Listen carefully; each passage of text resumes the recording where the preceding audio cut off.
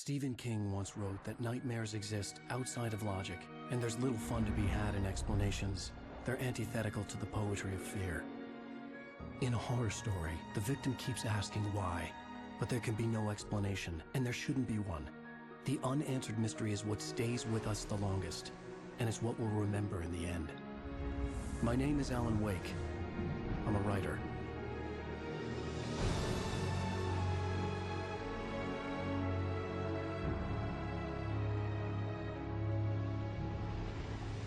I've always had a vivid imagination, but this dream unsettled me.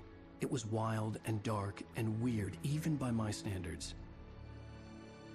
So yes, it began with a dream. Following a typical nightmare pattern, I was late, desperately trying to reach my destination, a lighthouse. For some urgent reason, I couldn't remember. I'd been driving too fast down a coastal road to get there.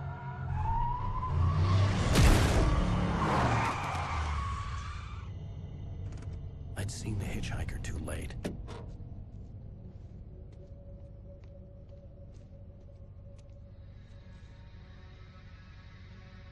He was dead. I was convinced they'd put me in jail and I would never see Alice again.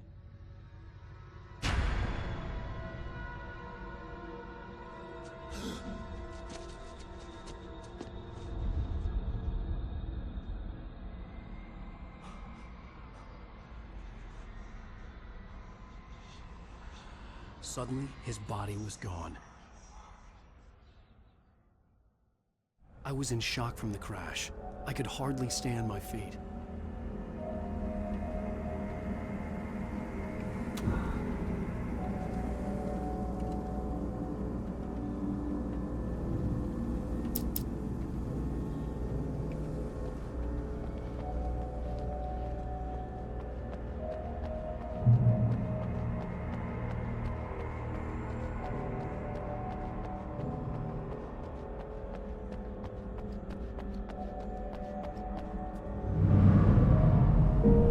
Go to the lighthouse. I knew there was something important waiting for me there.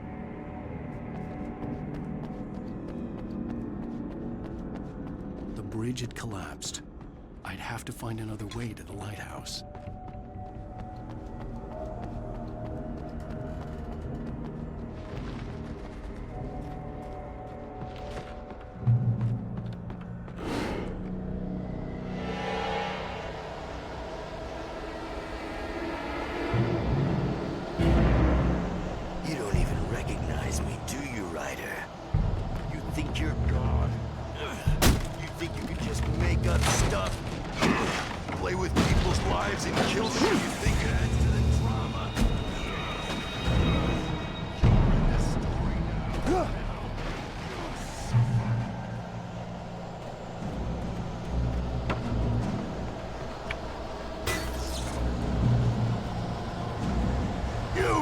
Your deadline! Damn.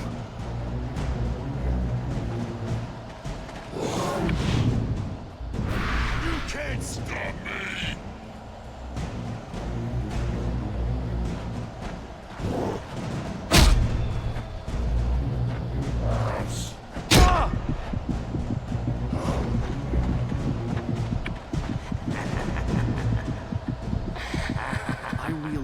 Hitchhiker was a character from the story I'd been working on.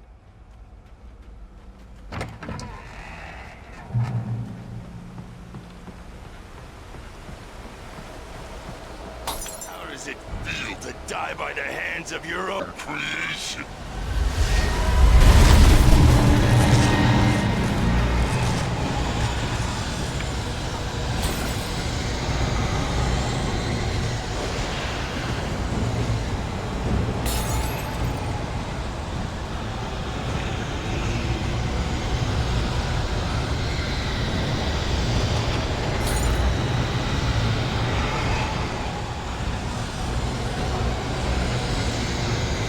This way!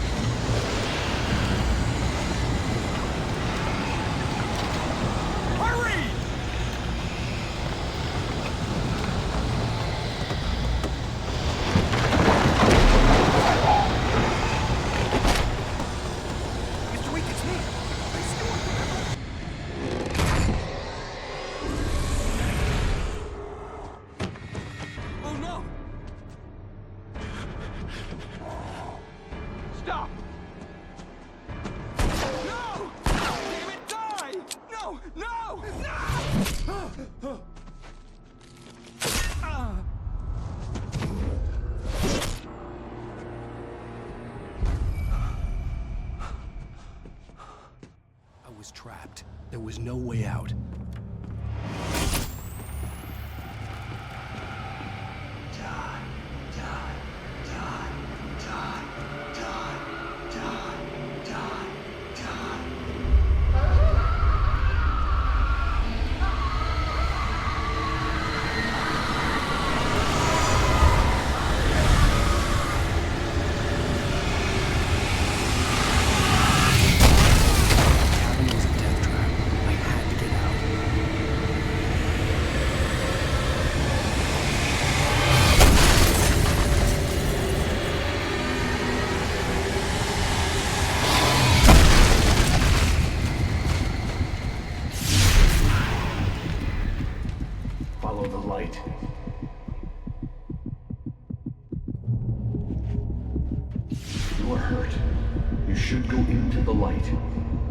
Safe there.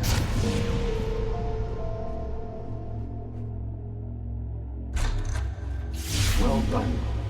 I have something important to tell you. It goes like this. For he did not know that beyond the lake he called home lies a deeper, darker ocean green, where waves are both wilder and more serene. To its ports I've been. To its ports I've been. Do you understand? No. Follow my light.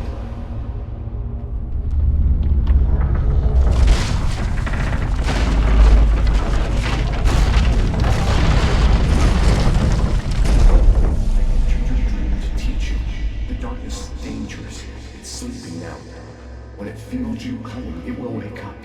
There's no time. I can only show you the most important thing. The hitchhiker has been taken over by the dark presence. You can't hurt him now. The darkness protects him from all harm. Only light can drive the darkness away and make him vulnerable again. Here, take the light. Turn your flashlight toward him and burn the darkness away.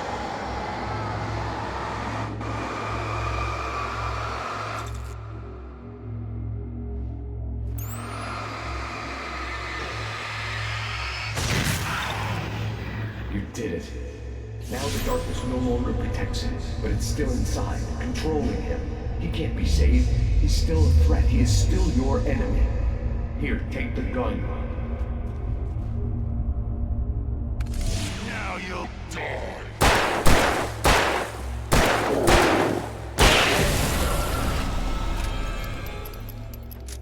Good. You've done well. Remember what I've taught you. That is all. I will give you back your dream now. In the nightmare, a terrible darkness was taking over the world. The lighthouse was the last safe place on Earth.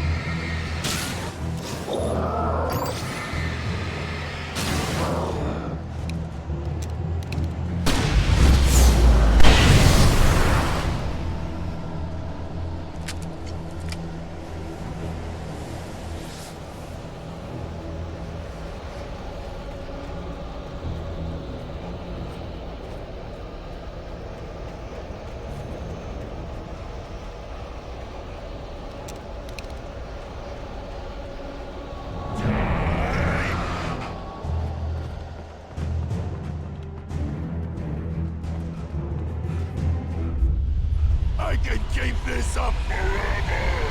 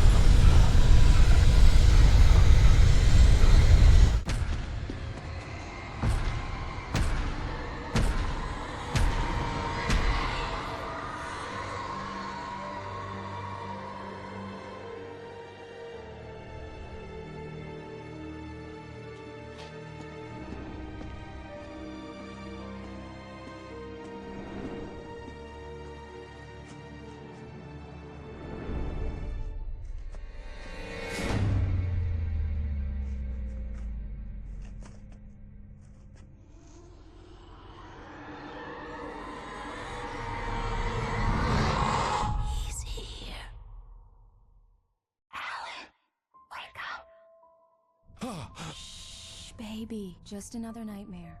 Everything's fine. You dozed off. Right. Anything more than dozed off would be news for everyone. Cheer up, handsome. We're here.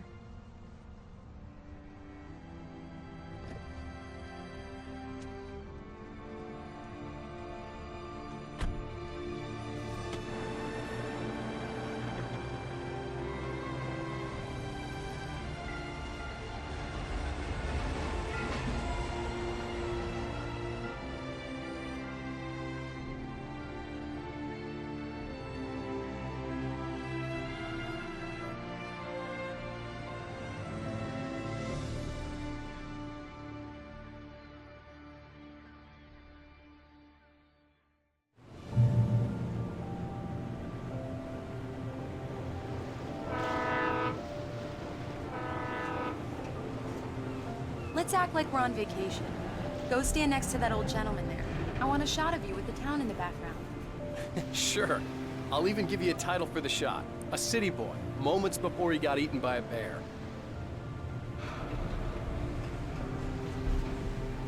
Hi.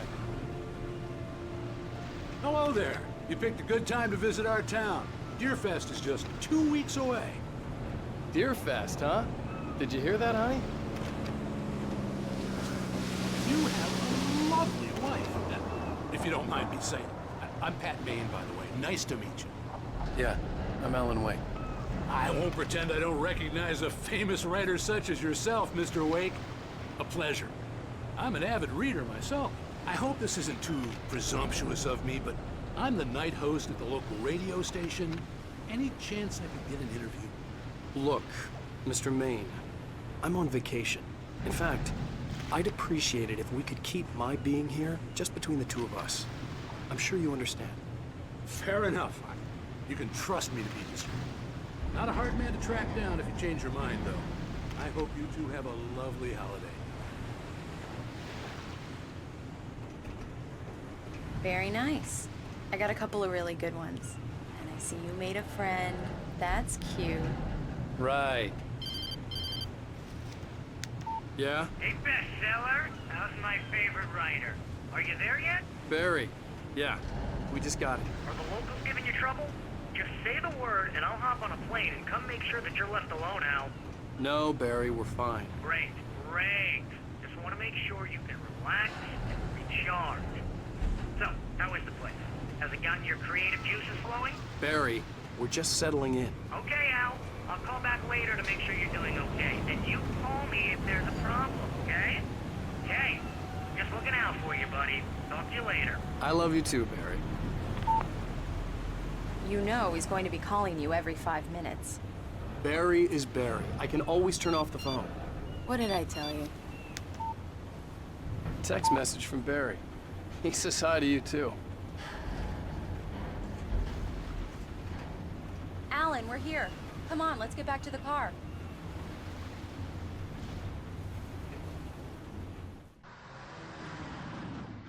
We need to stop at the local diner to get the cabin key from the landlord, a Mr. Carl Stuckey.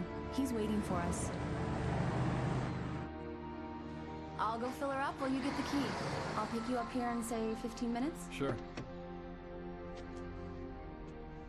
Alan, thank you for coming here with me. I love you too. Go on.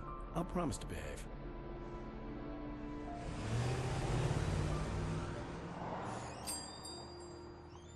I'd forgotten there were still places like this. Towns where everybody knew everybody. Welcome to the Oh Dear Diner. Hi, I was wondering if you could help me. I'm looking for... Mr. Wake, Alan Wake. Oh, God, I am your biggest fan. I know people say that all the time, but I really am. I'm glad to hear that. Rose. Rose, I'm looking for Mr. Stuckey. Carl Stuckey? Carl? Oh, of course, Mr. Wake. He must have gone to visit the restroom. He'll be back in a moment. I can't believe it. I've got all of your books. I got the cutout from the bookstore when they took it out of the window. And you keep it here. Well, okay. Good for you.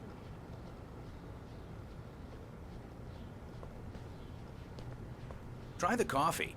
Just don't blame me when you fall in love, 'cause it'll break your heart when you have to leave. Rusty here is no longer human. Nothing but black coffee under a thin layer of skin. Yeah, that makes two of us.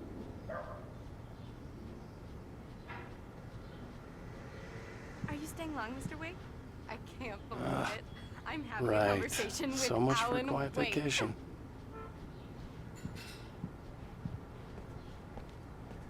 Are you on your own, or is your wife with you? I can show you the town if you want. I get off work at 6. Thanks, Rose. We'll be sure to keep that in mind. Do me a favor, Sonny. I could really use a tune right now. Coconut, number 6 in the jukebox. I'd do it myself, but both of my legs have gone to sleep. Bad circulation. Yeah. Are you serious? Coconut again? You disgust me. Call yourself a rocker. Unbelievable. Ha!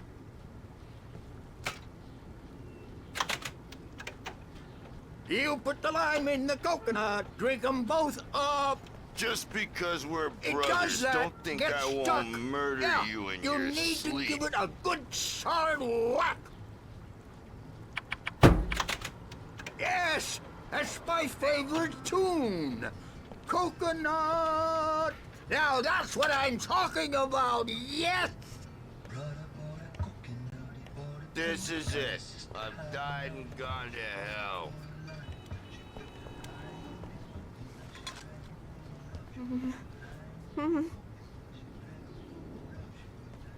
Don't go in there, young man. You can hurt yourself in the dark. I think I can handle it, ma'am. I didn't want to wait.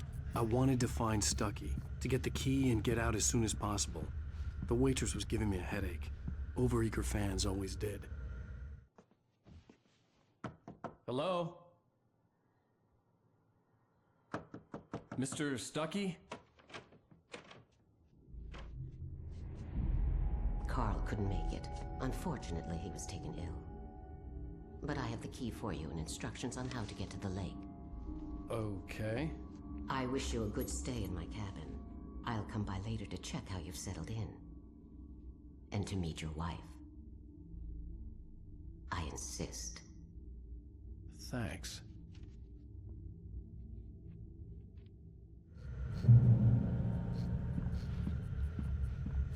Cauldron Lake is a special place. Very inspiring. You got lucky this time, young man. You can hurt yourself in the dark. This one. Even that sounds better than your singing. Are you all right? Splendid, splendid. Damn hernia. It swells up like a balloon if I lift anything heavier than a spoon. Yeah. Splendid, splendid. It's been a long time, Tom. Good to see you. Hey, you wouldn't happen to have a bottle on you, would you, Tom? I wish. The Andersons. They're, local musicians. We're waiting for Dr. Hartman to come pick them up. They wandered off from his clinic at the Cauldron Lake Lodge.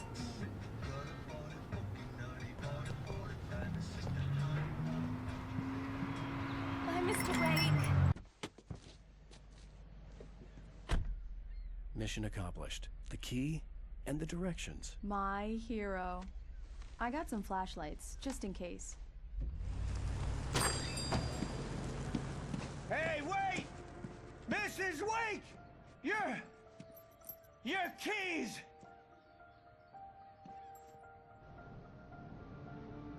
That diner was a real nut house.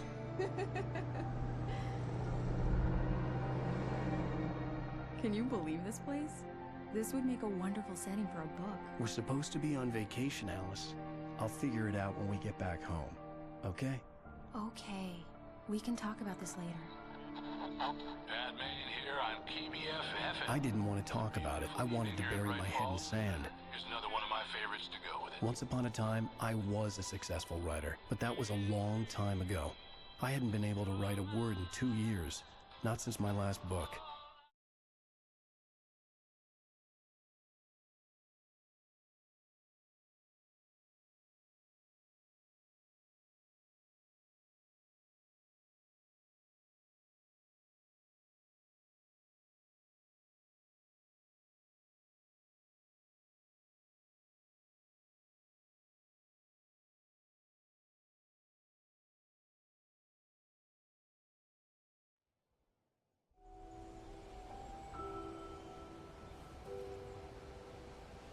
Wow. It's gorgeous, Alan. It's something, all right. Don't worry, honey. I'll get you inside safe and sound before it gets dark. And I've got the flashlight. I know. I'm okay. Alice had a phobia, the fear of darkness. I wanted to make sure we were inside with the lights on before sunset.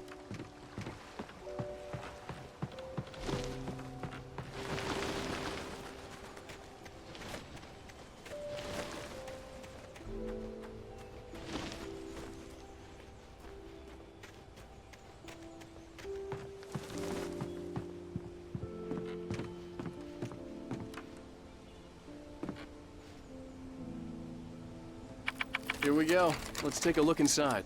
Come on. It's dark in there. We need lights. Can you figure out how to get the power on, honey?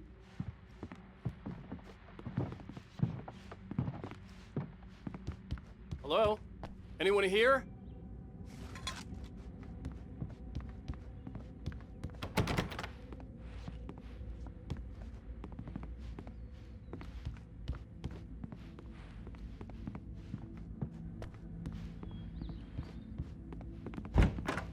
For a moment, the oppressive feel of the nightmare I had seen on the ferry returned.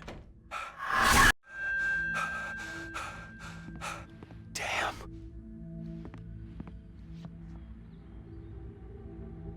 I needed to get the power running in the cabin. There had to be a fuse box or a generator somewhere on the island. The cabin looked like a time capsule from the 60s, or even earlier.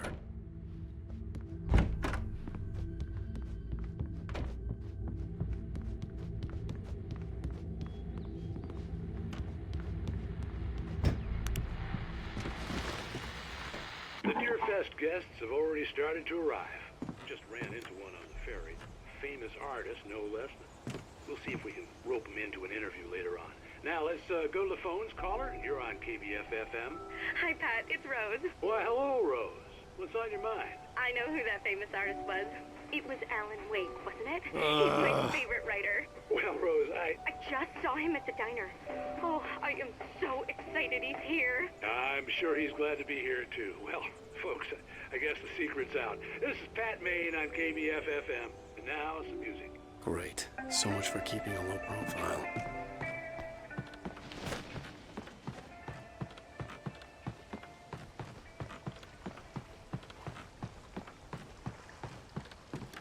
The water was clear but dark. It looked very deep.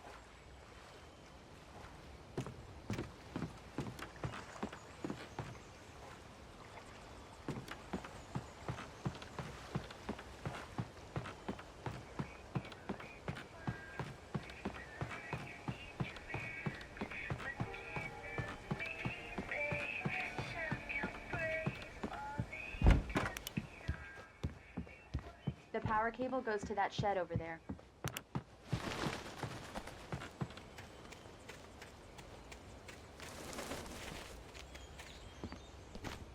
The island had once been the site for a love story.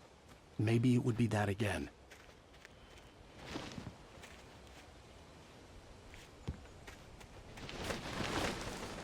An old generator had been connected to the power cable.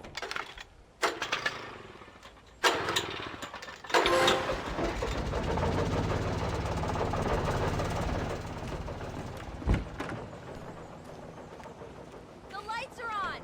Good work, honey. I'll freshen up a bit and start settling in. Okay, I'll look around a bit. Sure thing. Have fun.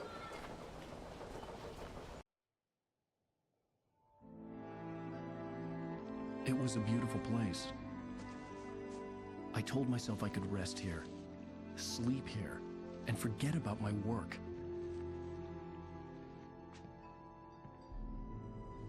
I thought we could be happy here.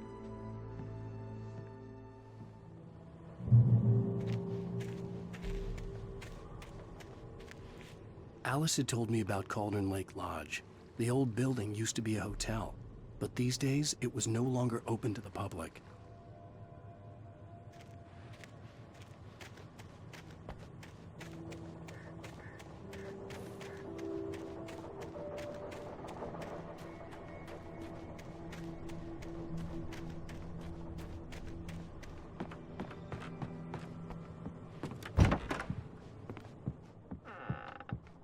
Alice?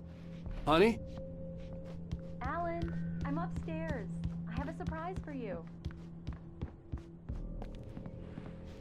Well, hello there. I'm not the surprise. It's in the study. Go take a look. Okay.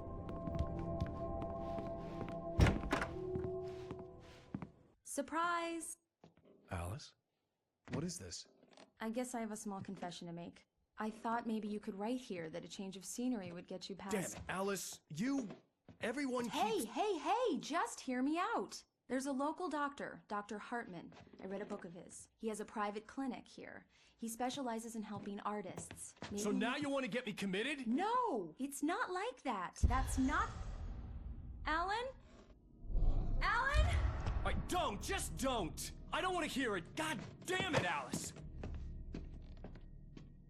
God damn it! I knew she wouldn't follow me in the dark. I needed some time alone to think things through.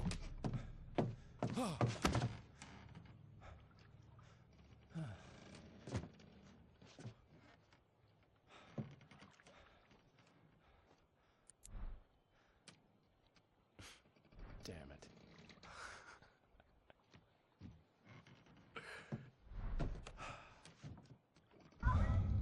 Alice? Alice? Alice! The cabin had gone dark. All the lights were out. Alan! Where are you? Help! Alice! I'm coming! Help me! What the hell?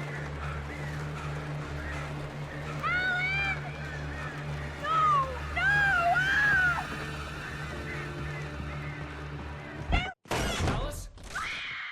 Alice?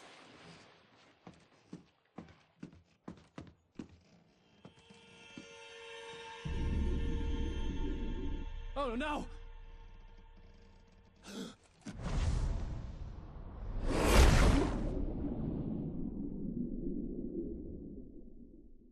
Keep going, Alan. Wake up. Alice?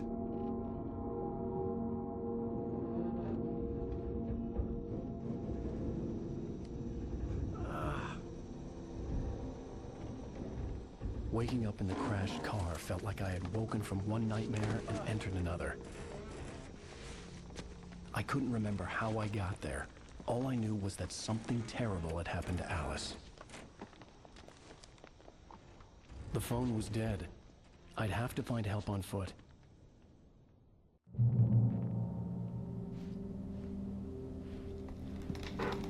Among Alice's things was a book, The Creator's Dilemma, by a Dr. Emil Hartman.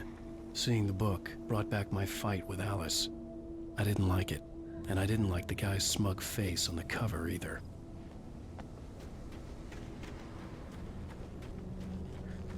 The gas station was my best bet. They'd have a phone I could use.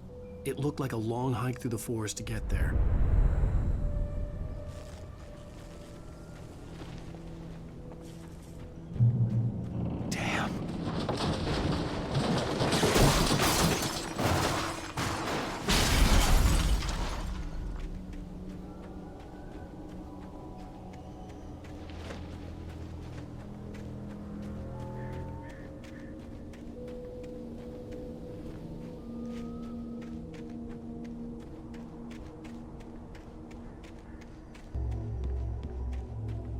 Hello?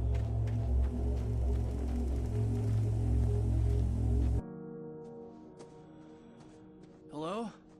Someone there?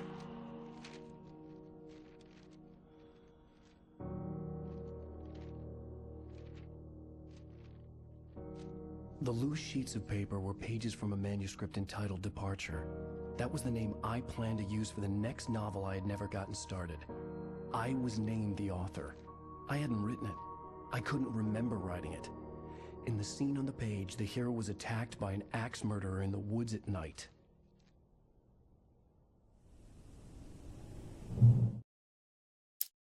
Departure by Alan Wake. The man turned to face me. His face was covered in shadows. It was hard to make him out in the darkness of the forest that surrounded us, but the axe he lifted was plain to see. It glistened with the blood of his victim. He grinned madly. The shadows were alive, distorting his features. It was a scene from a nightmare, but I was awake.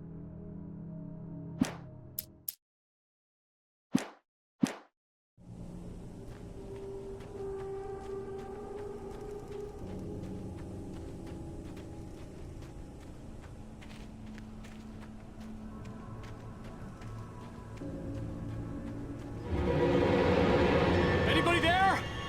Please, I've been in an accident.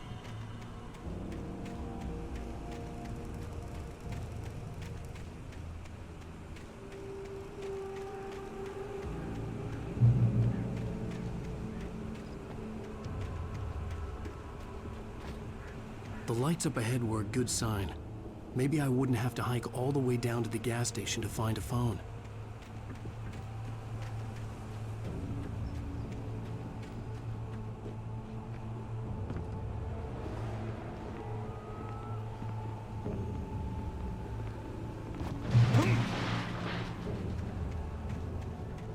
Anybody there? Please, I've been in an Hey! Hey, you! Phil! There's been an accident. I need help. Listen, I need to... Premium cabins for rent in... Oh, hell. Carl Stuckey. Pleased to meet you. Non-refundable reservation deposit required. Fair and square. Fair and square.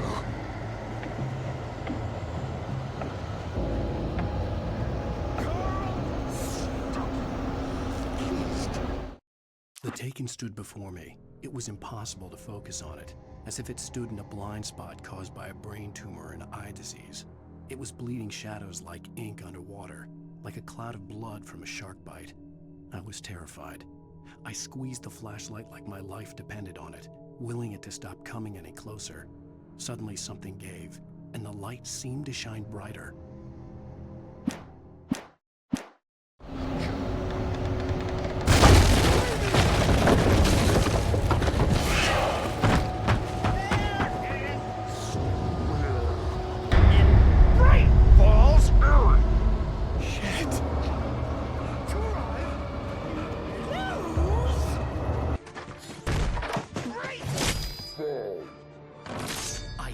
Figure a way out of this. Any second now, and Stuckey would be knocking on the door with his axe like Nicholson in The Shining.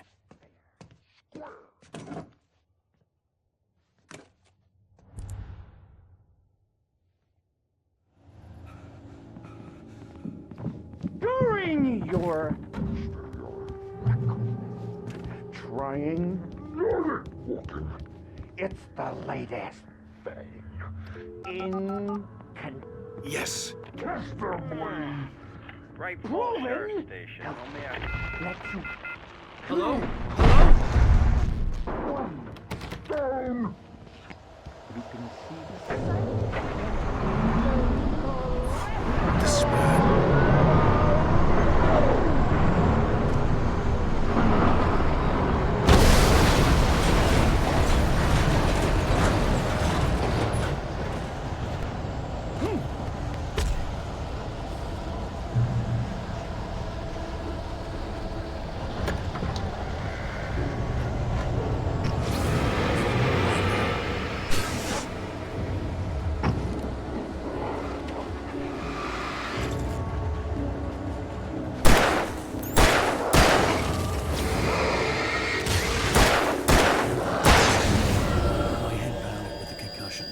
I'd never fired a gun outside a shooting range, and now I just killed someone. Or something. There were no bodies. They just disappeared. If I was dreaming, it felt real enough to make me sick. Eerie hand-painted graffiti was revealed by my flashlight. Someone had hidden a chest of supplies near it.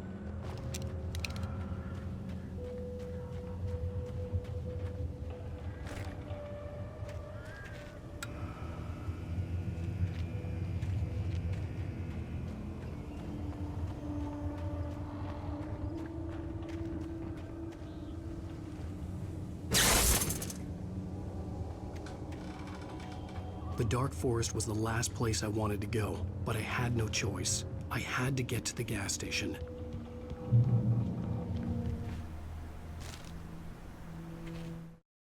Rose knew she had been gushing, but right now, she didn't care. As far as she was concerned, her brief meeting with Alan Wake was literally the high point of her life. She watched as he got in the car with his wife. She was pretty, confident, at ease with Wake. Not like Rose. They were perfect for each other. She'd have given anything to be called their friend.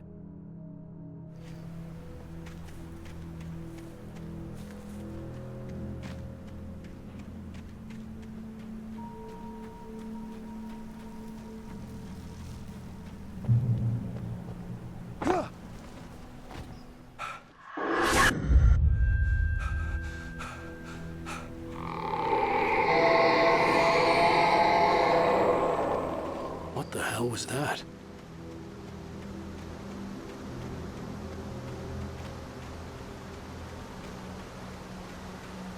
When I saw the river below, something uncoiled itself inside my head.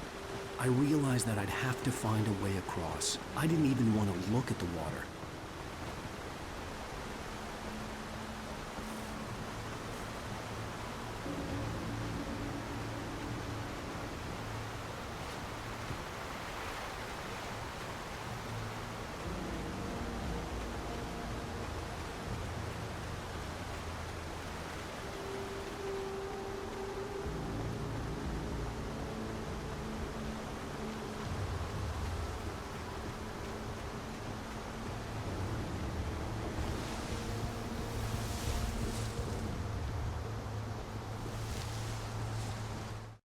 Barry Wheeler was bouncing off the walls.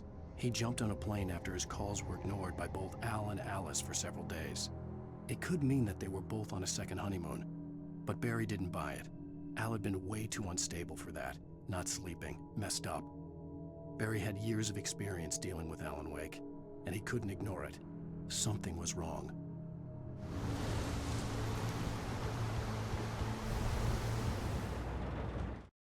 I heard them before I saw them, swooping down from the sky and screeching as they came. I spun around just as the cloud was upon me. For an instant, I stared into 100 dead eyes, black pearls glittering in the darkness.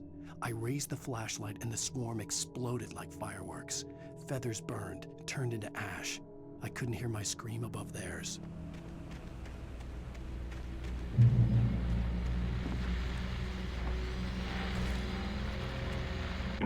Well, I was just outside for a breath of fresh air, and what a night. I know most of you are probably in your beds by now, but if you're still up and around, take a moment. Step outside for a spell and breathe in deep. The weather is absolutely still. The sky is crystal clear. It's like the forest is quietly breathing along with you. You listeners know, I'm a night owl, and it's on nights like this I wish I wasn't cooped up in the studio. Makes an old man like me wish I could just roam wild.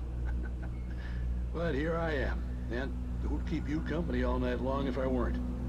It looks like I'm not the only one staying up late. Caller, you're on the air. Hey, Pat, it's Maurice Horton. Hello, Maurice. What are you up to? Well, I was just taking Toby on his walkies.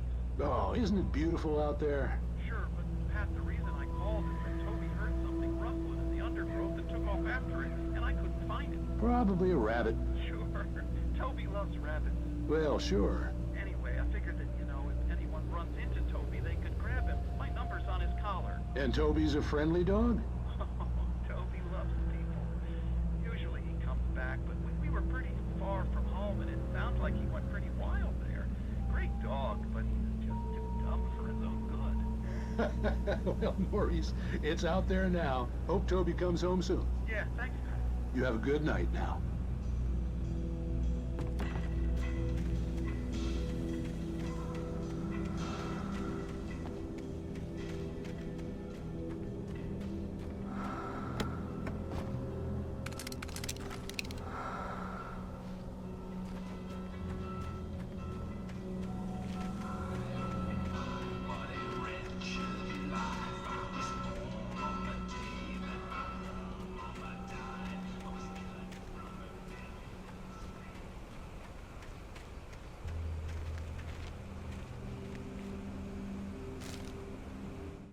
At first, I kept finding the pages as if by accident. The book I couldn't remember was either a terrible and true prophecy or an act of creation that had rewritten the world. I began to hunt the pages feverishly, for they held the answer to the mystery. With it, I could save myself. With it, I could save Alice.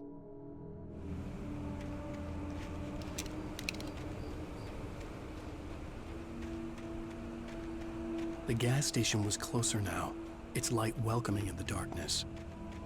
Paul makes the best dogs in the state. Belly Burster is the best with no contest. Monster Dog is second best. The famous dog is...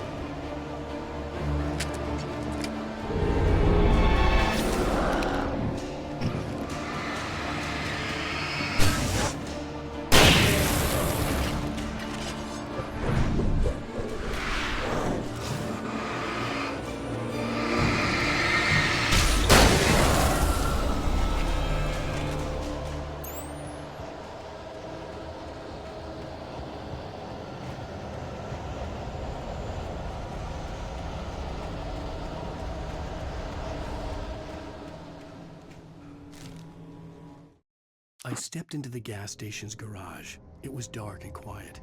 The place was a mess. It looked like someone trashed the place or that there'd been some kind of fight. Light spilled into the room through an open door at the back, and I made my way toward it. Without any warning, I was blinded by a bright light. An old portable TV on the shelf had come alive by itself. Impossibly, I could see myself on the screen, talking like a madman.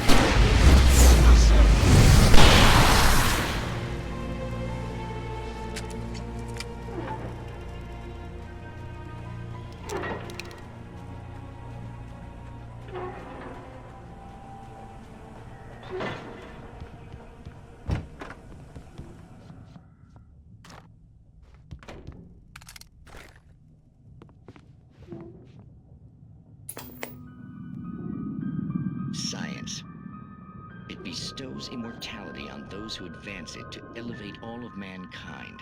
Newton, Einstein, Sagan, princes among men. But the price for such a legacy is steep indeed.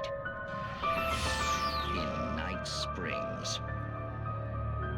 Tonight's episode, a quantum suicide. If our lives are already written, it would take a courageous man to change the script. Having called a press conference, Dr. Barclay Colvin is about to demonstrate that very courage. Ladies and gentlemen of the press, I am Dr. Barclay Colvin, and I'm glad so many of you could join me here at the Moorcock Institute. Tonight, I'm going to give a practical demonstration of the many worlds interpretation.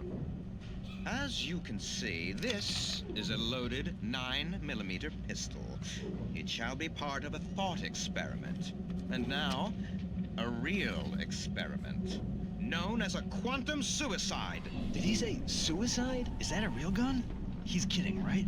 Please, stay calm. There is no risk. Observe what occurs when I place the weapon against my own forehead. Now, you might think this round is merely a dud. Not so. Observe the flower pot. And yet, I myself cannot be harmed with this gun. With each pull of the trigger, two new realities branch off. One in which the weapon didn't fire, and one where it did. With my machine here, I have ensured that this reality is always the former. I have bestowed upon myself quantum immortality. Under no circumstances can this gun kill me. So wait. What you're saying is that every time you pull the trigger, in another reality, you die? Yes, of course, but that's completely trivial. There's an infinite number of things that could happen at any moment, and they always do happen somewhere. The point is, this one thing did not happen here. You're insane, Colvin. Insane? Insane? Hey, was this thing supposed to be plugged in? I stumbled on it. You fools! Gaze upon quantum immortality.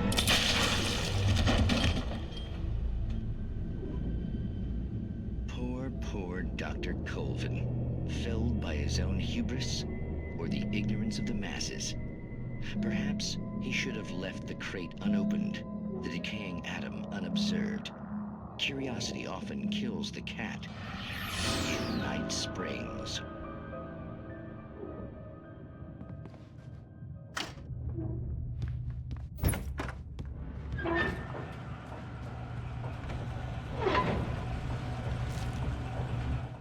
The cabin on Cauldron Lake?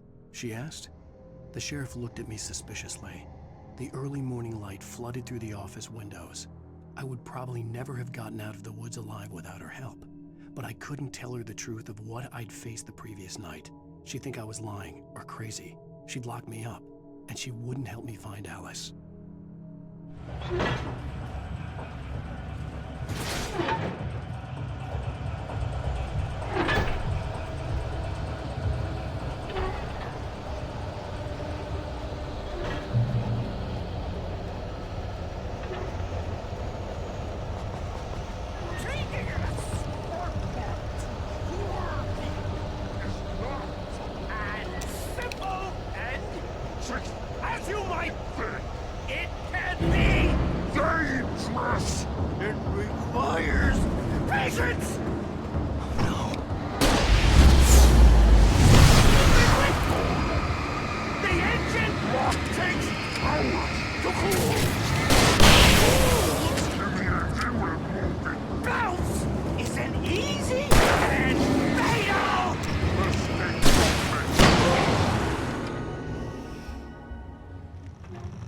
Stucky's body vanished, leaving behind only a lifetime of nightmares to come, assuming I'd reached the lights of the gas station alive.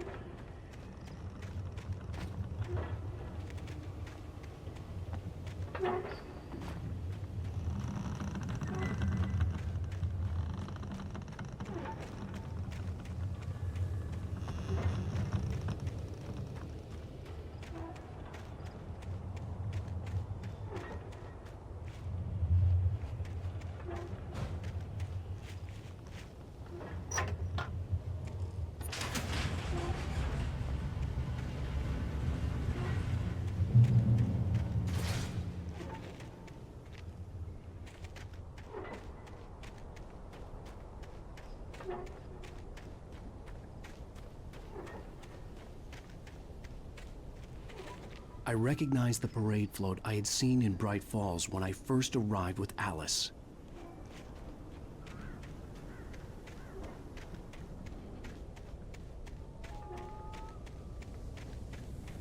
After the insanity I had just experienced in the darkness, the lights of the gas station felt comforting. At least for a moment, the sane world reasserted itself.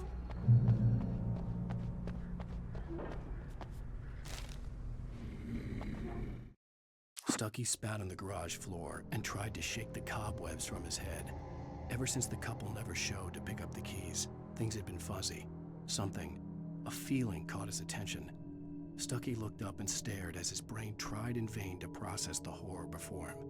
He stumbled back, knocking over a can of oil. A black pool spread across the floor while he struggled for a brief moment, then let go as the unrelenting darkness engulfed him.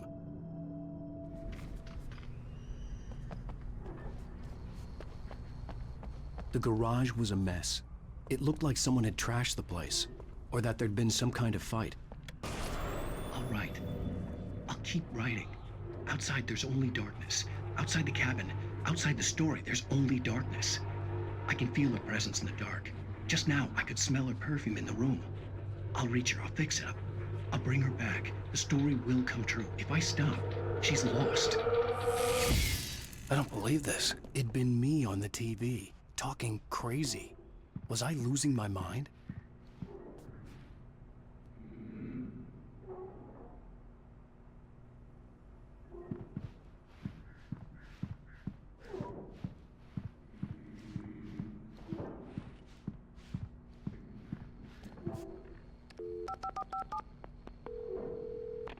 Bright Falls Sheriff Station.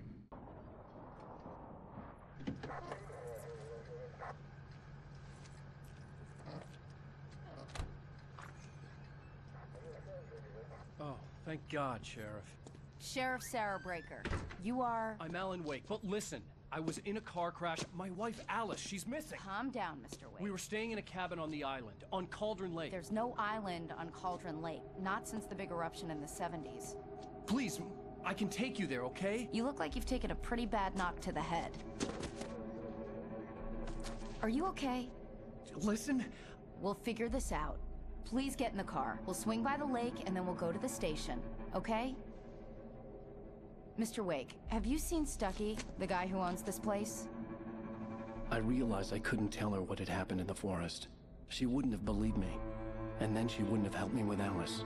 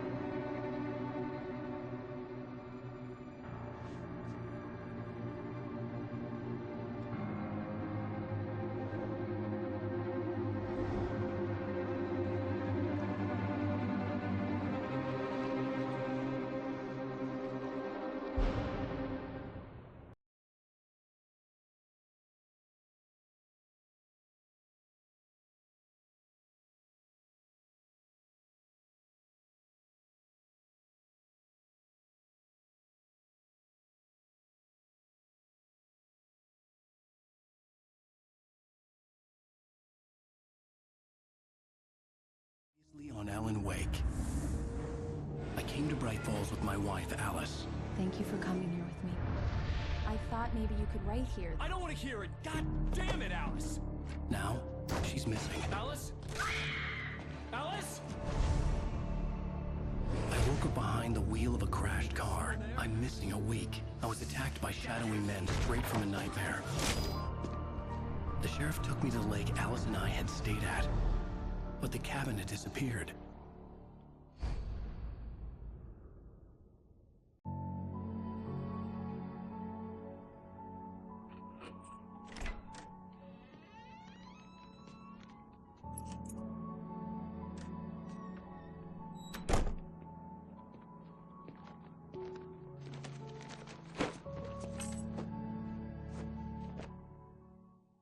Honey, I'm home. Back here, sweetie. How was it? Worst weather I've ever seen. You should put some coffee on. It'll warm you up. Hey, handsome. This is gonna be a long night, but these shots are turning out great. I guess you're gonna need that coffee then. I'll go put it on.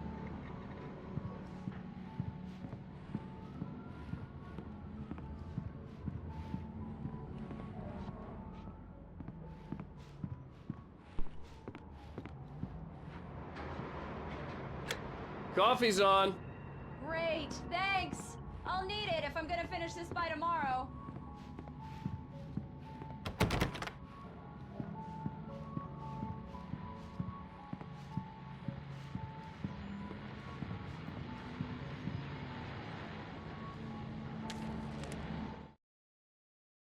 It's true what they say about the fall and the sudden stop at the end. I'd lain here in the snow while the lurid chain of scenes that had led me here kept playing in my head. A rerun of my own private snuff movie. A memory of my corpse. Alone at my own wake. Thinking in metaphors again. The femme fatale was gone. Only a sour taste remained of the kiss that killed me. This was a late goodbye. 13 years after I'd gotten my revenge. It had finally caught up with me. It had been a long time to bear the pain. My blood painted the snow red. A gruesome slushy dissolved all the scattered painkillers and leisurely dripped down to the sewer, mingling with the bile of the city, becoming one with it. I can see them now. My wife and my baby. Honey, I'm home.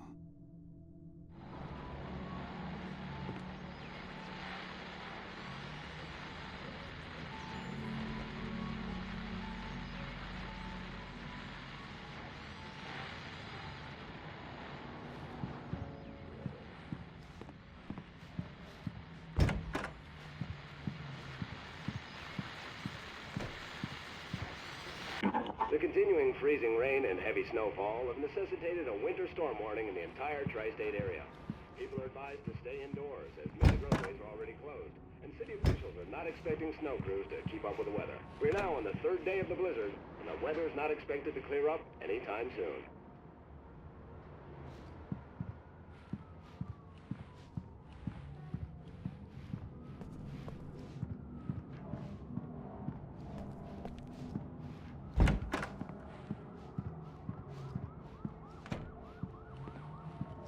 Oh, hey, I just finished those cover mock-ups. They're on your desk. Tell me what you think. No kidding. I didn't think you'd get them done this quickly. On occasion, I can perform all sorts of miracles, my dear. These look really good. Oh, sure, until Barry gets his hands on them. Which, by the way, will happen over my dead body. The last time was the last time. Oh, and speaking of Barry, he called. Alan? Alan, please check the fuse box. I'm right here. I'm on it, honey. Please hurry! Honey, it's a power outage. I've got the flashlight. Hi, okay. You okay? I'm sorry. It just really spooked me. Don't worry. We'll just break out the candles. I know it's stupid, but it's just... especially when I'm not prepared for it, you know? It gets to me. I love you. Tell me a story, writer. Okay. I used to have these nightmares when I was a kid. The dark really spooked me, too. When it got really bad, my mom gave me this old light switch. She called it the clicker. The clicker, huh? Yeah. If I ever got scared of the dark, I could just flip the switch and a magic light would scare the monsters away. Oh, sure. Here it is. Alan. Maybe it'll help you too. Yeah, nice story, writer boy. You made that up right now, didn't you? No. Seriously. I love you, even if you are a liar. Thanks for this.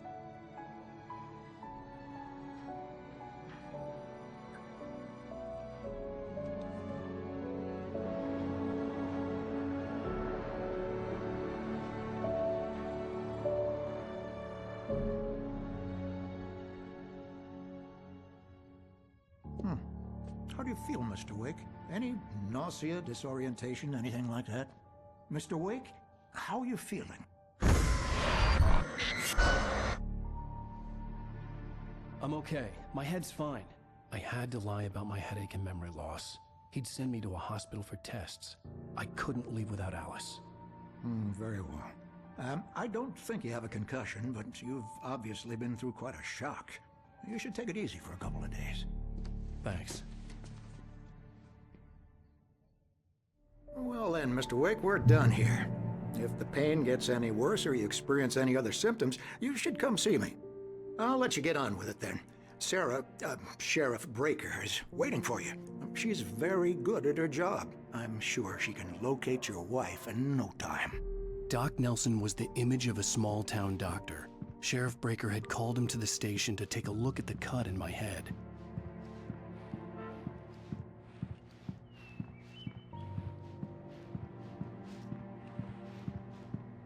I'm sorry you had to cut your morning fishing short for this, Doc. Oh, she's a beauty, ain't she? Not the biggest I ever caught, if you can believe that coming from an old fisherman like me, but she's right up there. Now, she's a largemouth bass, which is what you're after if you prefer a lure. Now, if you want either trout or salmon, on the other hand, then it's fly fishing for you. You a fishing man, Mr. Wake? Oh, doesn't really matter, I suppose. But it can be very relaxing out there. You can't get me off the water this time of year. Closest thing to heaven. I'll take your word for it, Doc.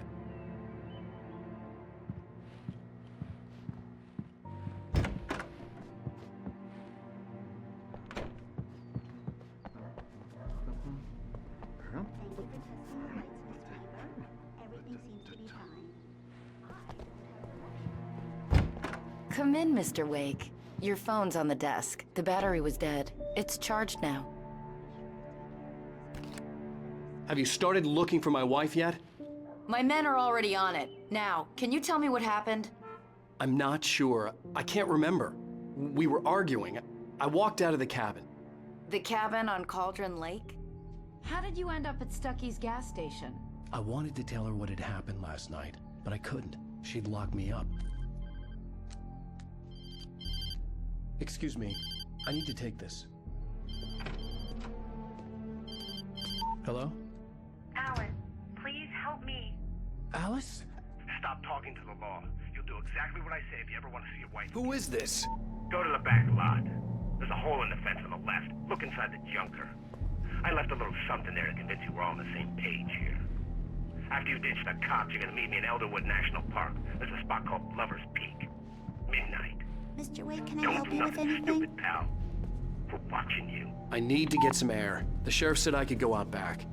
Of course, Mr. Wake. You can get there through the cell corridor. Just don't mind Walter in there. He's one of our regulars. I thought he quit drinking for good. Oh, no such luck. He went on a bender and beat Danny pretty badly. He started shouting like that the moment he woke up. Alice looked through the viewfinder, lining up the shot. Cauldron Lake was breathtaking. Something caught her eye. A figure standing in the shadows behind the cabin, like a thin woman in a black dress. She lowered the camera and looked again. No one there. Just a collection of bushes that looked vaguely human-shaped. She shook her head and laughed. Yeah, it's Mulligan here. I'm at Stucky's gas station with Thornton. There's no sign of him. Over. Wait. Yeah, this is Thornton. Look, we've located the brake float. It's here. That's some good news, right?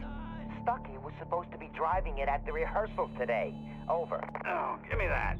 Mulligan here. Looks like someone really thrashed the garage. Over. Okay, roger that, guys. Keep looking for Stucky. Jane's out. Dark anymore!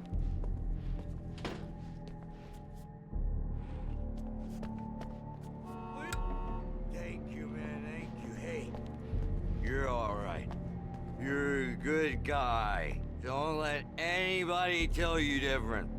You know, I shouldn't even be in here. The cops, they got it all wrong. See, sure. beat him up, but I wasn't drunk. I mean, I wasn't drunk at the time. I only got drunk afterward. Okay, listen. Listen, you gotta listen carefully now. Here's the kicker. That wasn't Danny. No, sir. It only looked like him. You wanna know who it really was? I'll tell you who it really was.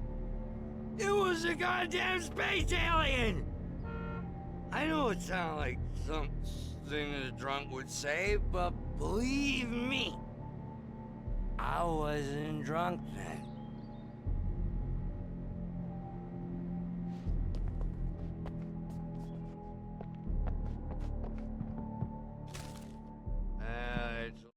In spite of its human mask, to describe the dark presence as intelligent would have implied human qualities on something decidedly inhuman. Nonetheless, it found the one spot in the diner that was dark enough. Some light spilled into the corridor, ravaging it. But it took the pain. Horrible as it was, the writer would soon fix that. He would be coming to the one place where it still had power.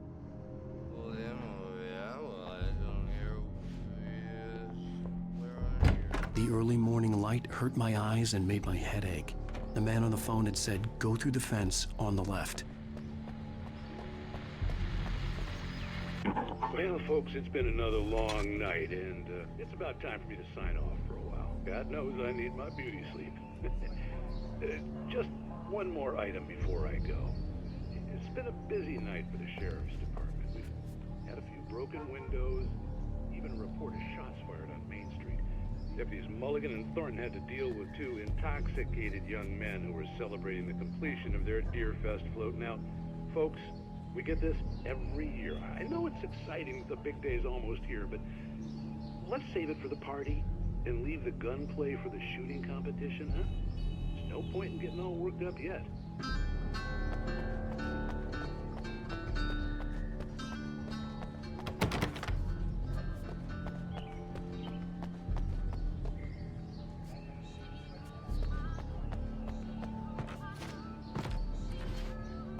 Told me to find a hole in the fence behind the police station. There was something for me in an abandoned car.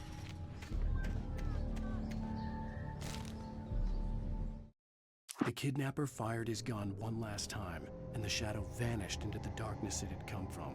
See? Nothing to it, Wake. The thought of Alice in his hands was revolting. We stood on the wooden platform of Lover's Peak, the waterfall on the mountain behind us, the lights of the radio mast blinking red in the heights above. I fought with the urge to take a swing, force myself to speak. Let's cut the act now. Where's my wife? Alice's driver's license had been placed on the front seat. The caller meant business. Barry? Ow! Ow! Thank God! Where the hell have you been? I've been trying to reach you for a week, you and Alice. I've been worried sick. I flew out yesterday. I'm here in Bright Falls. Barry, listen to me. I'm at the sheriff's station. Come and get me. I can't talk now. Al, what the hell is going on? I had to get the sheriff to let me go. I needed to get to Elderwood National Park to meet Alice's kidnappers.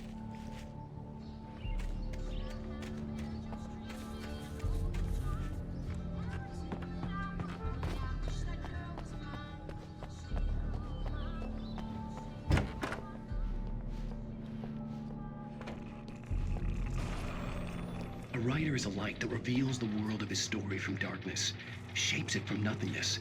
The way a sculptor carves a statue from a block of granite. If I stop, the world I'm making dies. Darkness will reclaim it. It's a long, hard journey into the dark.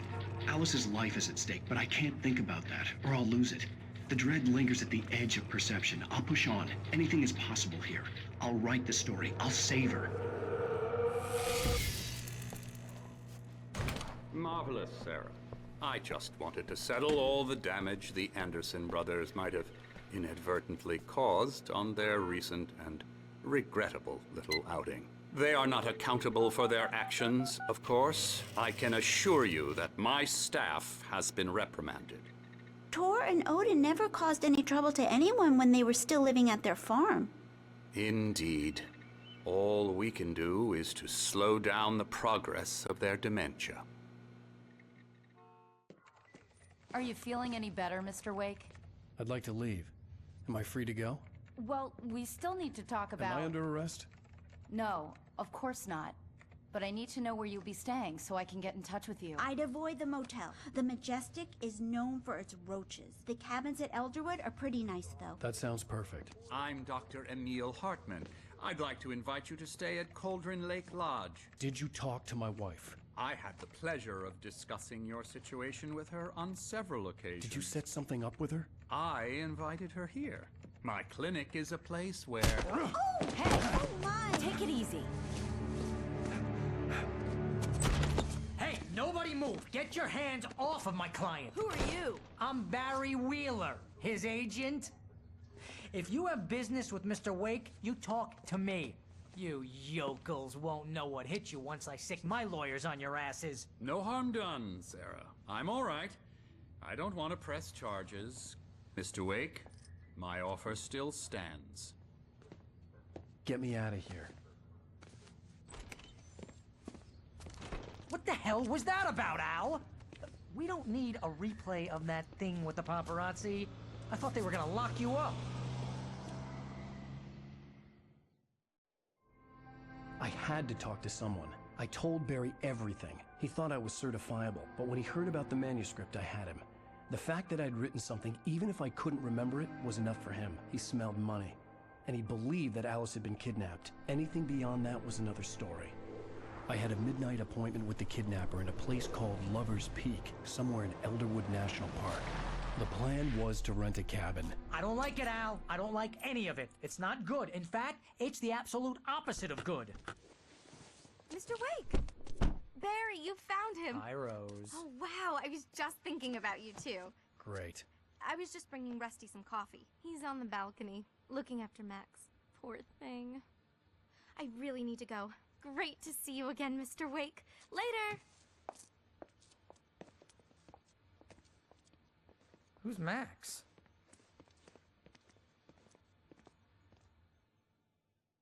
What an airhead. Jeez, Mr. Takes a swing at everybody. This is not her fault. She's a very nice girl and, more importantly, a fan. She even has a fan site dedicated to you. And she was very helpful when I was looking for you. Seriously, Al, what you were saying in the car? Just listen to yourself. What, you shot a guy and his body just disappeared? When was the last time you slept? What, are you high? Have you been drinking? No! Look, Barry, I'm missing a week, and someone's got Alice. Do you and understand everything's just... what it sounds like when you say stuff like that? Don't get me wrong, it's a good story, could be a bestseller. But when you start confusing fiction with reality, you're buying yourself a ticket to the funny farm. All right, wait here.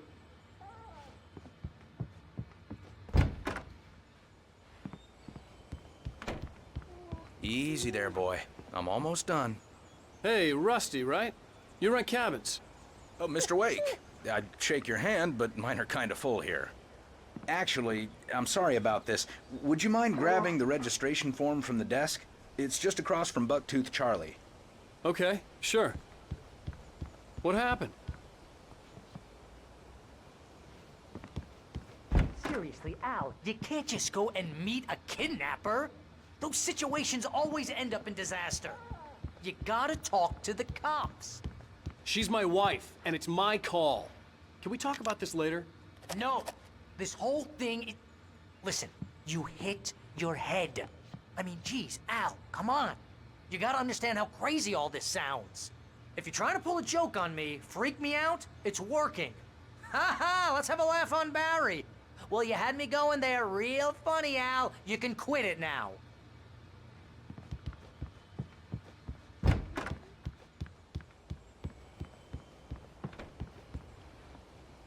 I think this is the form you wanted.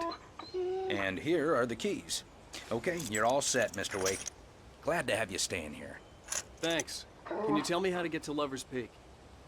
Oh, sure. It's at the end of the nature trail. Just follow the paths, you'll get to it eventually. It's an easy walk. Nice spot, too.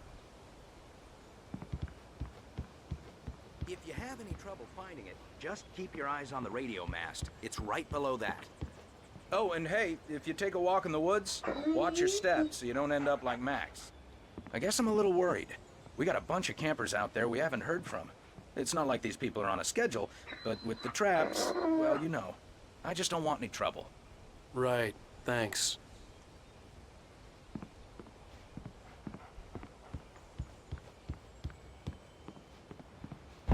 Look, Al, you're asking me to believe that you shot a dude who went poof into thin air, a guy who was bulletproof until you pointed a flashlight at him.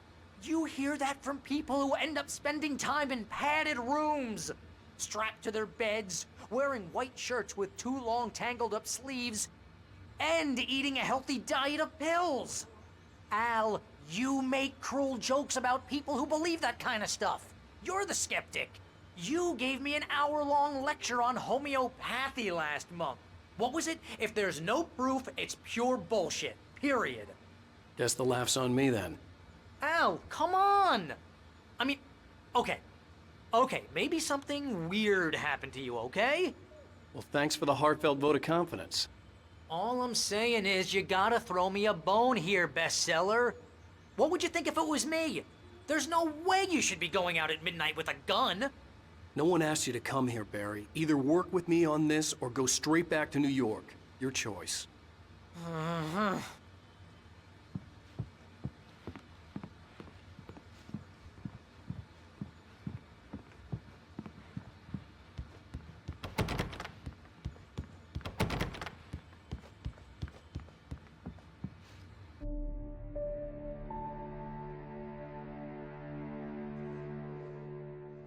That's just crazy talk, Al.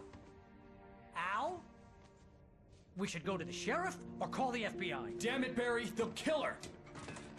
This is not a goddamn debate, Barry. I'm going to Lover's Peak. He said to come alone. Okay then. I understand. But you're my best friend and I'm worried that you're not right in the head. Tell me what to do to help and I'll do it. You stay here, and if I'm not back by morning, call the cavalry.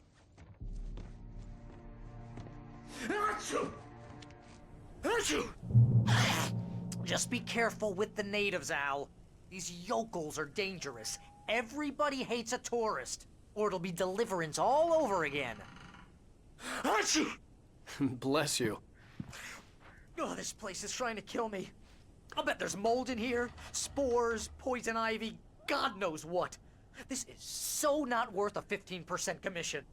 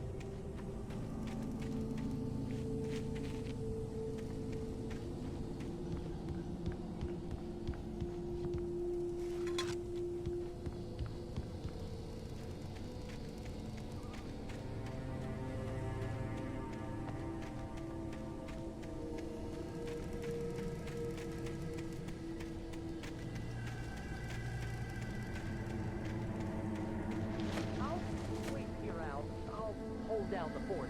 I'll be with you in spirit every step of the way, Al. Walk through the door now.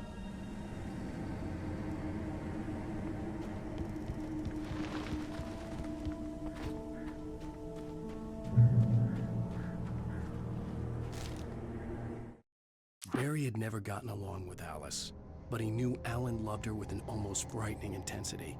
And now something had happened to Alice. And here was Al armed with a gun and saying things people got put in padded cells for. It was as if his friend had experienced a massive psychotic episode and was now totally disconnected from reality. It scared the shit out of Barry.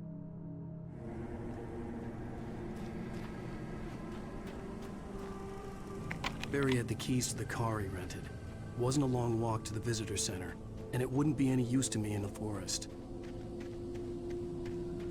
I knew I should have gone to the cops. This wasn't the smartest thing I'd ever done, but I was still angry with Barry for trying to talk me out of it. These people had called me right in the sheriff's station. The cops wouldn't scare them, and they had Alice.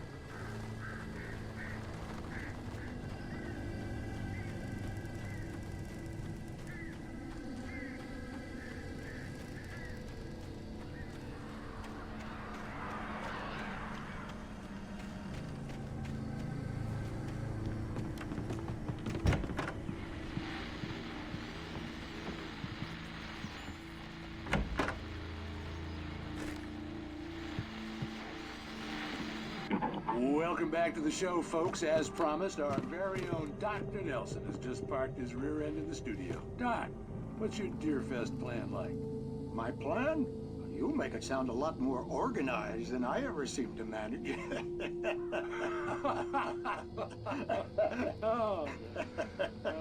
No plan, really. Just taking the atmosphere. I'm getting a little too rickety to do much more than that, you know. Oh, tell me about it. No sack race for us older gentlemen, huh? Yes, exactly, Pat. But I'm going to check out the parade, of course. And I'll be one of the pie contest judges, too. Well, that takes a different kind of constitution. Oh, yeah. It's my kind of exercise. Now, Doc, seriously, you're in pretty good shape, though. You're the outdoors type. I know for a fact you're an avid fisherman. That's right. Matter of fact, just caught a heck of a largemouth bass early this morning. But you're not taking part in the fishing contest? No, not this year. See, Pat, I'm just not that competitive anymore. Now I just like to take my time and enjoy the peace of it. It's no fun if I need to worry about what I'm catching, you know? Well, considering your track record, the participants are probably pretty happy you feel that way. Well, Pat, that's kind of you to say.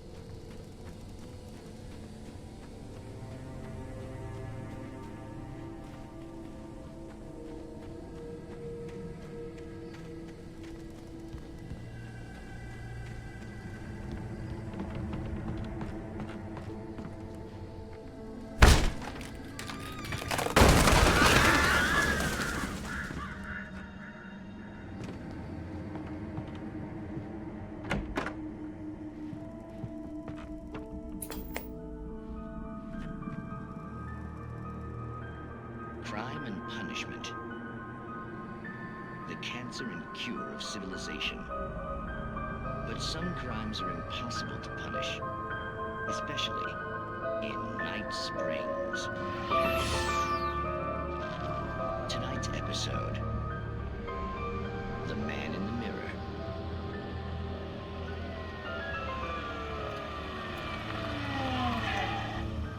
He's inside, Agent. He's a weird one. So, you're confessing to killing that guy, huh? Why? Had it coming? Yeah, but why would you do that? I mean, you're a nice guy. Normal. Took a kid to a soccer game. So how come at the game, you pick a guy and, quoting from the arresting officer's report here, assault the victim's head area repeatedly with the weapon of choice being a pair of bare fists? Wow, that sentence really flows, huh? Maybe you're not the literary type. Okay, so you mess him up. But why? Who was that guy? We couldn't ID him. Why would a guy like you do him like that? I didn't like his face? Well, you must have hated it, because you really went to town there. I mean, there's no way to tell what he looked like. No ID on him either. That must be difficult. But then we ran the fingerprints. Got a match. Your prints. Identical. Huh, how about that? Your son said you were wearing a white shirt when you took him to the game. The white shirt is on the dead guy. It's plenty red now. You won't get away with this. Do you really think that's in any way relevant to me? I had plenty of time to talk to my boy before the cops arrived, you know? He won't stop screaming, am I right? You think he's ever gonna be okay? I left my mark. Believe me. You bastard. What? You gonna shoot me? What's the point? I'm going to prison. You got me. I don't understand any of this. And you never will. Don't worry. Maybe you'll see me again, Agent. Maybe in the mirror.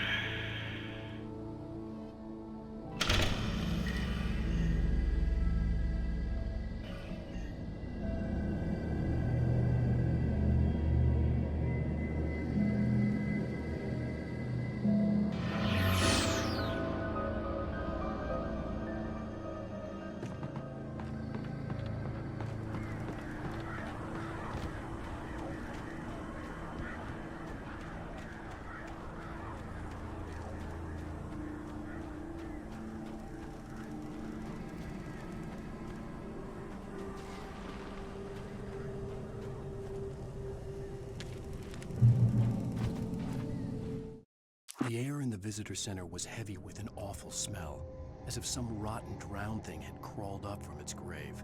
Rusty kept coughing blood. My eyes were drawn to the twisted shape of his broken leg. The attack had been vicious. Max whined in his cage. Rusty's eyes were wild with fear and terror. He gasped. "Mr. Wake, it happened just the way it was on that page."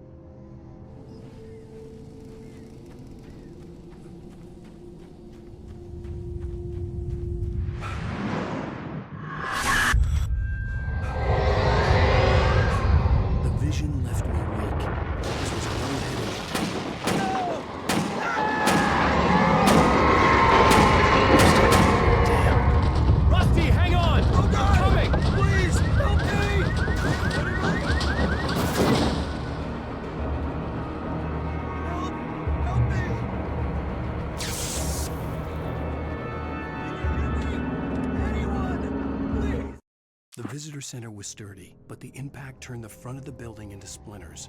Rusty was thrown across the lobby like a rag doll and hit the far wall hard. It didn't hurt until he tried to move and saw his leg bend the wrong way, felt the broken rib stabbing him on the inside. Rusty howled in pain and fear, suddenly fell. Help me!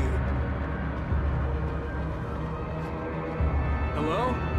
Back here! I'm back here! Hey, please help me! Mr. Wake? Oh, hell. It happened just the way it was on that page. I found. Came true. It knew. So dark. It'll come back for me. You must... The lights. In the office. I have the key. Okay, Rusty. Hang on. I'll be right back. Whatever did this couldn't be far. Rusty had found a page from the manuscript. It would help me understand what had happened. Shh. Good boy.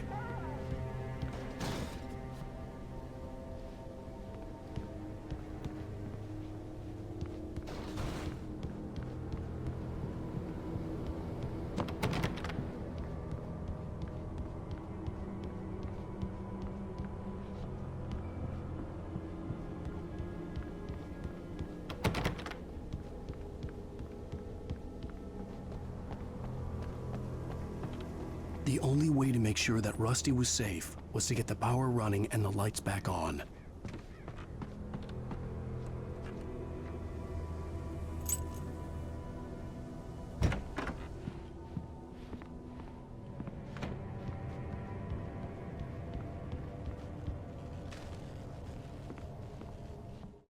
At the last instant, I changed direction and threw myself down. The axe splintered the trunk of a tree. I stumbled into the pool of bright light. My lungs burned. I was too exhausted to move. I tensed as I waited for the killing blow, but it never came. I raised my head. Nothing moved in the darkness beyond. For the moment, Bathed in the cold light, I was safe.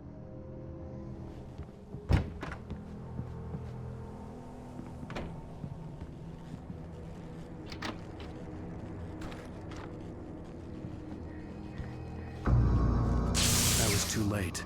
Someone had destroyed the circuit breaker. There was no way to get the lights back on. Rusty! Rusty!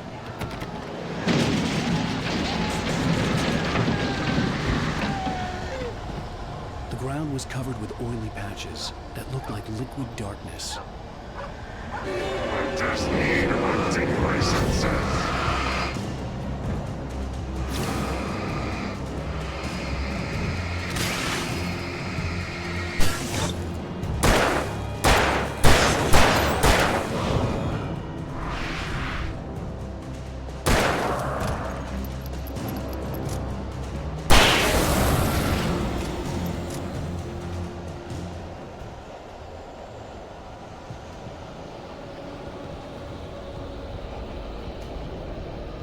Something had torn a mammoth-sized hole in the wall. Please don't feed the animals.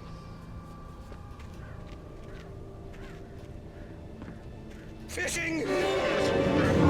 For those visitors who purchase a park fishing license, obey at all times. Rusty? Rusty, no! Never. Don't go closer than 100 yards. Two bears and wolves never approach any other. Closer than 25 yards. Pets must be leashed. At all times. Never leave your pet unattended. It is to remove any natural objects or historical items from the park.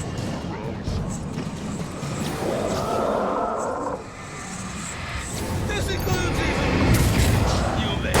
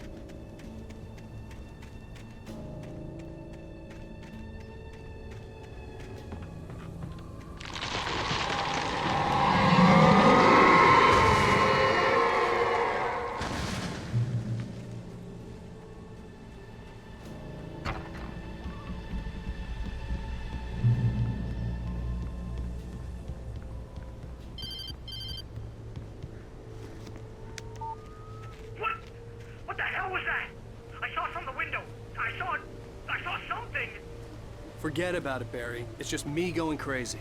Oh, jeez. Oh, jeez. You're not crazy. I wish you were crazy, but you're not crazy. Ow, be careful. Stay in the cabin. Don't open the door for anyone. I mean it.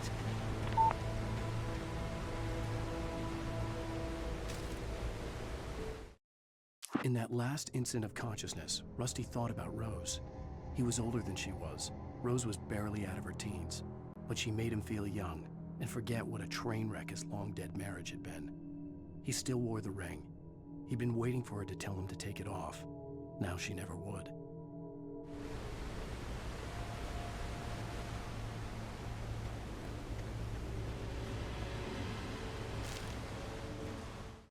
Nobody in Bright Falls seemed to know where Al was, but Rose, the waitress at the diner, had seen him. From what Barry could tell, Al pretty much fell off the face of the earth when he left the diner. Rose was just the kind of fan that Al hated, but she really tried to help. She was smart too, knew a lot about what was going on in the town, knew a lot about Al, even knew who Barry was. Barry liked her. That was no big surprise. When it came to women, Barry and Al rarely saw eye to eye. I turned the corner, afraid of what the flashlight's beam might reveal. Suddenly, a roughly painted symbol of a torch glowed in the light. Behind it, hidden by a rock, sat a battered metal trunk. It was here for a reason, packed with supplies, batteries, flares, ammo, things you need to make it through the darkness of the night. Something left behind by someone who knew what I knew, and more.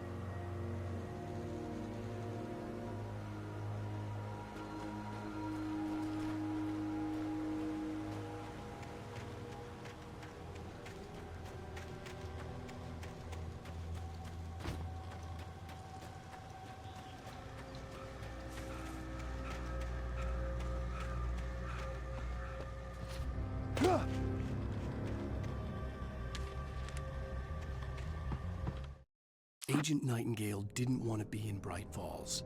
These little communities revolted him, and he didn't like the trees or the coffee. He now knew that impossible horrors lurked behind the storefronts and smiles. He desperately wanted to turn the car around and just drive until he passed out or ran out of road and booze. But he had a job to do. He had a rider to catch, at any cost.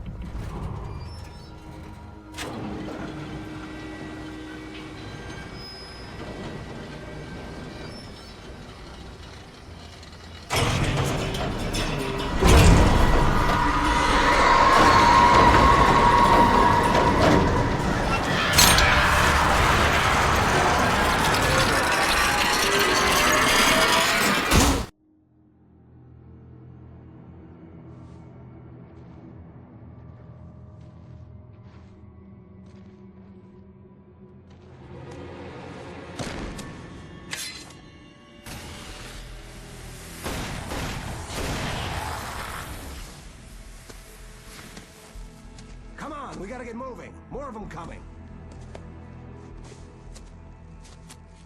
That flashlight's kid stuff. The flares will keep the bastards away.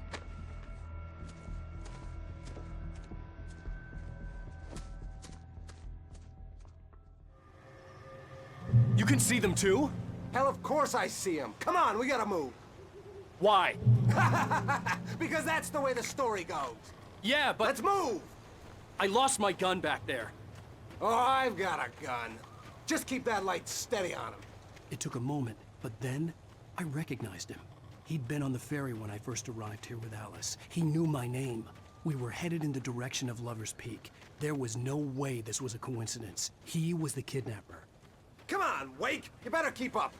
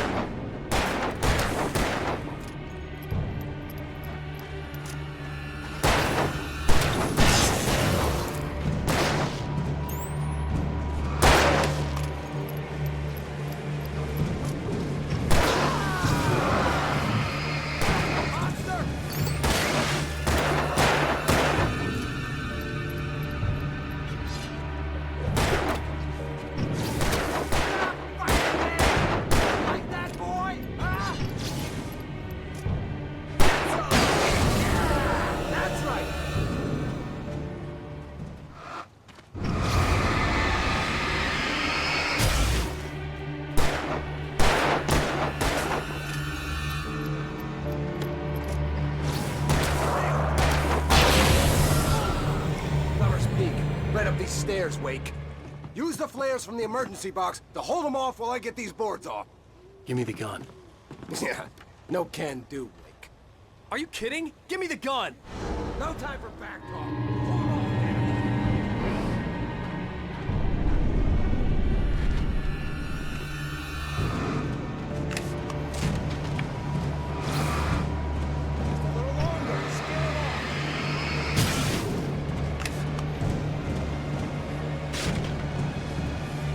Get some light on those bastards! That'll keep them off us!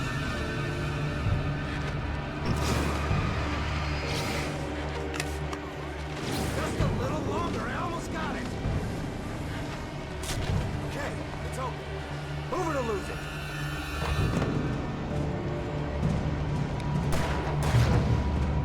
That's right! You just keep coming! Oh, you feeling better now, Wake? All cozy and safe. Better get ready. They'll be on us soon.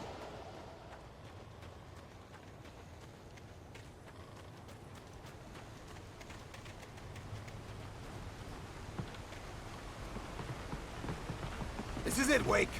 The last stand. There's more flares here. Get ready. We fight them as long as they keep coming. Give me the goddamn gun! They're coming! That's not how this goes. Get with the program, Wake.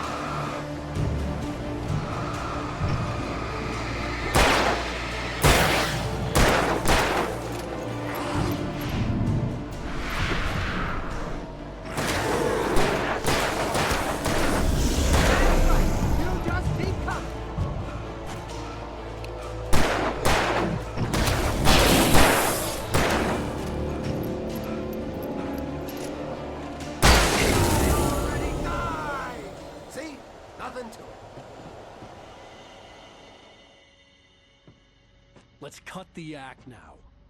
Where's my wife? I knew you were gonna say that. I read it all before. You're a hell of a writer. Congratulations. You're gonna bring about something glorious and terrible once we get you some proper editorial control. What the hell are you talking about?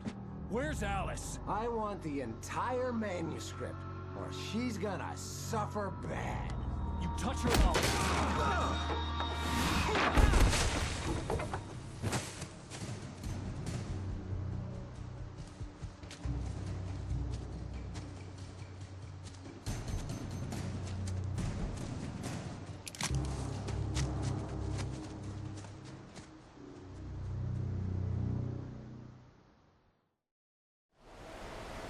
You're gonna give me the manuscript, or you'll be sorry.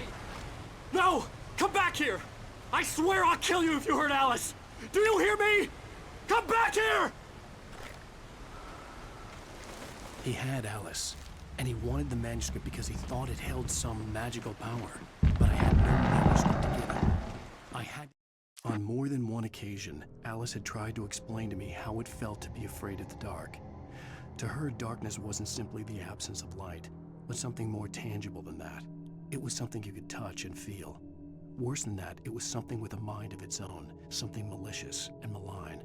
For her, things changed when they were wrapped in darkness. They turned into something else, something foreign, and nothing was safe or innocent anymore.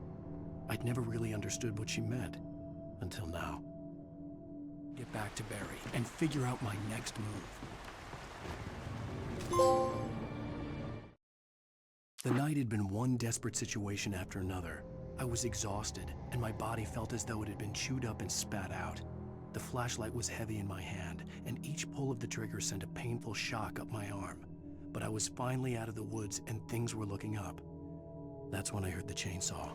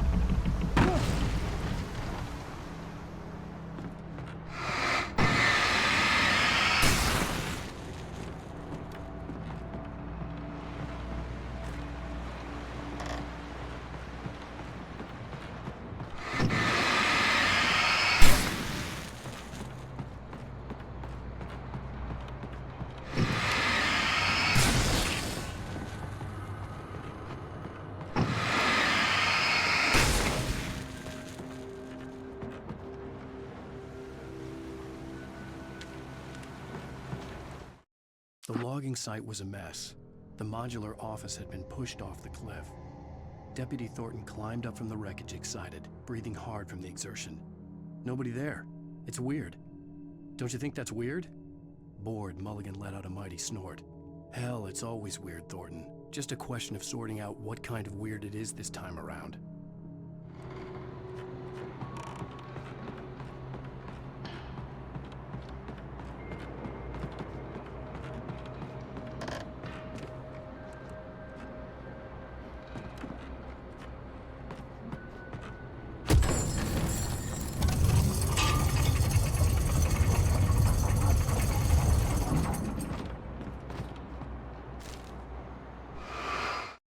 When Barry saw the darkness attack the visitor center, it made him a believer. The men Al said he'd shot, they hadn't been just locals on crank. Somehow the world had changed, like the channel had been switched without warning. You think you're watching a sitcom, and you're really watching a horror show.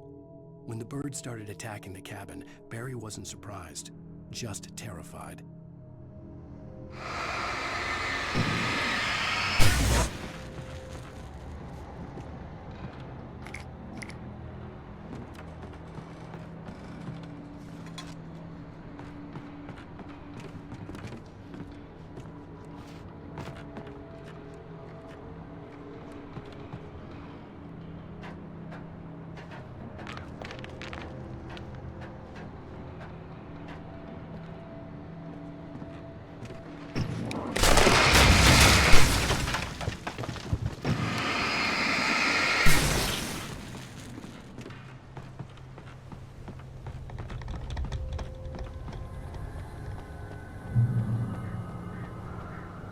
Beware of widowmakers.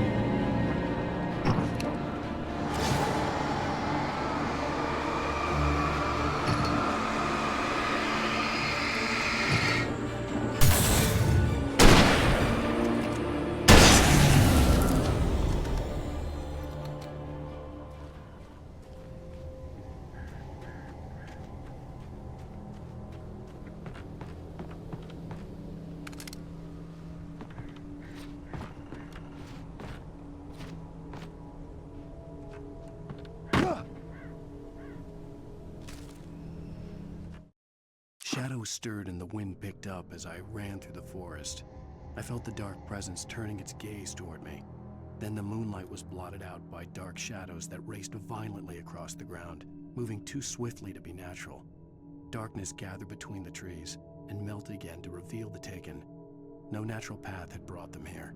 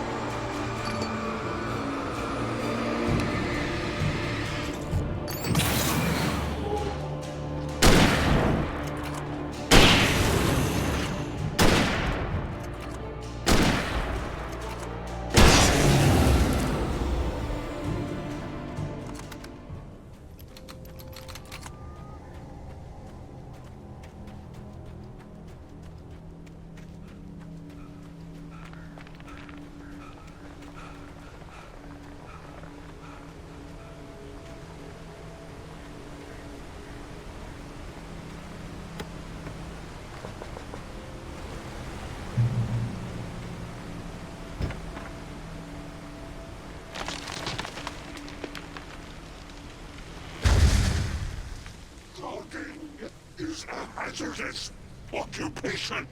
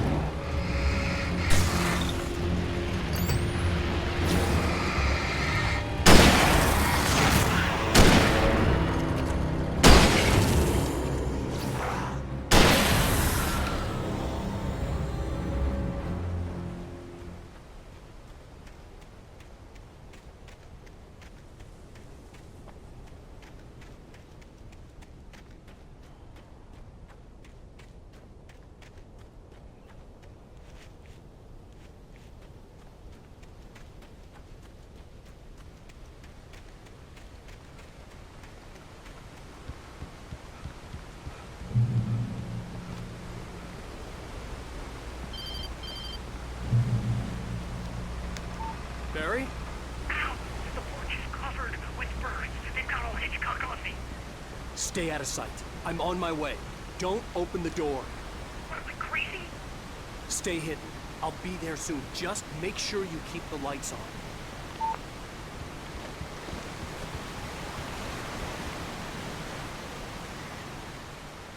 I still had to reach Barry at the cabin, but at least I was out of the woods.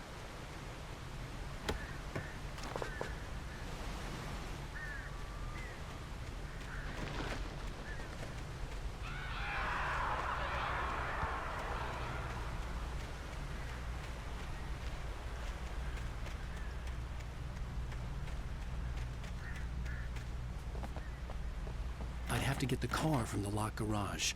It would get me back to Barry faster, and the headlights were a welcome bonus.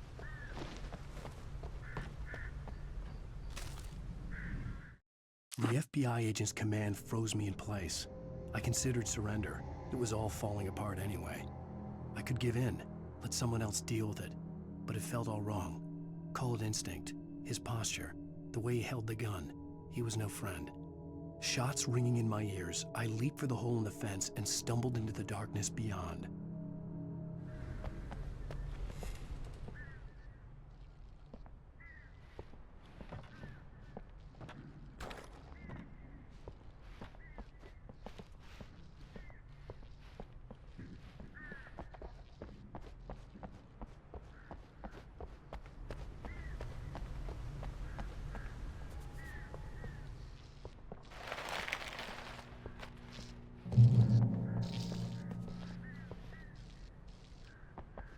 I had to find the key to the garage. A story is not a machine that does what you tell it. A story is a beast with a life of its own. You can create it, shape it, but as the story grows, it starts wanting things of its own. Change one thing and you set off a chain reaction of events that spreads through the whole thing. The characters have to be true to themselves. The events need to follow a logic that fits the story. A single flaw and the magic is gone. The story dies. Alice dies.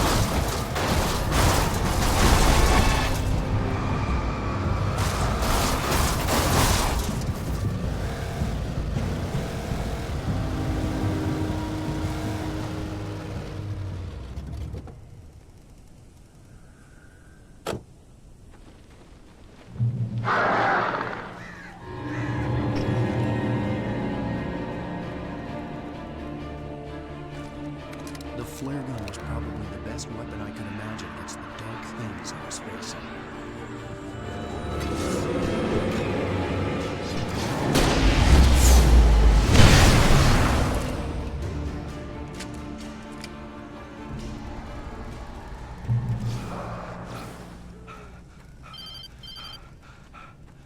It was the kidnapper. You son of a bitch! Where's my wife? Enough horseplay, Wake. You deliver the manuscript, and you can have your woman back. Simple as that. I don't... Listen. I'm gonna need time to finish it.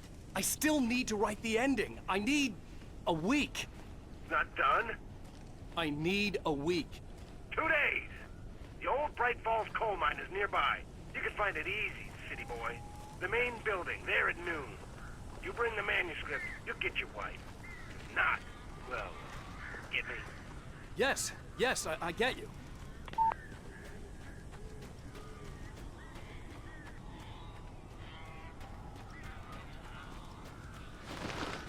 Barry had talked about birds over the phone.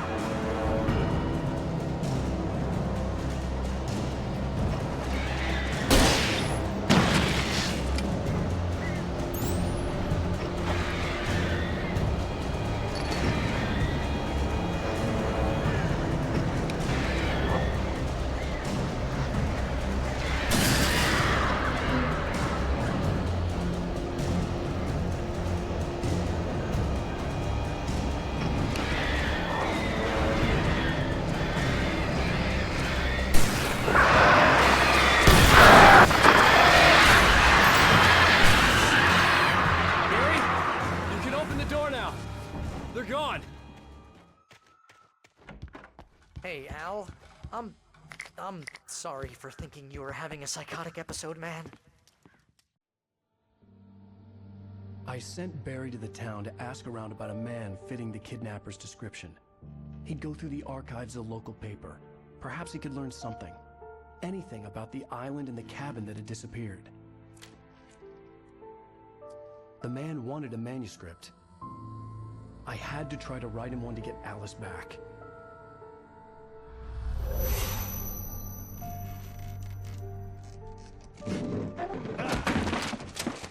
For me, the supernatural had always been nothing but a metaphor for the human psyche, a tool to use in writing fiction. Now, it was happening for real, and I couldn't put a single word on paper.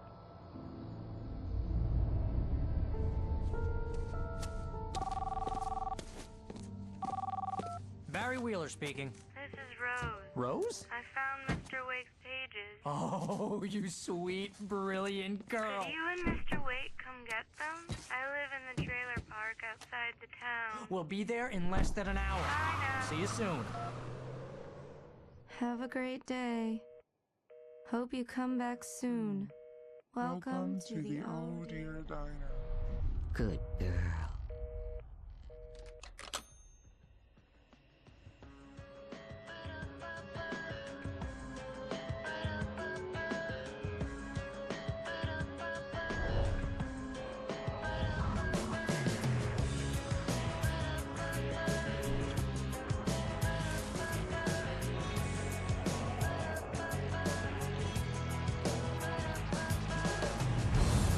Come here. Pretty please, can you tell me where I am? You want to say something? I need to get my bearings amongst, and the shadows keep on changing. And I'm holding. Previously on Alan Wake, Alice has been kidnapped. Alan, please help me. Alice? You'll do exactly what I say if you ever want to see your wife again. I can't tell anyone except my agent Barry. Damn it, Barry, they'll kill her. You're my best friend, and I'm worried that you're not right in the head. The ransom is a manuscript I supposedly wrote that's coming true before my eyes. It happened just the way it was on that page. So dark. I have found only a few scattered pages. I want the entire manuscript. The deadline is in 2 days. I found Mr. Wake's pages. Good girl. How the hell did she get her hands on the manuscript anyway? I don't know. She's resourceful. I told you you were too hard on her. Listen, I found out all sorts of interesting stuff while I was digging around. Yeah. Mr. Wake, it's Sheriff Breaker. We have an FBI agent here, Agent Nightingale. FBI? He's anxious to see you. You'd better come to the station. Okay, I'll be right over, Sheriff. Let's make this quick, huh? Help you folks? Name's Randolph. I'm the manager. We're looking for Rose. Works as a waitress down at the diner. Rose, sure. Nice girl. Who wants to know? I'm Alan Wake. The writer, huh? I heard on the radio you were visiting. Well, I'll show you her trailer. That Rose, she's a nice girl. Always pays her rent on time. As I was saying, Al, I found all sorts of weird stuff from the local newspaper's archives. This place is crazy. Disappearances, mysterious deaths, urban legends come true, and get this, most of this stuff takes place around Cauldron Lake. Well, you ain't wrong, mister. The Indians thought the lake was a doorway to the underworld. I'm the God-fearing type myself. I don't hold with that sort of thing. Yeah, okay. Anyway, there was an island there owned by a guy called Thomas Zane. Now, some of the articles I found about him make him out to be a famous writer, but I ran a bunch of searches, couldn't find a single thing he wrote. Zane was heavily into diving, so much so that the place came to be called Diver's Isle. But the volcano under the lake erupted in 1970, and Zane went down with the island. Yeah, how about that? It was there in the morning, as if it had fallen from the sky. But it would take a tornado to lift something like that. We're damn lucky it didn't crush any of the trailers.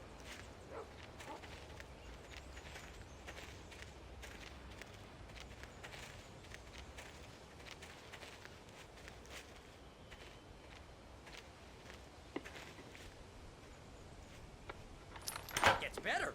A local girl, Barbara Jagger, drowned in Cauldron Lake just a week earlier. They were lovers. Sure, Jagger's a local spook story. The Scratching Hag. Comes for you in the dark. Childish stuff like that. Anyway, Al, I'm just getting to the best part. All of the articles about this stuff were written by Cynthia Weaver. I asked around, and she's that crazy bag lady you met. What, the lamp lady? She can be a little loopy, but she's not homeless or anything. Yeah, anyway, she knew both Jagger and Zane before they both died, and she had some kind of a breakdown.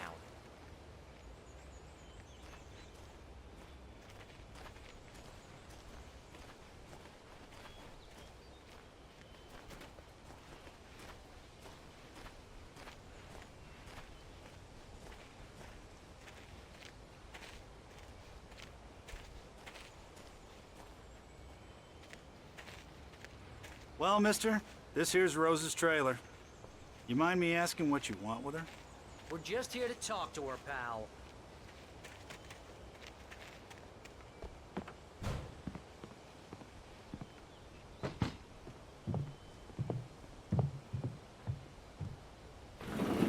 Welcome to... Oh dear, Mr. Wake. I'm so glad you're here. Rose, you have my manuscript? Oh. Oh, yes. Yes. Please, come in. Hey, this is really good. Rose, Yes, my manuscript. I really need it. I understand. I know what you need. A muse to inspire you. Oh, for Barry. She doesn't have anything. Yeah, hey, Al? Al, what's... Oh... Barry! What? What?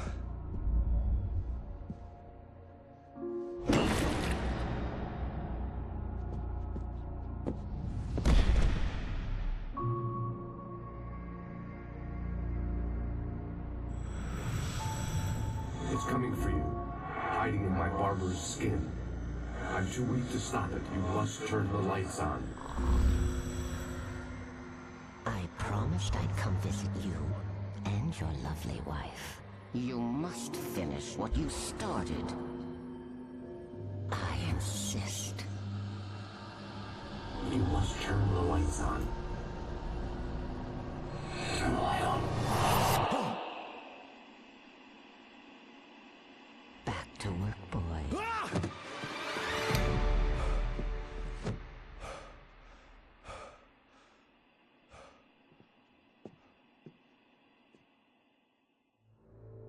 I felt nauseous, hungover.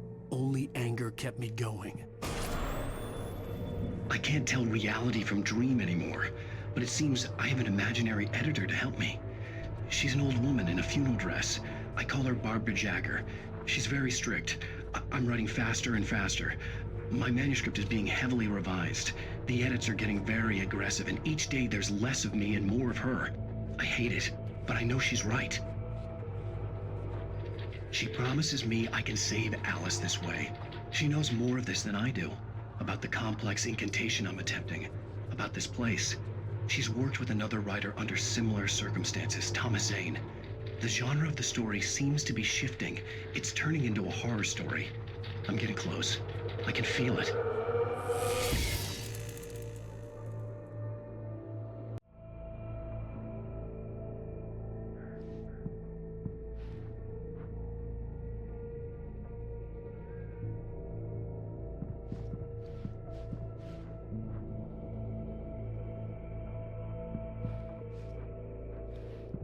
Rose took a day from me. I had less than 12 hours left to meet the kidnapper. All I could do was get Barry into the car, work something out once I got on the road. Welcome to the Oh Dear Diner. What can I get you today? Coffee? I couldn't work up much hate for Rose. Something had used her to get to me and left its mark. First refill is free. Milk and sugar on the counter there. Would you like to hear today's specials? Thank you. A nice day. come back soon.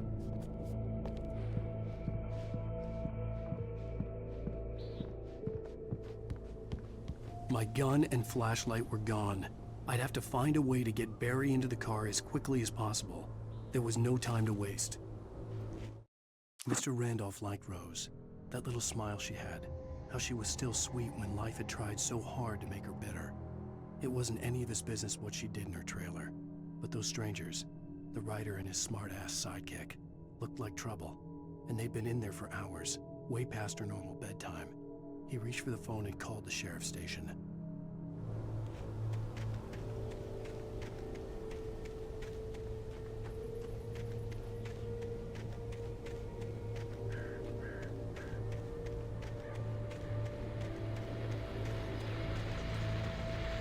I just stepped outside to catch a breath of fresh air. Let me tell you, the weather's getting heavy.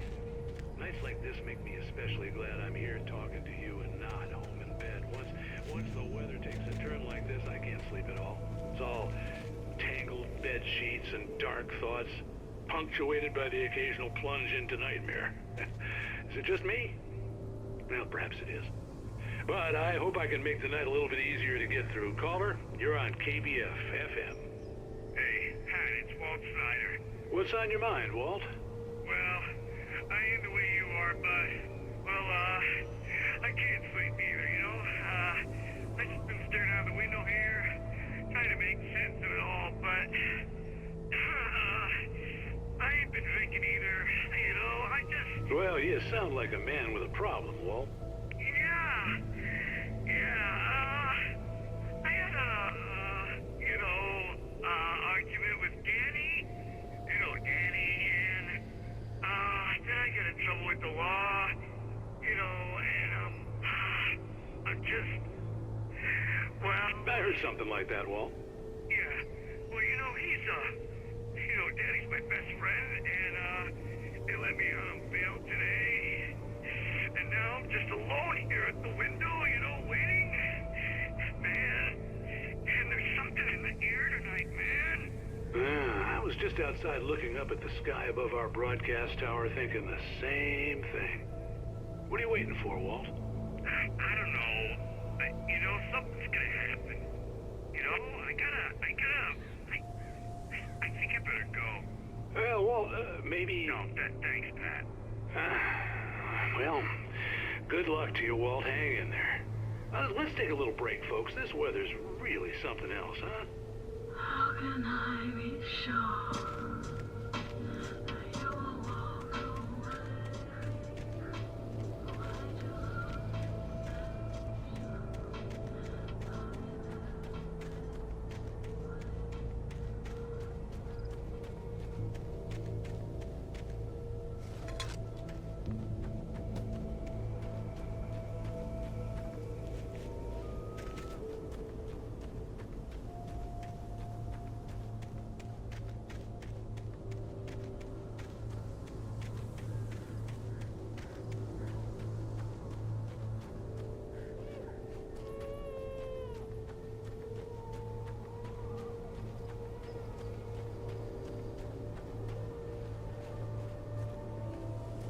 Oh, you're gonna get it now. God knows what you've done to that poor girl. This is Agent Nightingale, FBI! Get him up, Hemingway! You're under arrest. You move a muscle, I'll unload right in your goddamn face! Stay right where you are, Slane!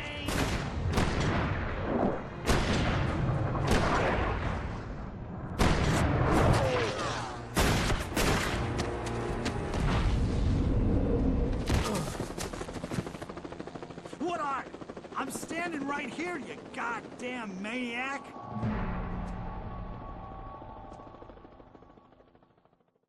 I hated to leave Barry behind, but there was no way I'd miss my appointment with the kidnapper.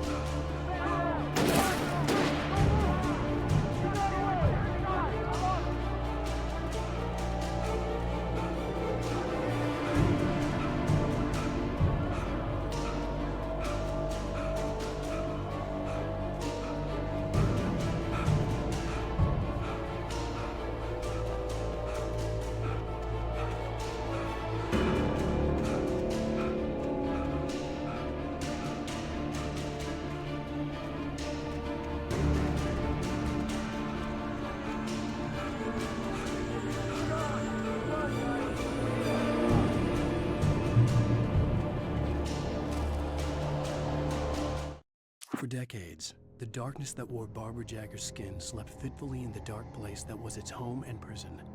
It was hungry and in pain. It dreamed of its nights of glory when the poet's writing had called it from the depths and given it a brief, terrible taste of power and freedom. The rock stars had stirred it from the deep sleep the poet had sunk it back to in the end. When it sensed the writer on the ferry, it opened its eyes.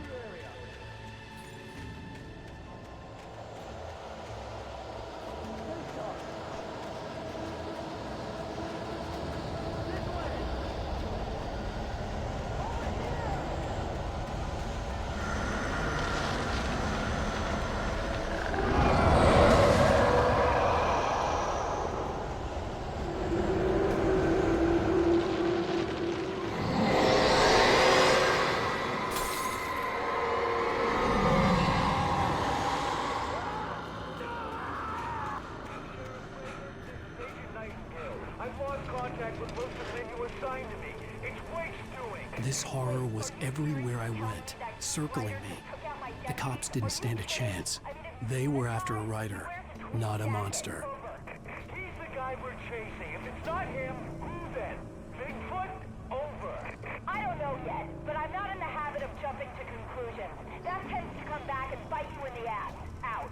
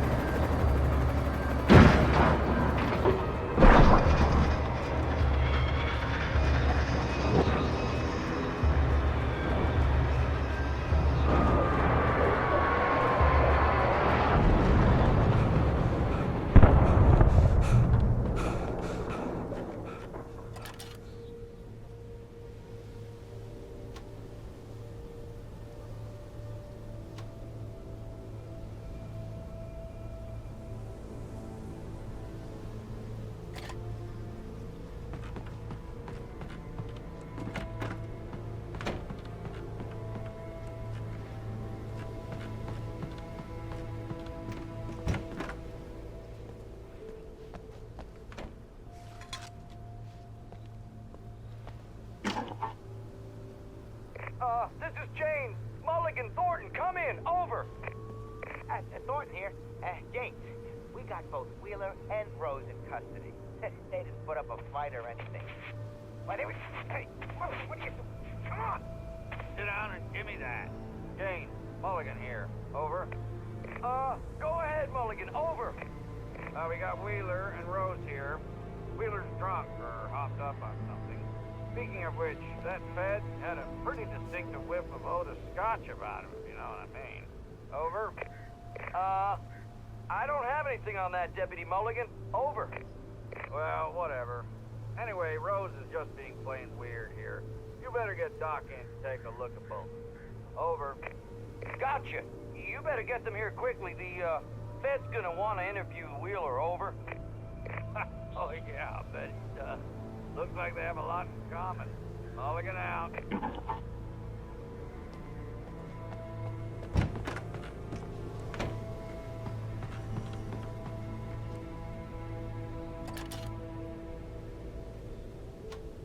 could see the lights of the radio station in the distance.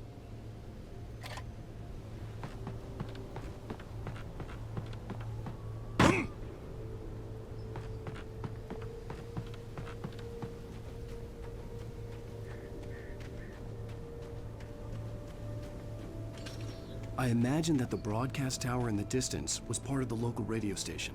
Maine seemed like a decent guy. Perhaps he could give me directions to the coal mine.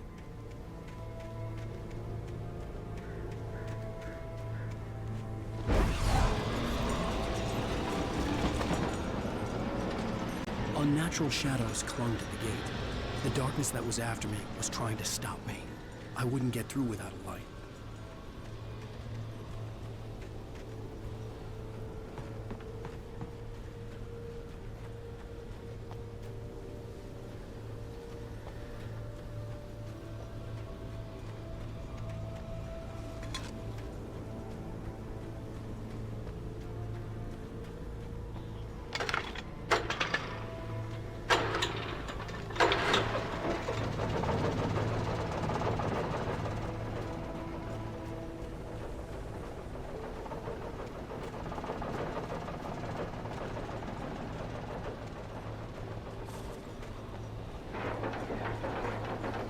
The old generator conked out. I'd have to see if I could fix it and try again.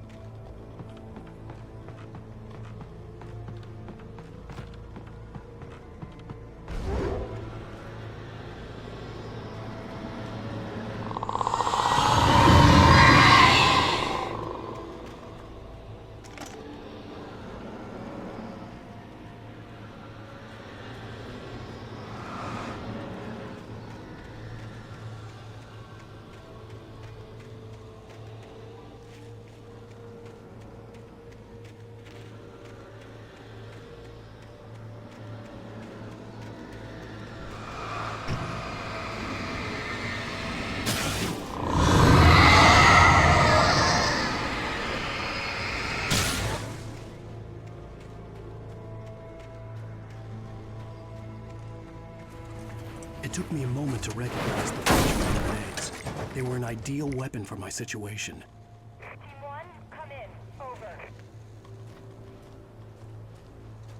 Team 1, this is Sheriff Breaker. Report. Over. Team 2, come in. I need a report. Over. Come on, guys. Talk to me. Come in, please. Over.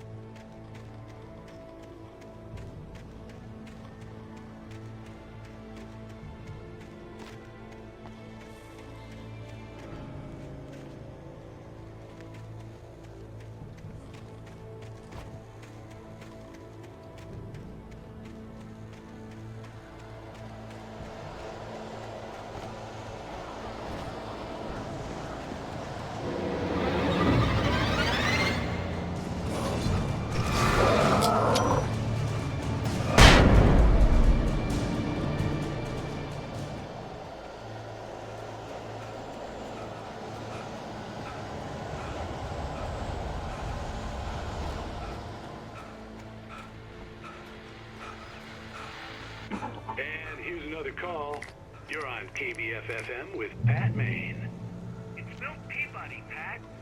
What's on your mind, Milt? Well, I live near the trailer park, Pat, and there's a big ruckus going on over there. Well, that's just up the road from me, too. What's going on, do you know? I don't know, but there's a bunch of police cars there, lots of sirens, a helicopter buzzing around, and I think I heard some gunshots. Gunshots? Yes, sir, like from a pistol. So can you find out what's going on? Because it's just next door and they're popping off guns there. They're still shooting? No, it was maybe 10, 15 minutes ago. It sounds serious, Pat. I'm telling you, it don't sound like no party. Well, I'm certainly going to give the station a call, Milt. Okay. You'll hear it here as soon as I hear from them. Okay, thanks.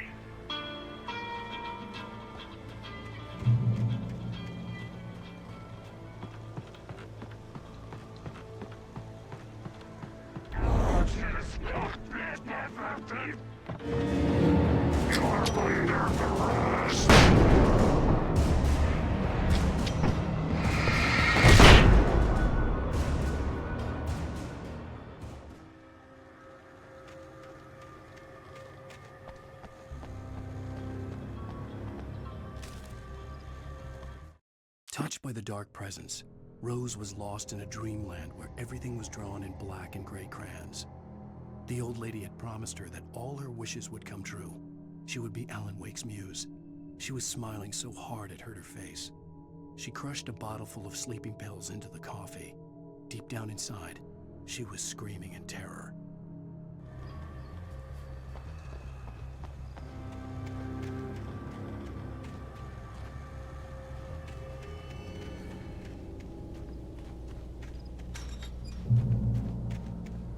I hope Maine could lend me a car to get to the coal mine.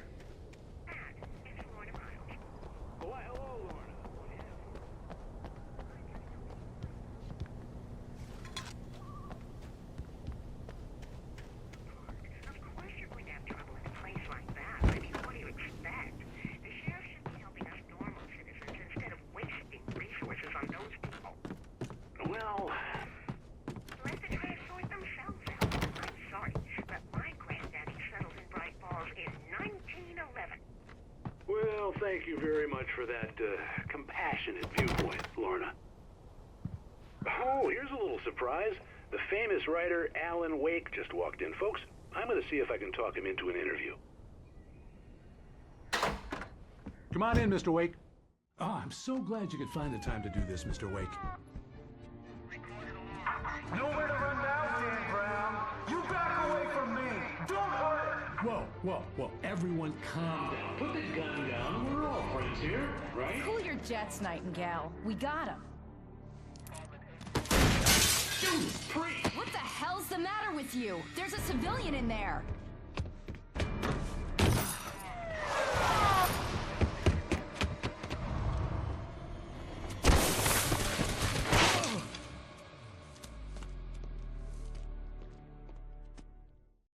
I'll get you yet, even if it kills me. You hear me?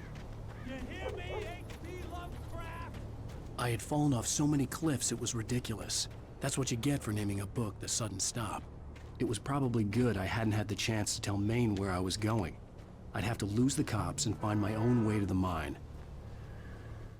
Nightingale stared through the broken studio window into the dark woods. He turned around, started to walk out, but Maine grabbed his arm. "Young man, you almost shot me. You don't shoot off rounds at people like that. What's the matter with you?" Nightingale shook his arm free, marched out. His cheeks burned with rage and humiliation. Danny had stepped out, but what stumbled back in was something else. Something alien. A monster. Walter tried to kill it, first with his fists, then a chair. It wouldn't die. Instead, it kept coming, unaffected by the beating it had taken. After Walter managed to kick it down the cellar stairs, fear took over. He ran, got behind the wheel, gunned the engine. The booze wouldn't make him forget, but he knew he had to try. The bulldozer's engine roared to life. Mud and rocks flew as it fought for traction. It crashed through the concrete wall and landed heavily in the yard. If it were an animal, it would have shaken its head after the impact, fixed its eyes on me, and charged. Of course, it had no head, nor eyes. Shadows crawled on its form, twisting it into a monster. Then, it came for me.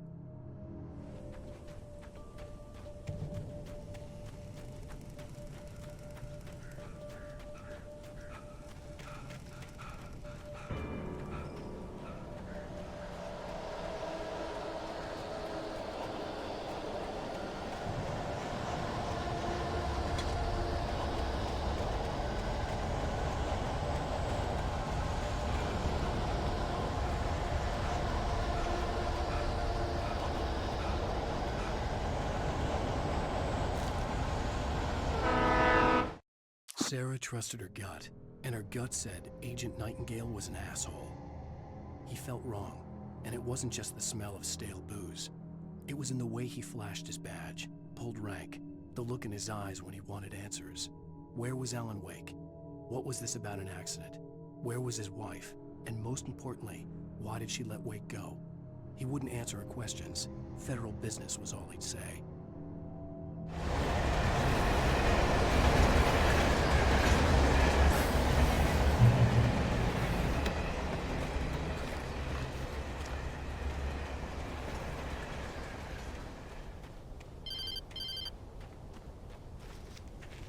Hello? The most stubborn man I've ever met. Alice? Alice? Alan, I'm so afraid. He keeps me in the dark. Please help me. I look at you, Alan, and it's not you. Something else. Looking out from behind your eyes. Alice, I'm here. I'm so alone here. It's all gonna go to hell. You need to be careful. Cooperate. The connection had been terrible, but that wasn't the only thing that hadn't been right with the call. She sounded wrong somehow, but she had called me.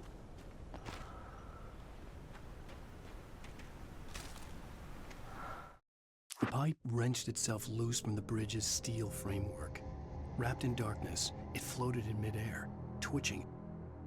For a moment, I didn't understand what I was looking at. The heavy object lurched at me with impossible force. I threw myself out of the way, but just barely. When I turned my flashlight on it, it shook in a dark rage before it flew at me again. I could see a railway bridge up ahead and a warehouse of some sort on the opposite shore. I hoped I could find a car from there.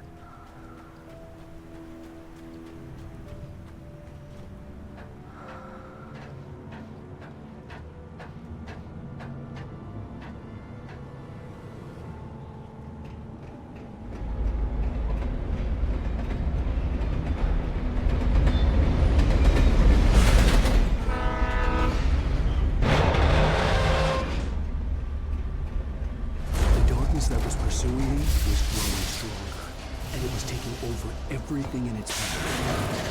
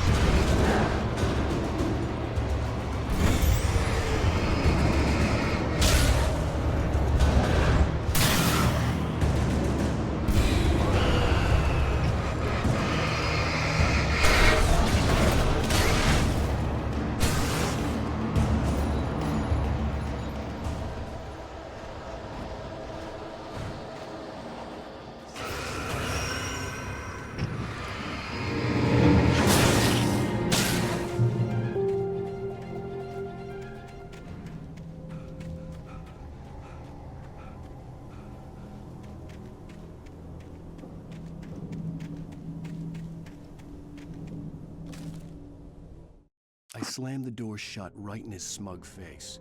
He pleaded for me to open the door. True to form, the asshole actually thought I would obey. I had no sympathy left, no guilt either, not for him. I took a moment to savor the scream. I bet I had a smile on my face, It was all that I had time for. The dark presence was inside the lodge with me.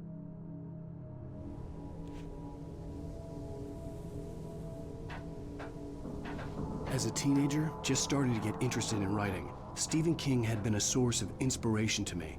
I thought about all the inanimate objects that had come to life in his books. No one is safe in a good horror story. Certainly not the protagonist. That's what makes them fun. This was anything but. The darkness could possess anything, and it was getting closer.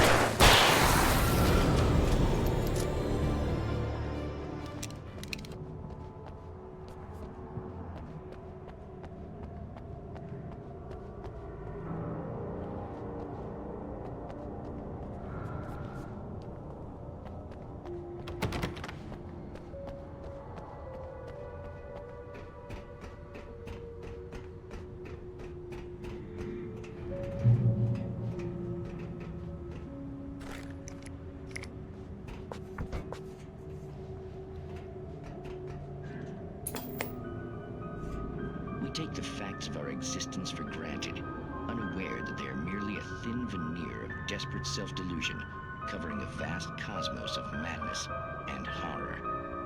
All too often, the stars are right. In Night Springs. Tonight's episode, a family occasion.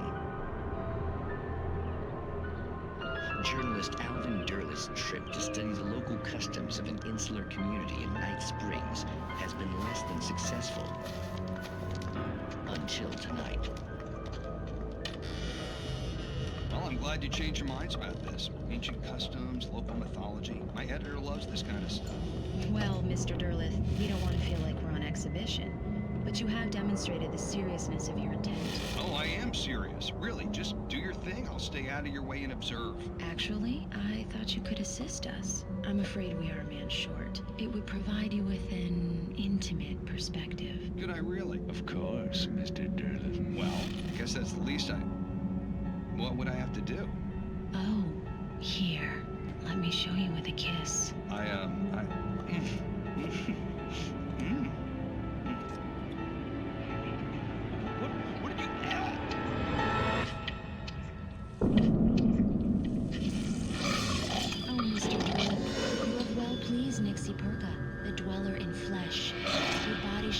His thousand young, and all shall be glory.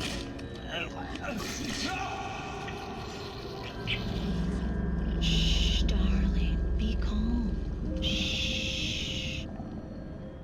Alvin Derleth learned a harsh lesson. If you go looking for mythology, it may come looking for you. And such quests always bear fruit. Night Springs.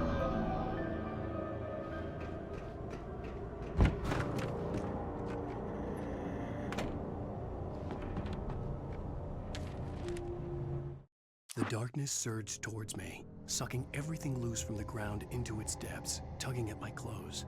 I saw the flare the kidnapper had dropped and threw myself towards it just as I felt my feet leave the ground. The darkness embraced me with the force of a tornado. Somehow I managed to light the flare. The darkness roared and cast me away. I fell toward the dark waters of the lake far below.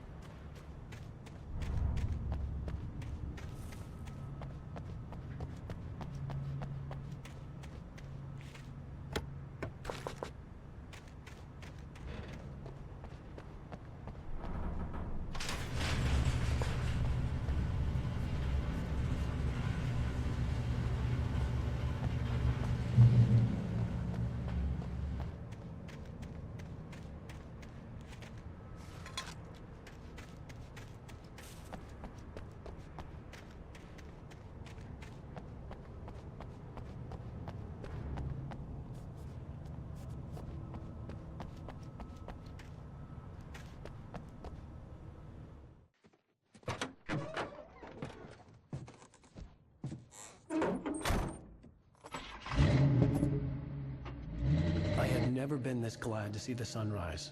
I had a couple of hours to get to the coal mine.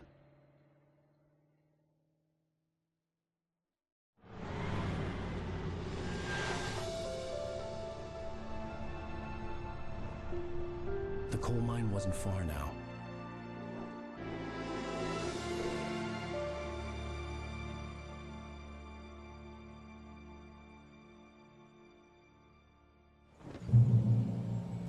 Today, I would meet the kidnapper, and he would give me Alice. I wouldn't give him any other choice. A drowning man will clutch at a straw.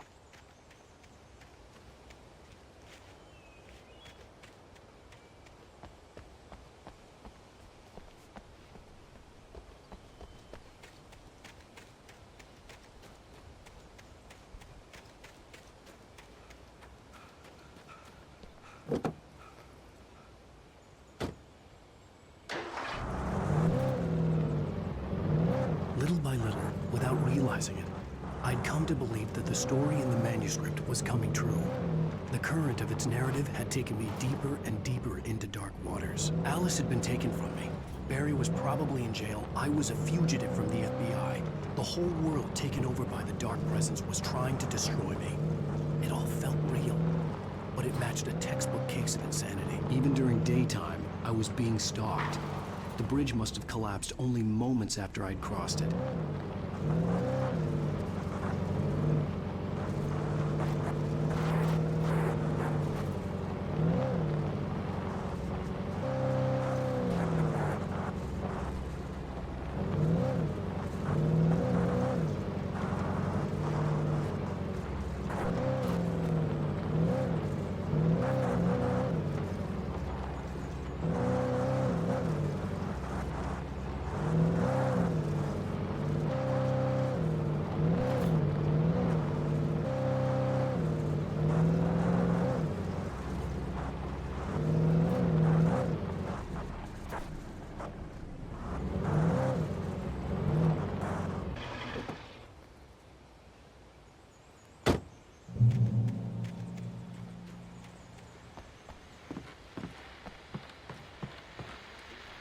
This is Pat Main, and you're listening to KBF-FM. Folks, I want to apologize for kind of abandoning you to that looping music track last night, but I was detained. You see, I encountered a big-shot G-man with an itchy trigger finger who could use a lesson in manners and a boot in the ass. Not necessarily in that order either. Now, folks, I know I'm not being very informative here, and I apologize for that. I really should just keep quiet, but I'm just so peeved right now, because some people just shouldn't be carrying badges. I'm just glad that our Sheriff Breaker was there to straighten things out. And if someone I met last night is listening, let me just say, I'm sorry if my mouth got you in trouble. I'm pretty sure you're not the bad guy here. Godspeed, son. I hope you know what you're doing. Now, on a lighter note, I'll be talking to Dr. Nelson all morning. But first, a little music.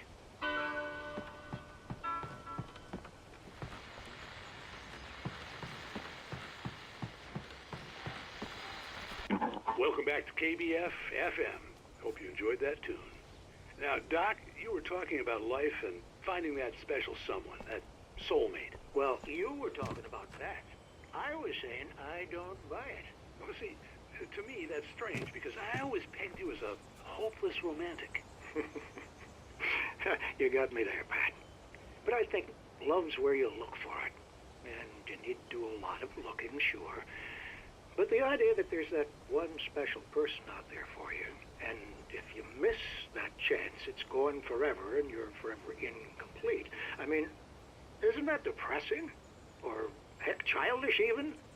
There's plenty of fish in the sea. And apparently a fisherman has a fishing analogy for everything, but what you're saying, isn't that a little harsh? Well, no. What I am saying is that your potential for finding that connection isn't limited to what's essentially a chance encounter. How is that harsh? Yeah, well, I guess that's a nice thought, but let me say something personal here. Okay. Now, well, I don't disagree with you exactly, but I can't really fit that together with what I feel, what I felt for someone, because she was the one. She was. And I let her drift away from me. Maybe I didn't put in the work, I don't know, but, well, since then, and it was a long time ago, but since then there hasn't been anyone, not like her. And I'm not saying I dwell on her or haven't moved on. I like my life. I'm not living in the past, but I do miss the way she completed me. You can't argue with the heart, Pat. I'm sorry, folks. I had kind of a scary experience last night, and let's just say it's shaken a few things loose.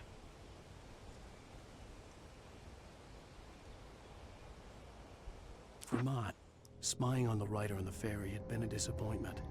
His boss had made Wake out to be something special, but Mott hadn't been impressed. He'd gotten a good long look at the wife, though, and he liked what he saw. Mott had fantasized about goading Wake into a fight, but it hadn't happened. Still, he'd get his chance to see if the writer had anything in him. He'd been promised as much. I was early. I was supposed to meet the kidnapper at noon in the main building. The coal mine was quiet. It was a museum now.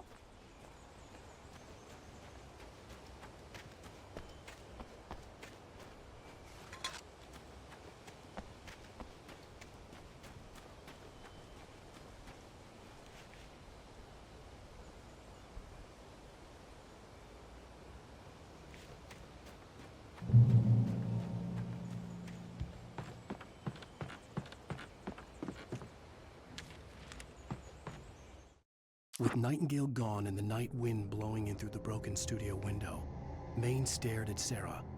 The sheriff looked away. Maine's voice shook with barely controlled anger. That boy's doing more drinking than thinking. I hope you know what you're doing, Sarah. He's got a sickness in his eyes. You take my word for it. He wants Wake for a reason, and it's not for anything good.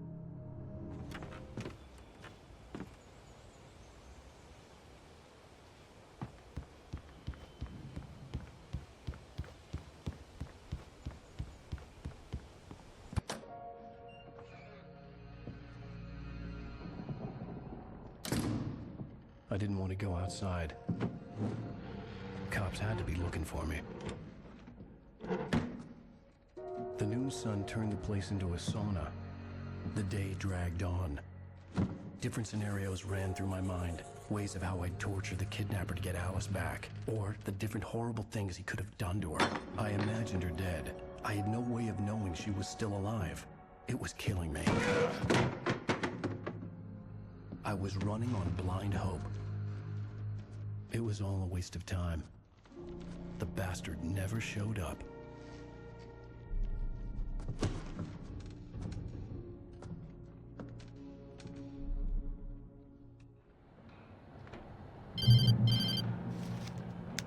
Wake.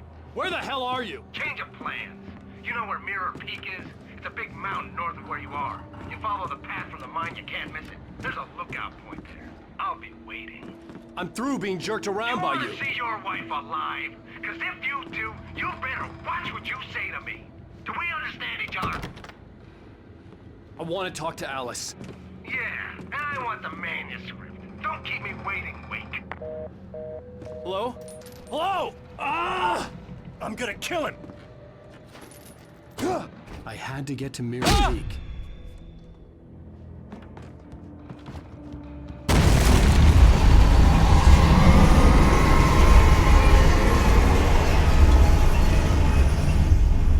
It was close. Maybe closer than ever before.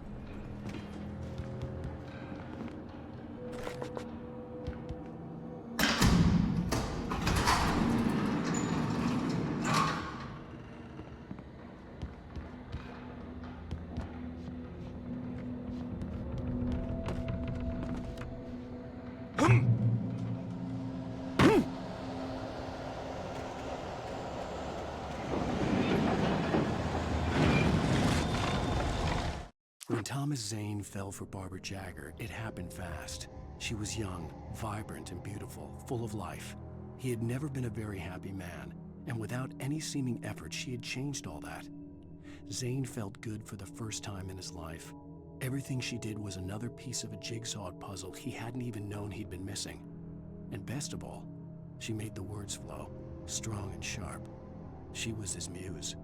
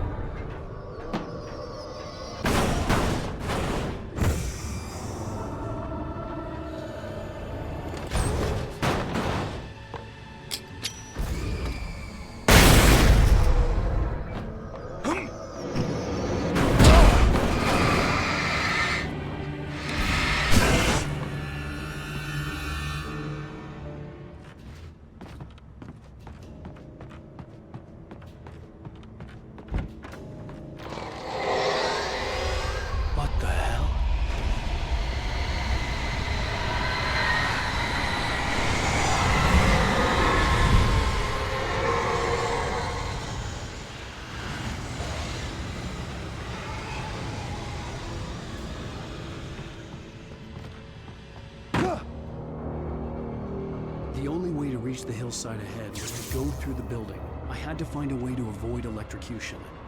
Some of the Taken retained echoes of their former selves, but these were just the nerve twitches of a dead thing. Nothing remained but a shell covered and filled with darkness. In most cases, these puppets were enough for the purposes of the dark presence. But for anything more elaborate, as with the writer, it was different. It needed his mind. And so rather than taking him over completely, it merely touched him. I stared through the bars of the jail cell. Barry stood behind me, swaying on his feet, looking as ill as I felt. Agent Nightingale stood on the other side of the bars with Sheriff Breaker. Nightingale had a stack of manuscript pages in his hand. He seemed unhinged as he gloated. "Well, I've got you now, Raymond Chandler. It's all here. All the evidence, including conspiracy to murder a federal agent." Things were never as simple in real life as in fiction. I had lost count of the times I had wished there'd be a clear reason for my writer's block. Something to fight, something to lash out on. There wasn't. I was filled with doubt. I was nothing like the hero in my books. Alex Casey had gone through his life with single-minded determination, never wavering from his goal. Even now, I was angry at myself, angry at Alice, angry at Barry. I was fumbling and I had no plan.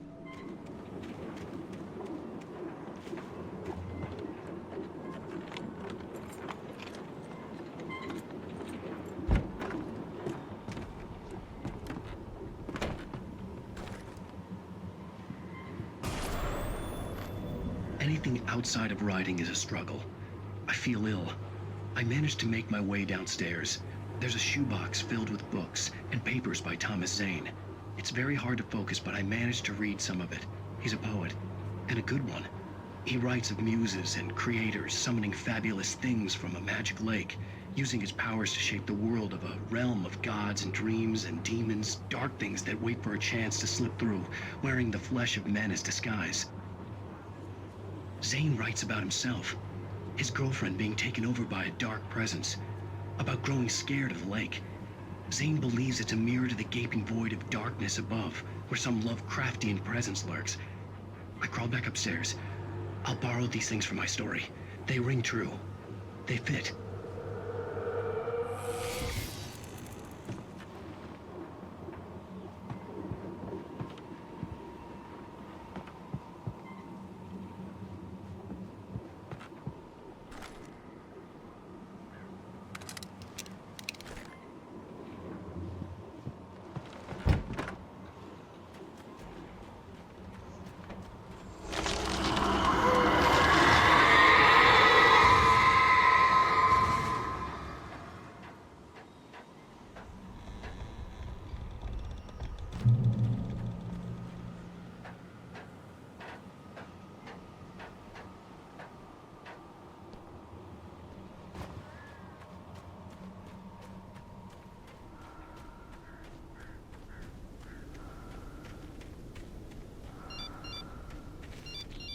The kidnapper had sent me a text. The message was full of spelling errors and insults. It was telling me to hurry up.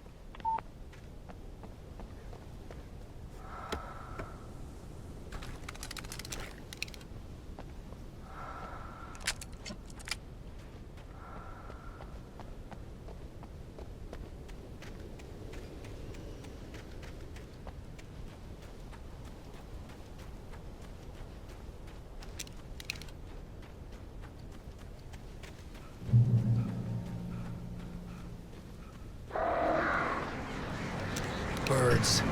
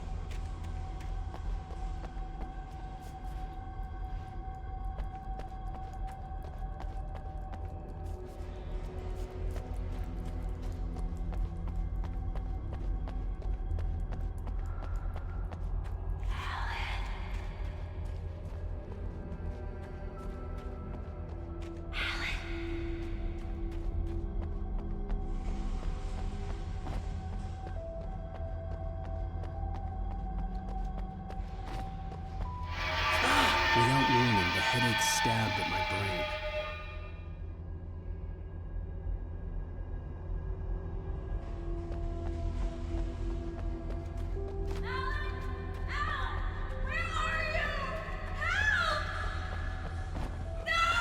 Alice? Help me! Alice!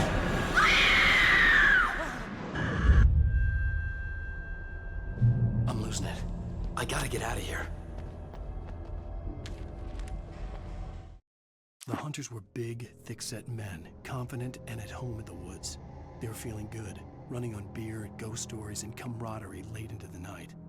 It did them no good, as they were taken by the dark presence, sucked deep into a darkness far worse than any ghost story they ever told or heard.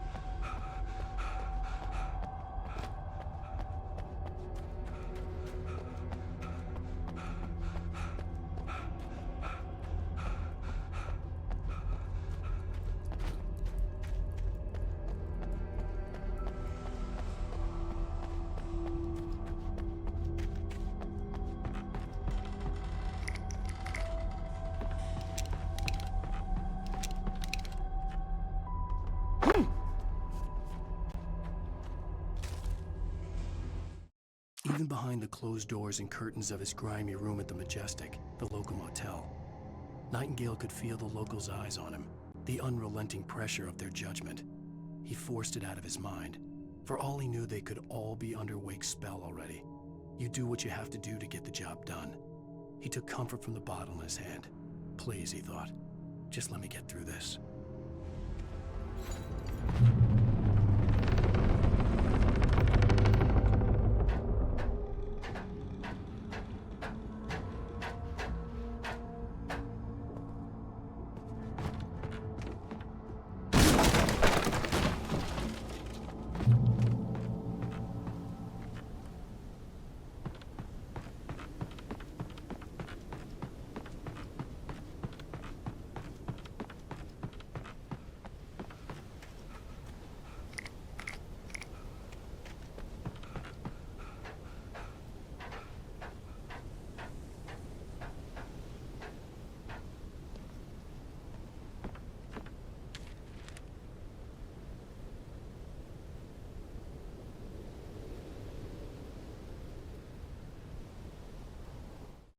Lightning flashed behind the windows of Cauldron Lake Lodge.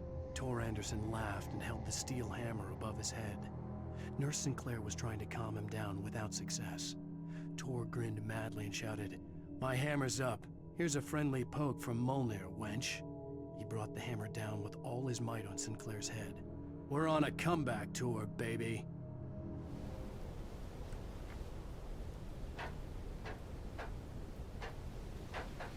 Maud had checked all of Stucky's rental cabins. There had been no sign of the Wakes. It was dark when he'd found their car parked at the end of the road by Cauldron Lake. It made no sense. They must have taken a wrong turn, but there was no sign of them, and the car had been there for hours already. Frustrated, Mott stood on the rotten ruin of the footbridge that had once led to Diver's Isle before it sank beneath the waves years ago. The boss wouldn't be happy. I could see Cauldron Lake. I thought I could make out the spot where the island and the cabin had been. There was a light near it. It had to be a boat.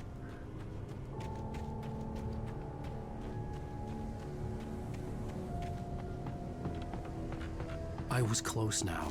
I had to get there fast. I dreaded what I would find. I tried to hold on to Alice, but her form melted away. I was losing control. Dr. Hartman stood in her place. I wanted to hit him, but my arms were jelly. He smiled. It was a reassuring smile, and I hated him for it. "I had to give you a sedative. Don't fight it. You went through another rough period. Right now, it's very important that you stay calm. We don't want you to have another episode. You're a patient at my clinic. Have been for a while now."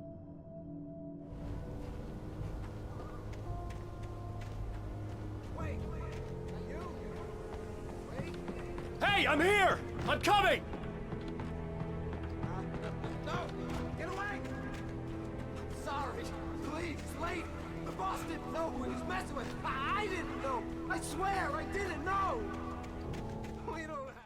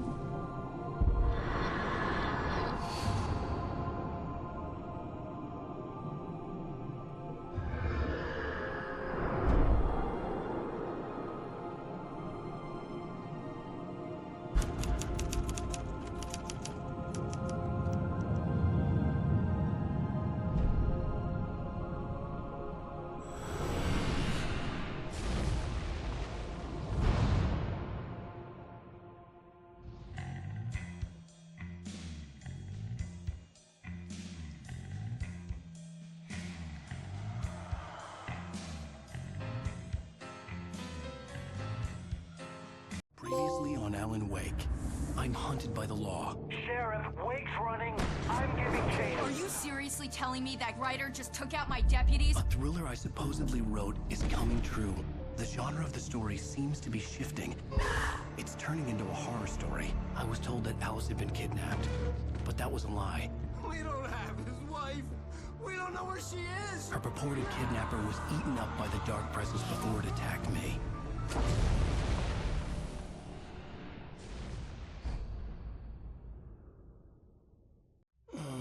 Alan, shh, baby.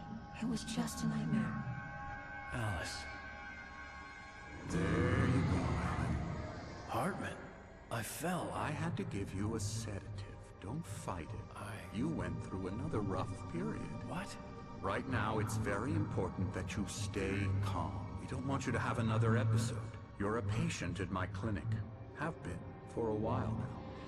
The shock of your wife's death triggered a mental illness. No, you lie. You're suffering from various symptoms of undifferentiated schizophrenia. Bastard. It's okay, Alan. Just let go.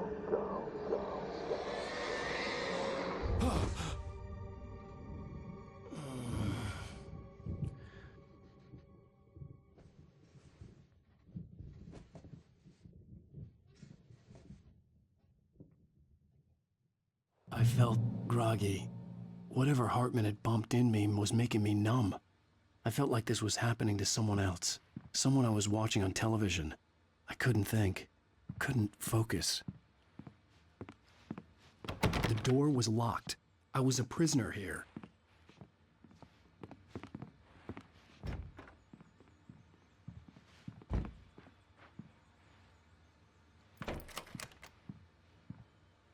Good evening, Alan. Are we feeling better now? Feeling calm? Yeah. I see you brought your pet gorilla with you. So sure, I'm calm. I get the message. Loud and clear. Quite right. That's the spirit. You're being very brave, Alan. I understand you're confused. I would be more concerned if you weren't suspicious of me. I don't blame you for it. Big of you. Now, why don't you come with me? We'll reacquaint you with my clinic and go over everything you might have forgotten. Little walk and some fresh air? Yes, it will do you good. This corridor is for patients. Most of them aren't here right now. Jack took them out for a fishing trip, except for the ones who are particularly vulnerable, of course. I encourage creativity as a part of the recovery process here at Cauldron Lake Lodge. I specialize in treating artists. I bet you do. Splendid, Alan. I honestly believe we can get this thing under control if we work together. This way, Alan.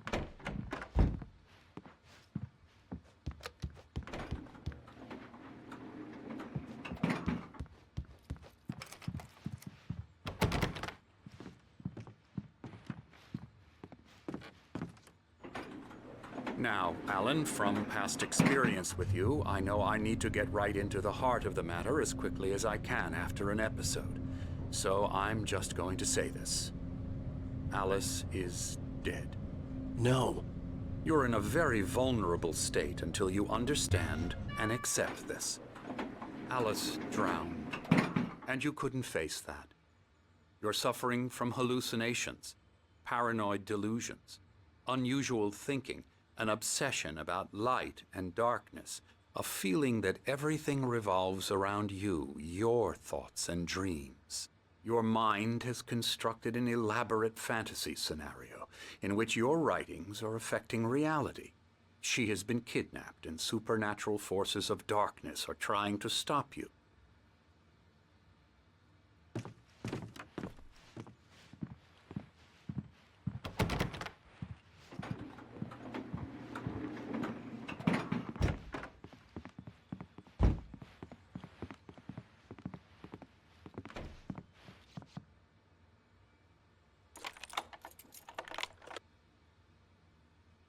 We go this way, Alan. I wasn't ready for another shot, so I went along with it.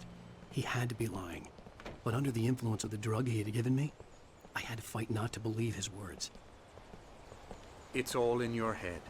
You've been making it up. Apart from the tragic accident with your wife, no one has been killed. Your delusions are just a manifestation of your subconscious mind trying to protect you from the too painful truth. Unless we fight the fantasy, it will return. I know the instinct is to resist me, but think about it. Doesn't this make far more sense than the insane supernatural conspiracy you have concocted in your mind? You're a skeptic by nature, Alan. We both know this. Everything can be explained logically.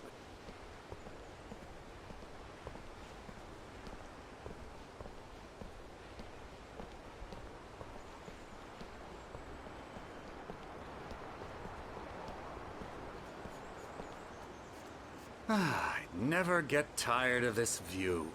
Very inspiring, isn't it? Cauldron Lake spread below us. I could see Mirror Peak on the other side of the lake. I thought I could make out the spot where Diver's Isle had been when I arrived with Alice.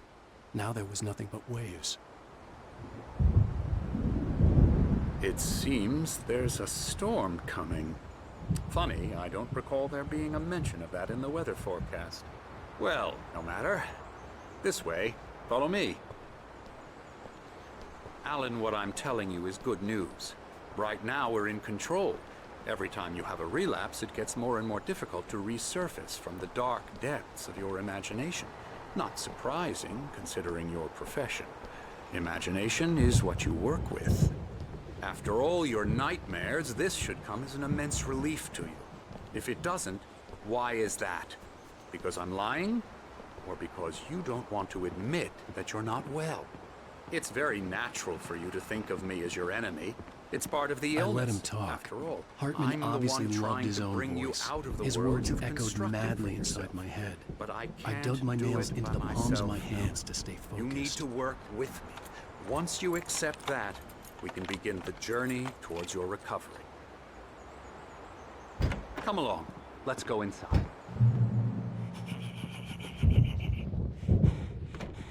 Now, here's the entrance to the office wing. That's for staff only. You were impressed by my trophies when you first arrived here. I do love to hunt. The great outdoors, man versus nature. It's wonderful stuff. Pretty damn wonderful, yeah.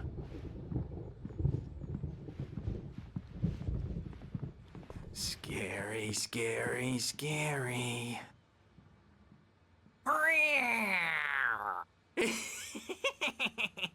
Emerson.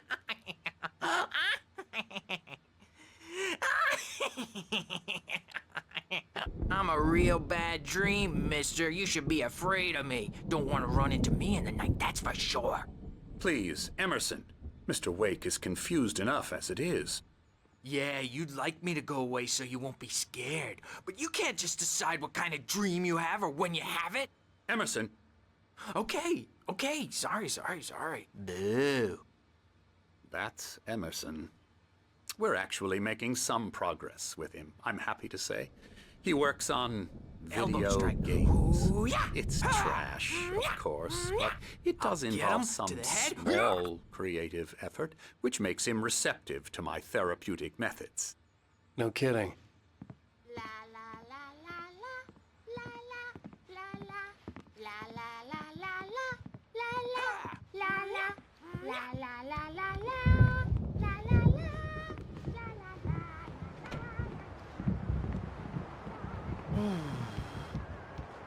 Oh, hello.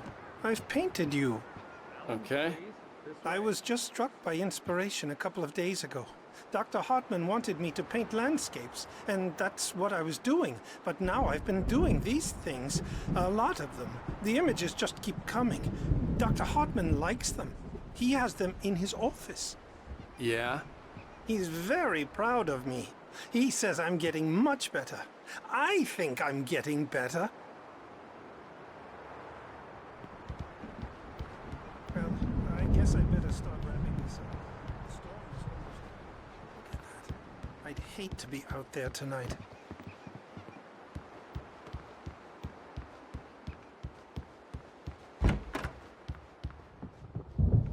Now, you might have noticed the typewriter in your room. You've been writing as a part of the therapy. As soon as you feel up to it, you should continue.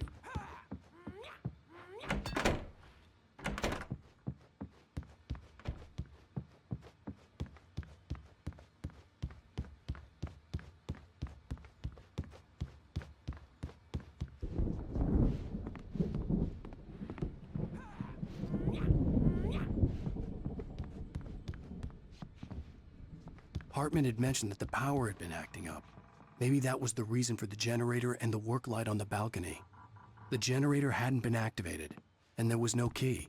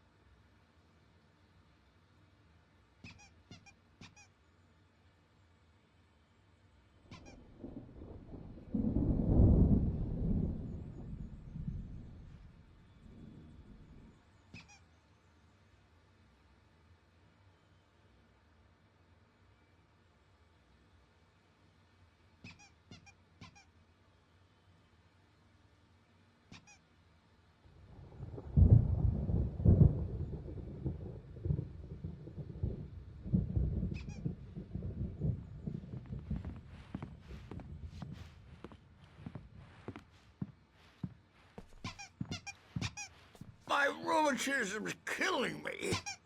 There's a storm coming. Oh, what a storm. I hope it wipes this place off the face of the earth.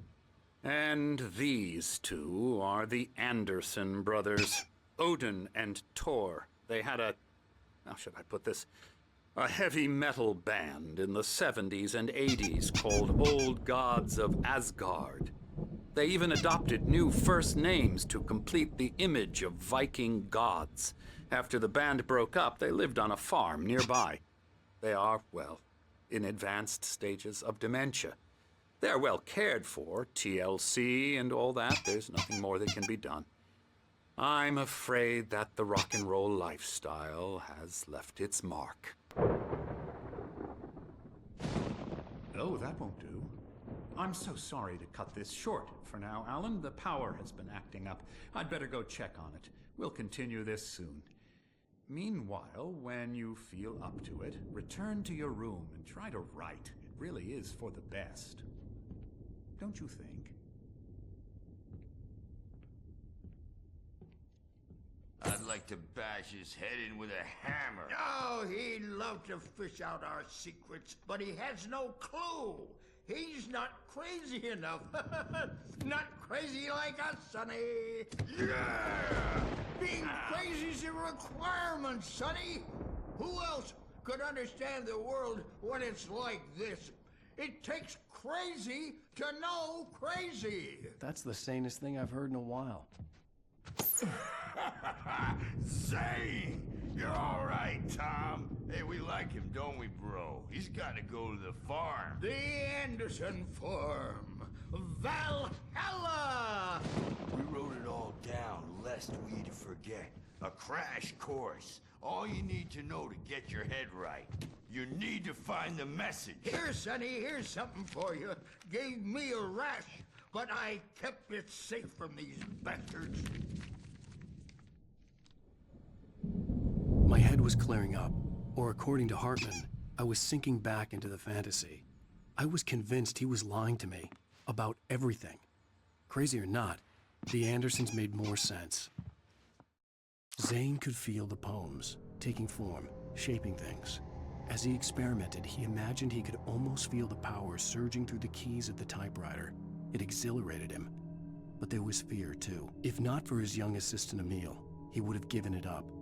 But Emil convinced him otherwise. He too had a way with words. Tom, got any booze on you? Tom just lost his all. Baba Yaga got to him too, the damn witch. Yeah, good thing he's not overreacting or anything. Well, he's the boss.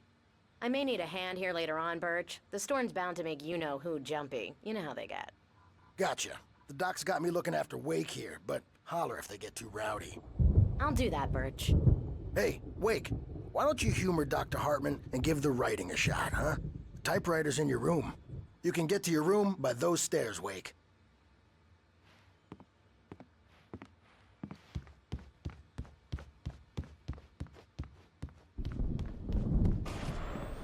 Something's wrong.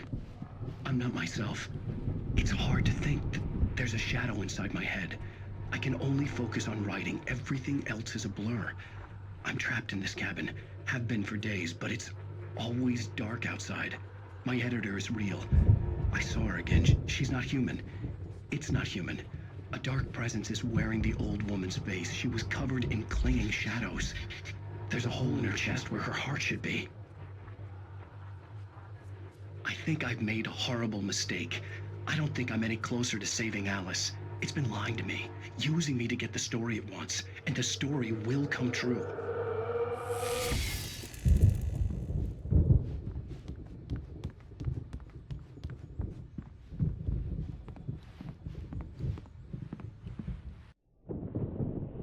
The white glare of the blank page in front of me hurt my eyes.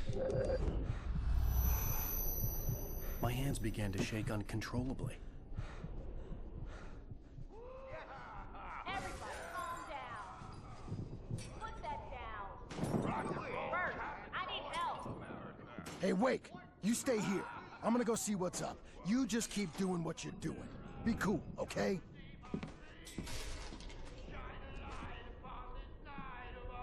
I didn't know what the chaos was all about, but it could be my only chance of getting out of here. Where the hell did he get a damn hand? I don't know. Here's a friendly poke from the old near wench. Oh, afraid of the crazy brothers, are ya? Not so weak now, are we? Well, things are unraveling fast, aren't they?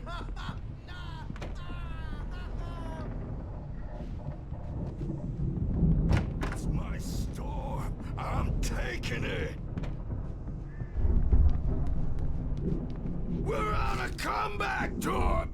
Hartman kept talking, giving Barry the grand tour, clearly proud of the place. He went on and on about his hunting trophies, and Barry was impressed.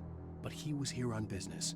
He raised his voice, cut through the monologue. Hey, Hartman, where's Al? Hartman stopped in mid-sentence, annoyed at the interruption. He nodded at the hulking orderly standing nearby. The man smiled and clapped a practiced hand on Barry's shoulder. Hey, B!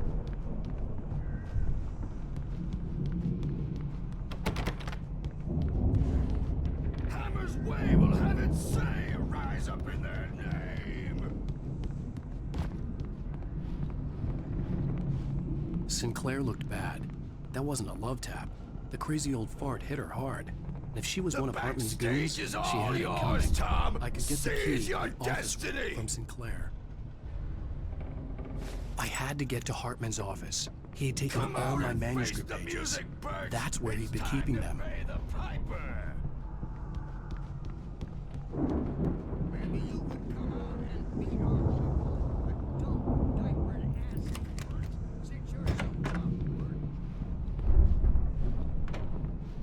The markings on the tape said they were recordings Hartman had made at the sessions with his patients.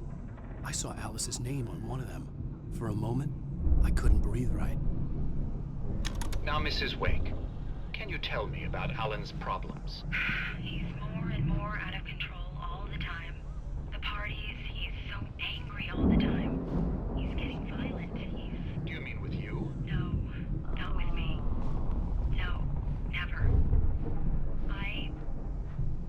Sometimes I almost wish Alan would take a swing at me, because at least that'd lead to a conversation he couldn't just march out of. But no. Alan doesn't really sleep. And the work, well, he's not writing at all. He sits there for hours and just gets more and more frustrated. And I can't talk to him. Yes. Tell me, Mrs. Wake. What would you say to him if he'd listen? I don't know. I want to say, I look at you, and it's not you.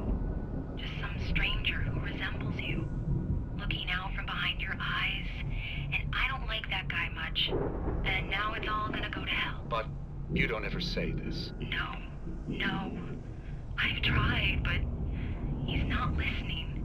He's too deep in his own problems, always going on about something else.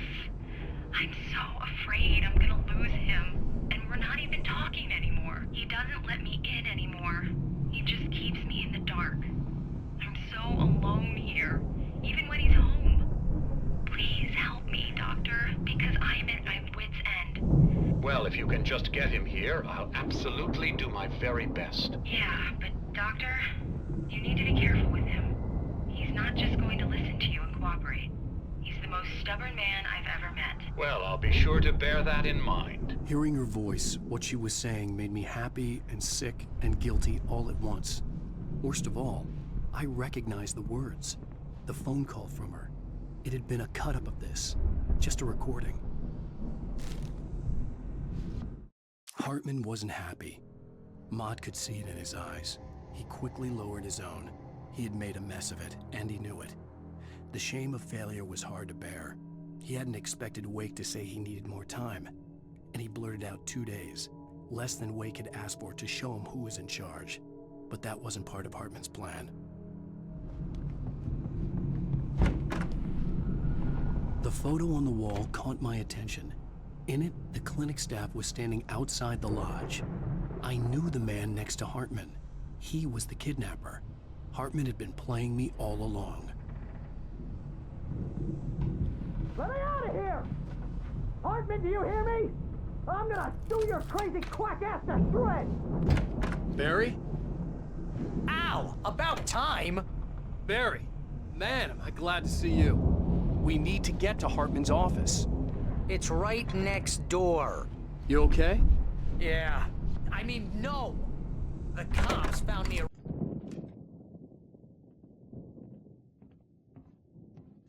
These were all the pages I had on me. And more.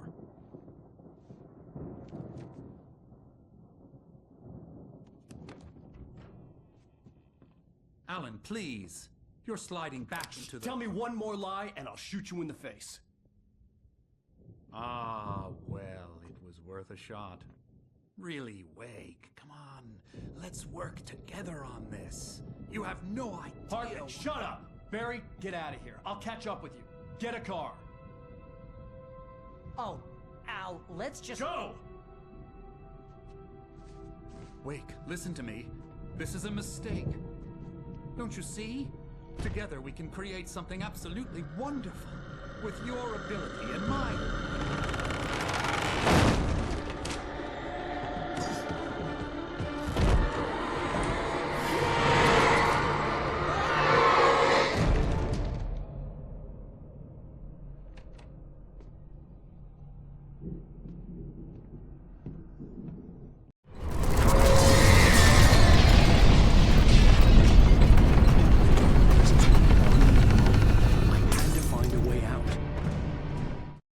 Hartman followed the fall of Alan Wake with his binoculars. When the rider hit the water, he ordered Jack to take the boat to him. The spot was easy to see in the dark, even with all the extra lights in the boat. The flare floated and kept burning even in the water. Jack turned the radio louder as the engine sputtered. The music was rough and clanking, something the Anderson brothers would no doubt have enjoyed. But Hartman chose to ignore it. Wake was finally within his reach.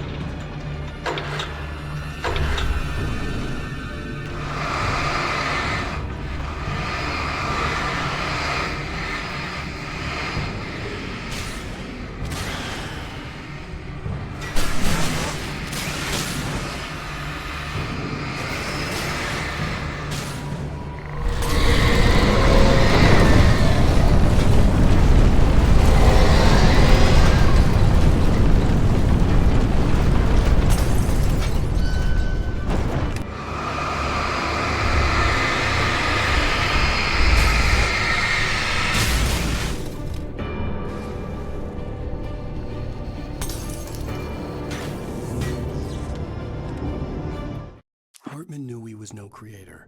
He had no ambitions on that front, and he certainly didn't want to end up like every artist he had worked with here, damaged in ways that were hard to describe, or worse. It was enough for Hartman to maintain creative control and provide direction, to be a producer. That was what most of these people were in need of anyway. Of course, suitable subjects were few and far in between.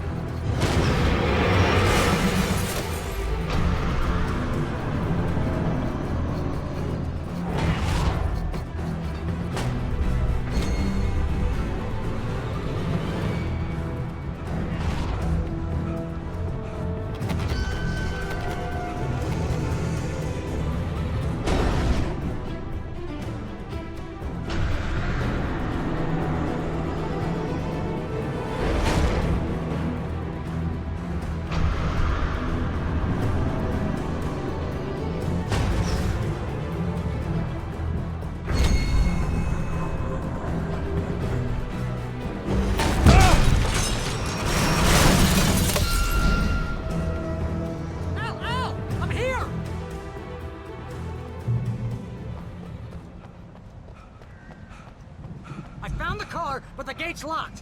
You're gonna have to go through the hedge maze over there. Barry, I don't have a light. Take this, Al. Oh, God! Look at the house!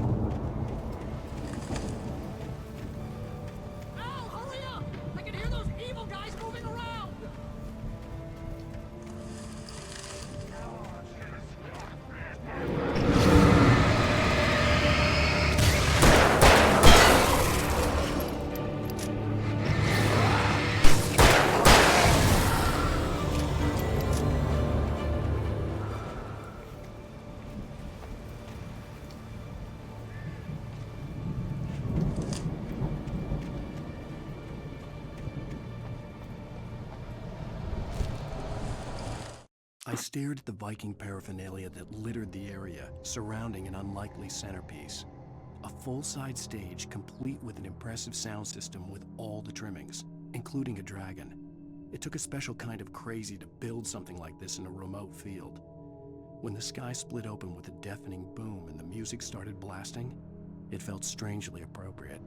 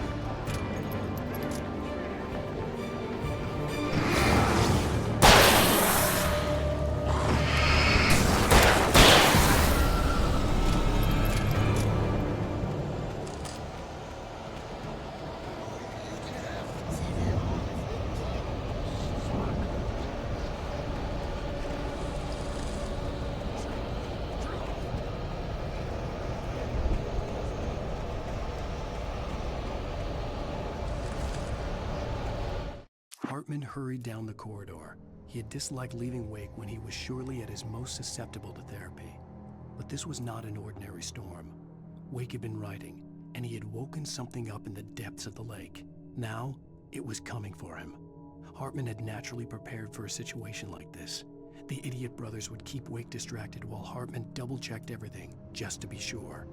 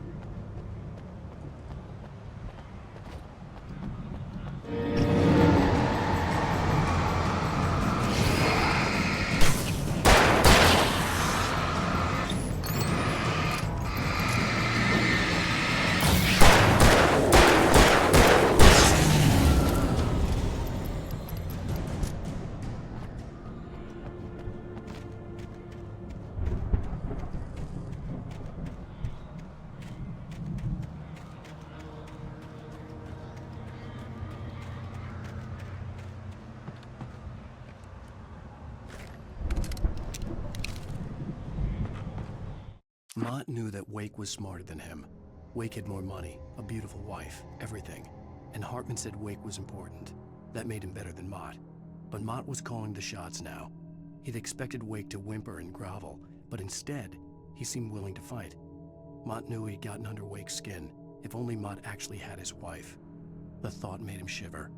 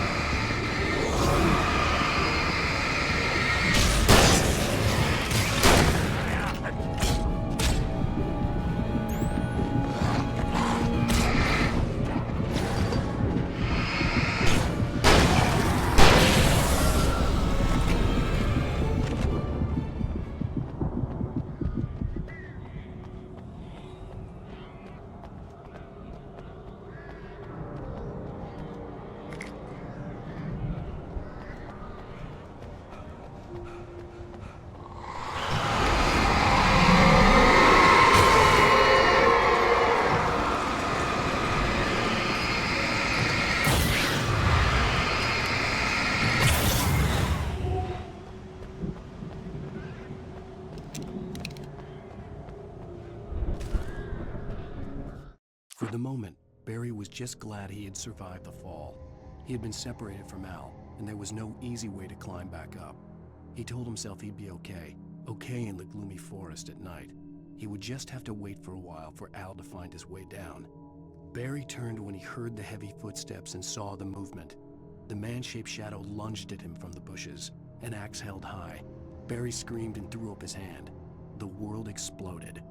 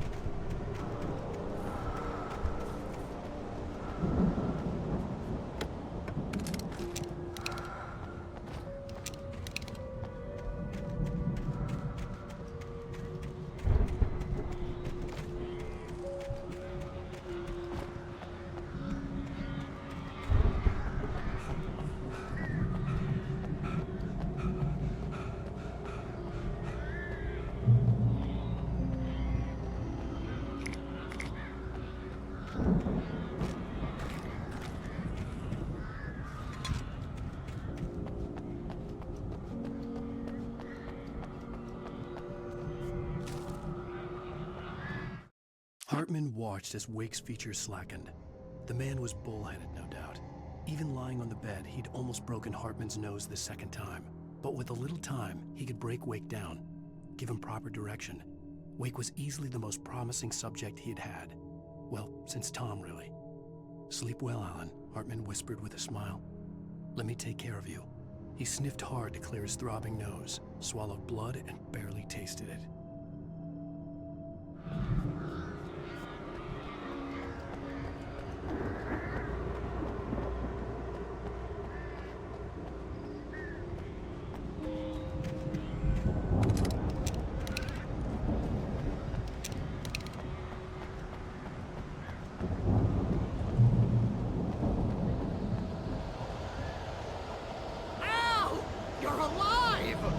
Let's get out of here. Can you open this gate? Maybe. Barry! Well, I slammed it shut when the nasty showed up, and the key fits kind of loose in the lock, so, Barry! I'll find it, don't worry about it!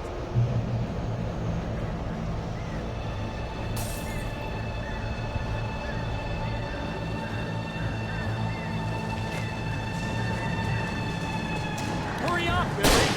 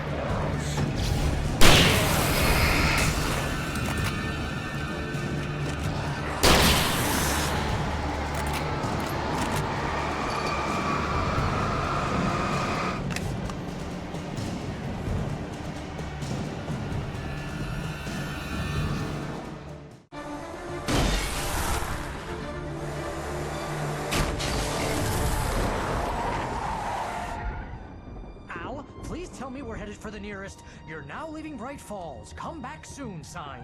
We're going to the Anderson farm. I knew you were gonna say something like that. You know what? You owe me big time for this. When this is through, if we make it, I don't care what anybody says, I'm done with darkness. You're gonna buy me a tanning bed as a gift, and I'm gonna live in it.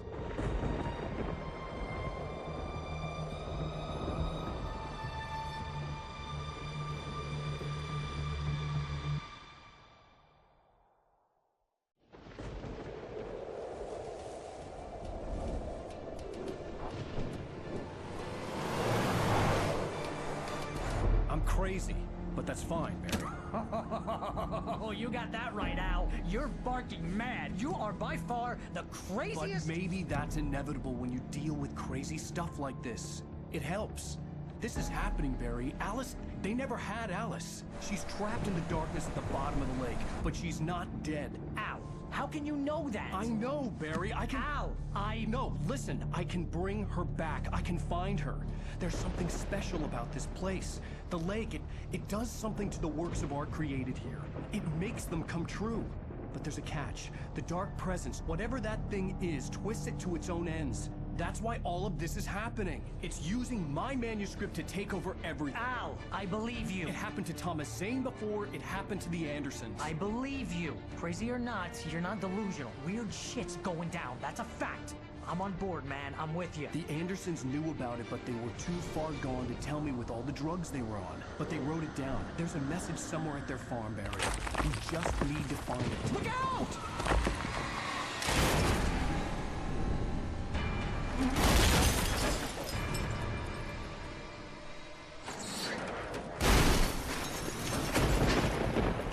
Ow! God damn it, Al, talk to me!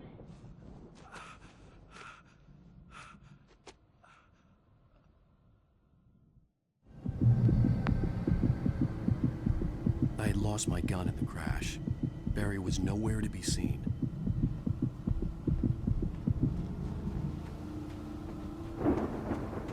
Barry! Barry! Oh, man, you're okay! Jeez, it's good to hear your voice! I was trying to get out of the car, but the ground gave way.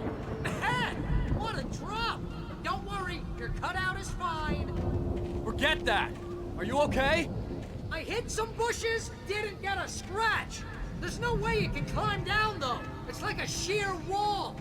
Al, there's something moving down here! Barry, it's a take-it! Use a flare, Barry! Yeah! Barry, are you all right? I'm good, Al. I'm great. Guess you never messed with anyone from New York City before, huh? You're gonna have to find your way around to the farm, Al. I'll be waiting. Barry, just wait for me, okay? Al, I'm not staying here. It's suicide. I'm going to the farm. I'm gonna go ahead and secure the area. You can catch up. Don't worry about it. I'm on the case. Now he's Rambo. This would turn into a disaster if I didn't catch up with Barry.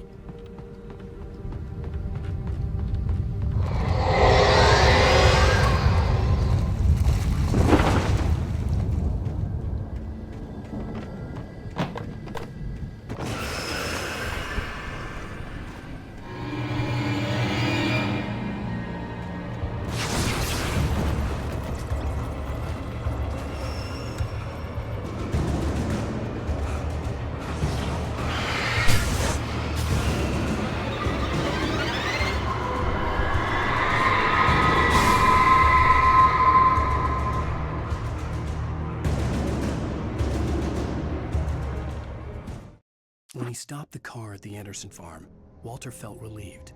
Oblivion was close at hand. The brothers wouldn't miss a jar of moonshine or two in the booby hatch. But then he saw the man on the porch, and he knew who it was. Driving for his life and knowing it was useless, he didn't realize he was crying until he couldn't see the road for the tears.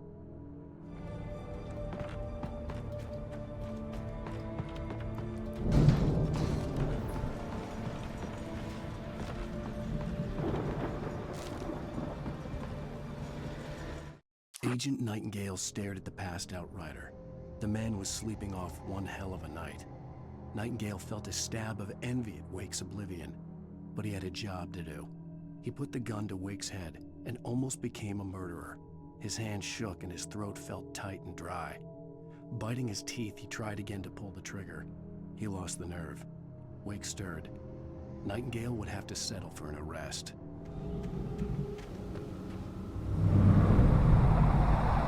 A car was driving away from the farm, headed in the same general direction as I was. For all I knew, it was Barry, caught in the consequences of leaping before looking.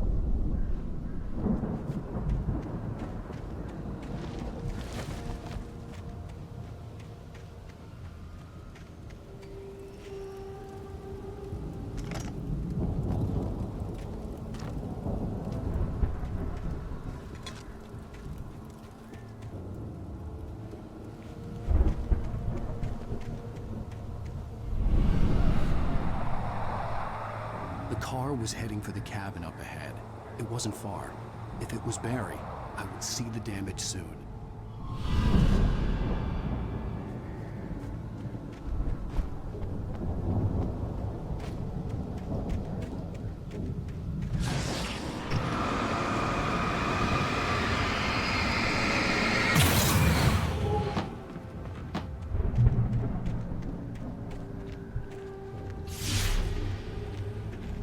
I'm trying to deliver each page to the right time and place. I'm trying to show you how the story goes. I had seen glimpses of the light before. I had seen it in my dream. It was a strange spaceman or a diver in a bulky suit. He was the one who'd been placing the pages on my path. The dark presence followed the choreography laid out to it in the manuscript, growing stronger and stronger, moving like a storm from one scene of destruction to the next. But it was still bound to follow the story and chained to the dark place it came from. When the story reached the end it longed for, it would finally be free. The storm raged on as the Anderson brothers walked unsteadily away from the clinic with the other patients in tow, knowing that this time they wouldn't return. The darkness around them seethed with horrors, but Tor and Odin were unafraid. Their eyes glinted with guile. They knew every secret path, and there was blood on their hands. They had fought these shades before. I could see the car, but there was no sight of the driver. Hello? Anybody here? Barry! No! Danny, you're not! Ah! Please! Ah! What are you? Ah! No! Don't! I'm sorry! Ah! Ah!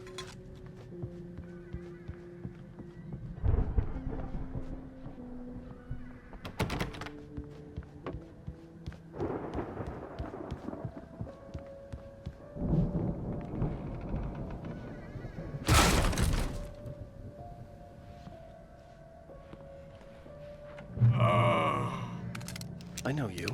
You were in jail the other day.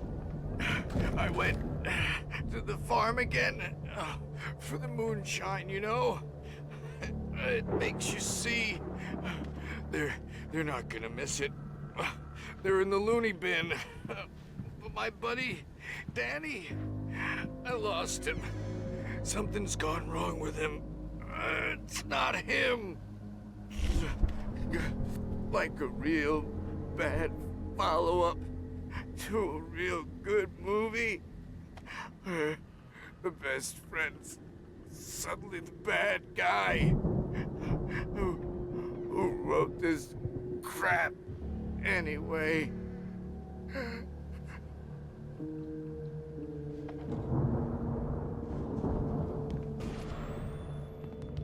I've run through every possible course in my head. If I continue like the Dark Presence wants me to, the story I'm writing won't save Alice. It's a horror story, and it's going to kill her, and me, and everybody in this town. No one will survive. Darkness will consume everything. This is what it's wanted all along. It will be free, unstoppable. It used Alice to get to me, dangled her in front of me to keep me going. It was never going to release her. I'm going to change this. I'll escape. I've written myself into the story. I'm now the protagonist. This feels like a terrible risk, but it's the only way to save Alice. I'll be bound by the events of the story just as much as anyone else who's been woven into it. The story must stay true for this to work. There have to be victims along the way, near escapes, cliffhangers. In a horror story, it can't be certain that the hero will succeed or even survive. He almost has to die. I'll write my own escape into the story next. I need help. Zane's going to be the one who'll help me. I'll make it happen.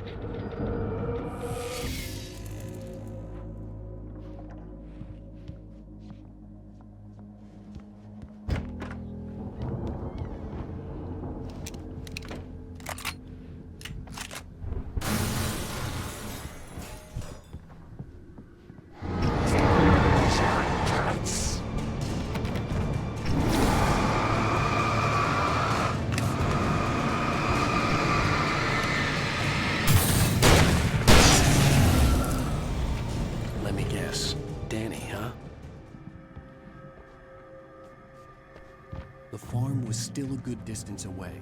I'd need a car to get there fast.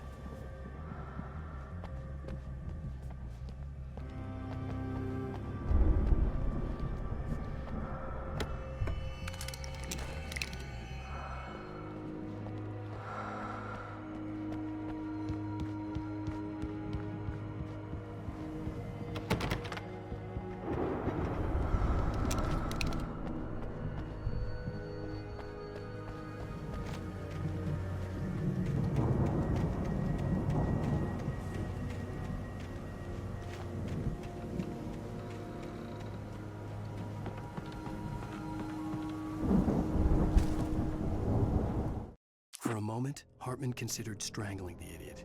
Mott was mean-spirited, but easily manipulated, an emotional infant who lived for his approval. Wake, by contrast, was a far more difficult subject. Mott had given him too much leash. In 2 days, who knew what could happen? Hartman would have to find a way to rein him in, and quickly.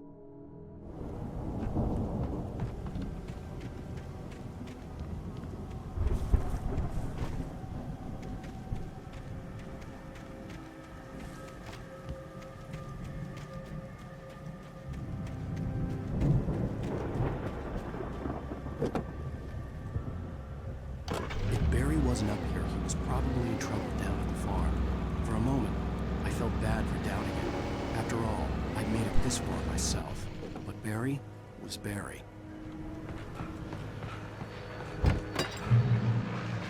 Well, as I'm sure everyone's noticed, that storm we all felt coming is finally here. The boys at the Weather Service reckon it'll last until morning at the very least. Pertaining to that, let me read that missing persons alert again. The Sheriff's Department's still looking for a Caucasian woman, 30 years old, slim and blonde with blue eyes. She may be lost in the woods, and it's possible she's been injured in a car accident. If you see her, please make sure you get her indoors and call the sheriff. It's bad weather to be caught out in, so if you see someone in the area who maybe looks a little confused, give him a hand, all right? This is Pat Maine on KBF FM, hoping you're all safe and warm tonight.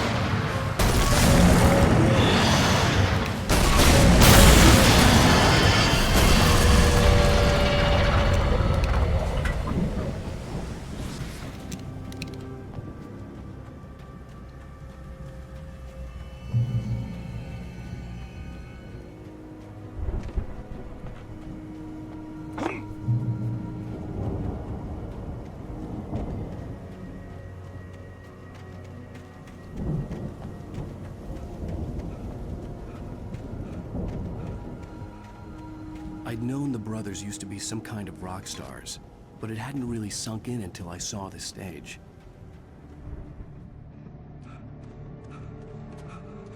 Al! Run! Incoming! There's too many of them!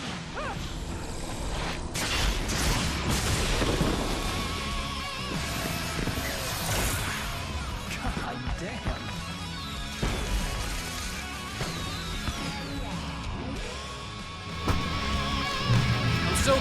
decided to go it alone, Mr. Bronson. Shut up and shoot!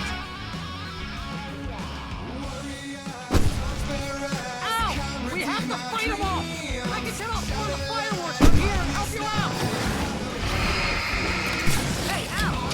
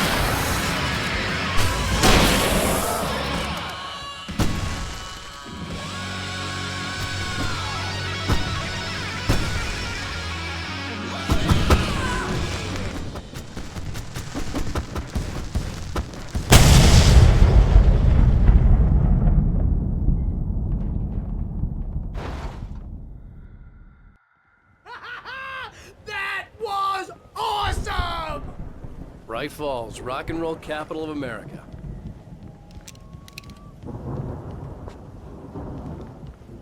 Hey, Al! This way to the farm!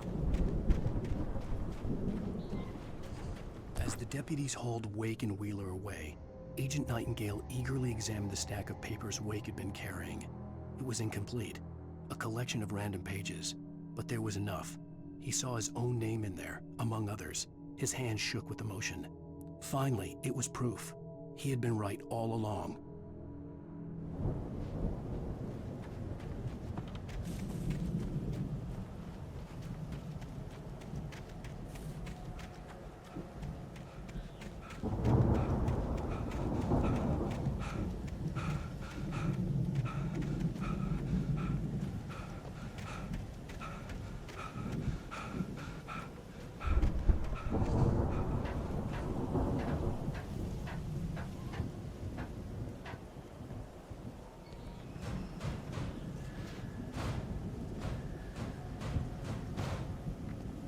I think Alan Wake here has something to say. What's that, Al? I'm Alan Wake. I'm always right about everything. And if I don't get my way, I'll sulk all day long. I'm always intense and moody. It makes me very attractive and mysterious. Right now, I'm just standing here because I need my best friend Barry to carry me. But that's okay. I can just take him for granted. I think I see what you did there. Yeah, it was pretty good. You want me to do my imitation of Barry Wheeler? No? Thought so. Deputy Mulligan tuned Thornton's chatter out. He didn't think writers were particularly useful people, and a huge manhunt for one struck him as idiotic. Certainly not worth the missed opportunity for coffee and pie. It wasn't even clear what the man had done, except run from them at the trailer park. Mulligan knew he wasn't alone. The sheriff's patience with the Fed was running out.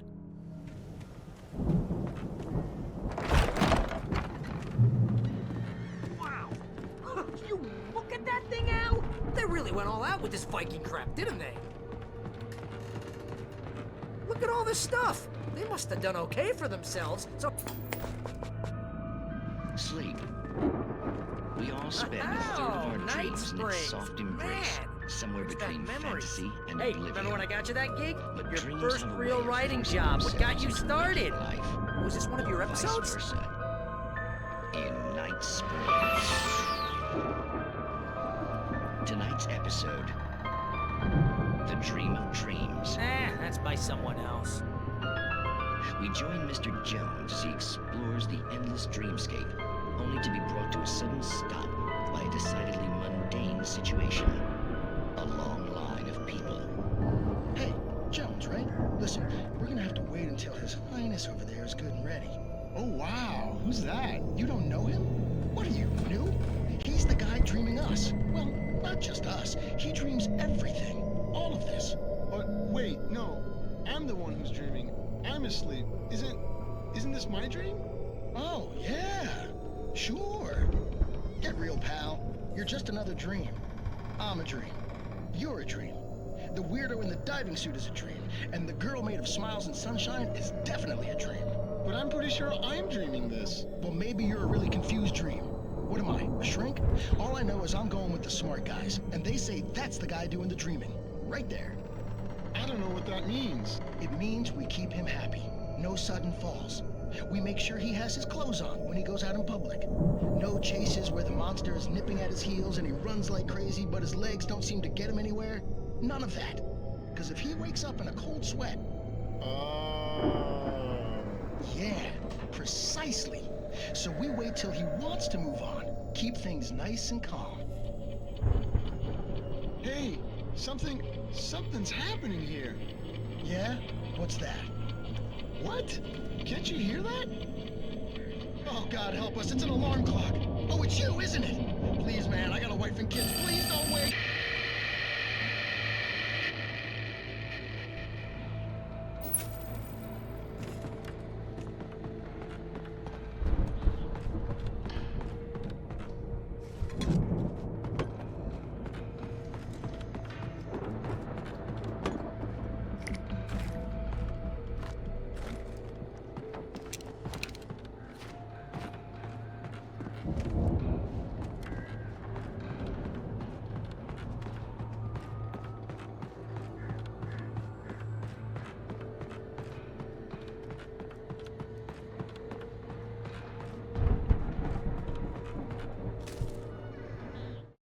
It's 1976. Madness reigns at the Anderson farm. Contrary to all logic, the headiest ingredient of their moonshine is unfiltered water from Cauldron Lake. The Andersons feel like gods. Odin can't stop laughing. He contemplates cutting his eye out.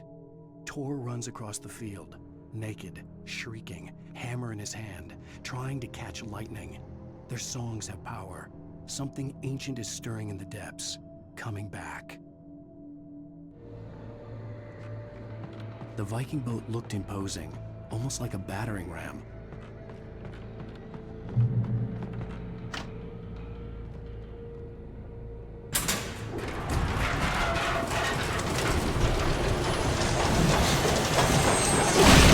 Oh, good going, Al!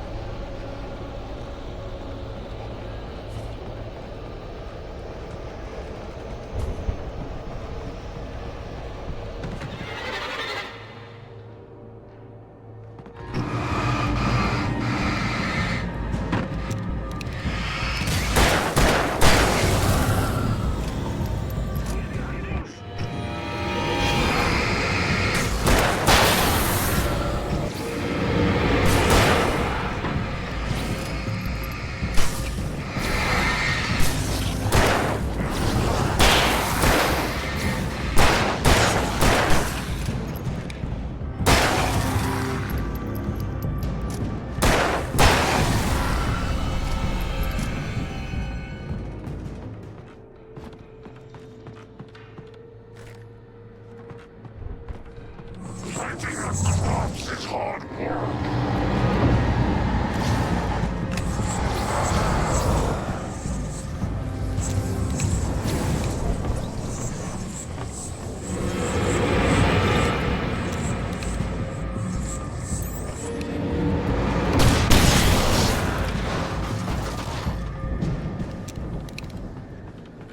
I think we can make it through here, Al!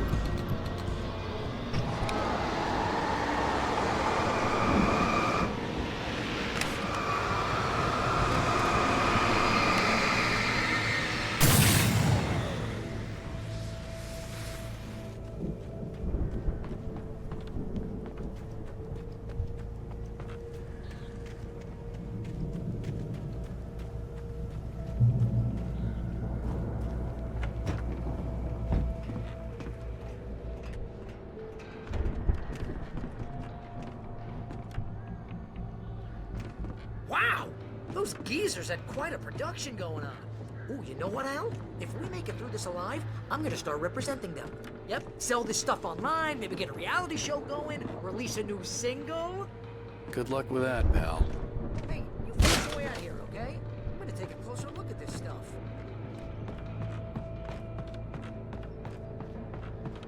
Be careful, Al!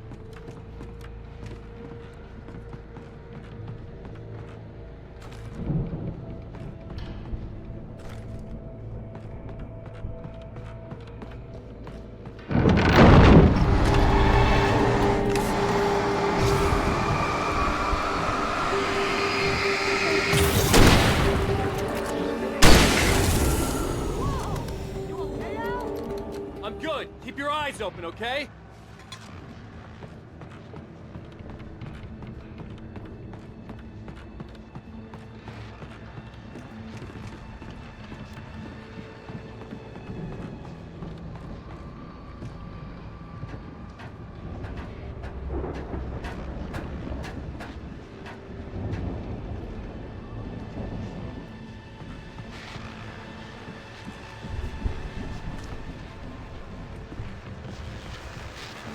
As you regular listeners know, I tend to work through the night, but I'm not the only one. Deputies Mulligan and Thornton are taking a couple of moments off their busy schedule to join me here in the studio.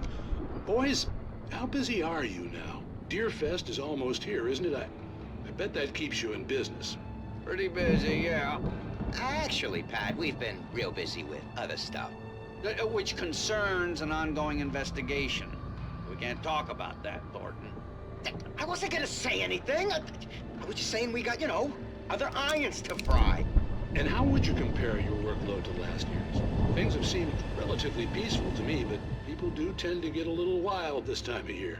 Oh, it's wild, Pat. It's pretty wild. There's been all sorts of trouble this year. Vandalism, fighting, public disturbances. A lot of people gone missing, too. Yeah, it's pretty much the usual stuff, Pat. Just, a lot more of it. Now, is it just me, or does Deerfest get wilder every year? People seem to be more drunk, at least, or they start earlier and younger. Oh, it's definitely not just you, Pat, but... Definitely, Pat. Hey, I'm talking here, Thornton. Oh, shoot, I lost my train of thought. Not just me. Oh, yeah, it's wilder, Pat, but actually most of the trouble seems to be coming from grown men. People who ought to know better, Kids are doing fine this year. Well, that's nice to hear at least. Boys, I want to thank you for stopping by. I'll let you get back to your patrol. Sure thing, Pat. Yeah, sure thing, Pat.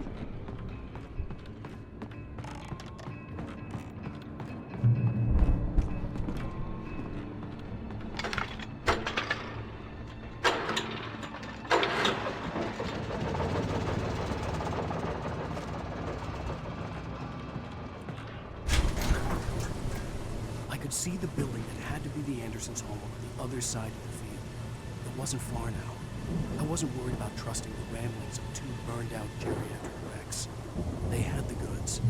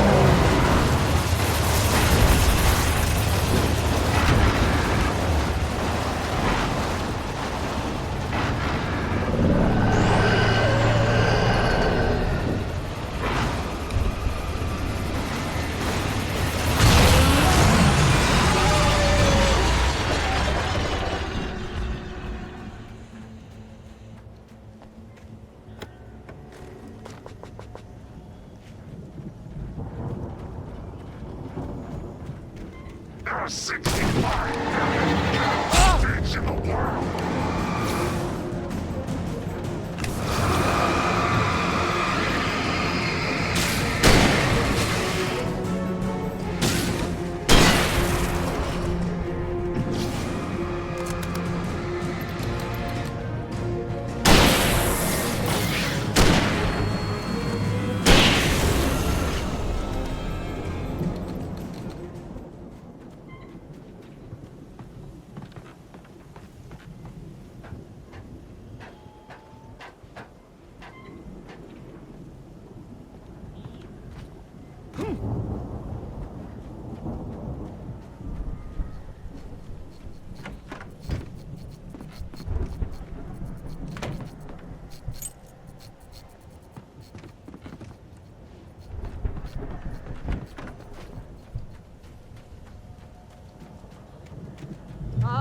Al?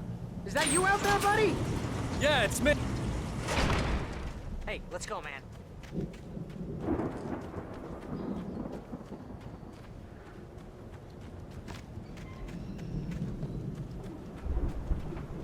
We're gonna have to work together to open this gate, Al. Looks pretty heavy.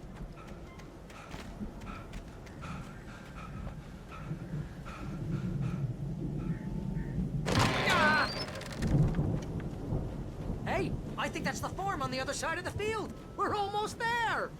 This farm is a crazy place for crazy people. We should feel right at home then.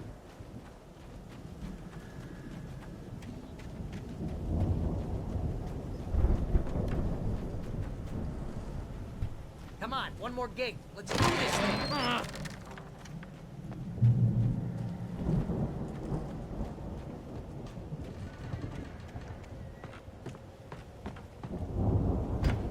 Lights are out.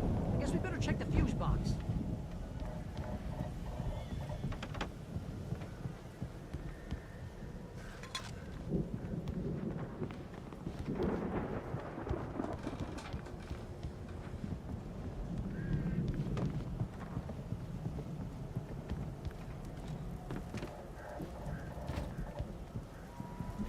The power downstairs was out, but I was sure I could fix that at the fuse box.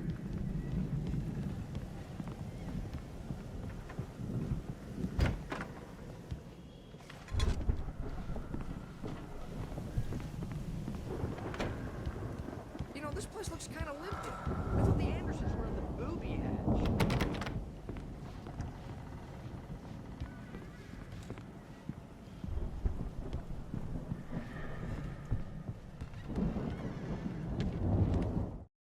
Again, Alice's screams rang in the stillness of the night.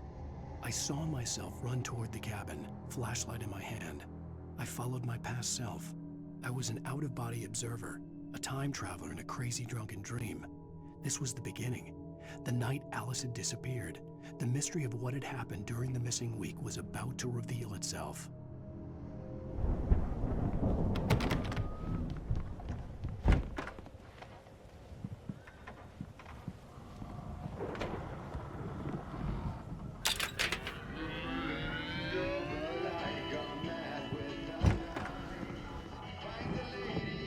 Can you hear that, Al? Music? Of course. We need to find where it's coming from. That's the message the Andersons talked about. That's the whole reason we're here. Lady of the Light? Oh, that's gotta be... What's her face? The crazy lamp lady from the town. Cynthia Weaver. Right. Must be.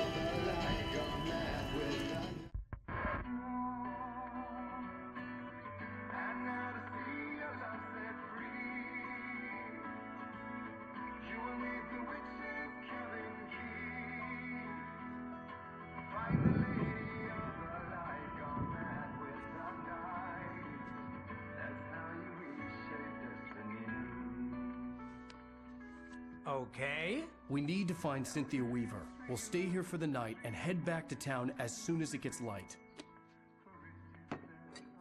Hey, Al. Lots of hours before dawn. Might as well get some rest. And by rest, I mean drunk. Come on, Barry, this is... Yeah, what the hell?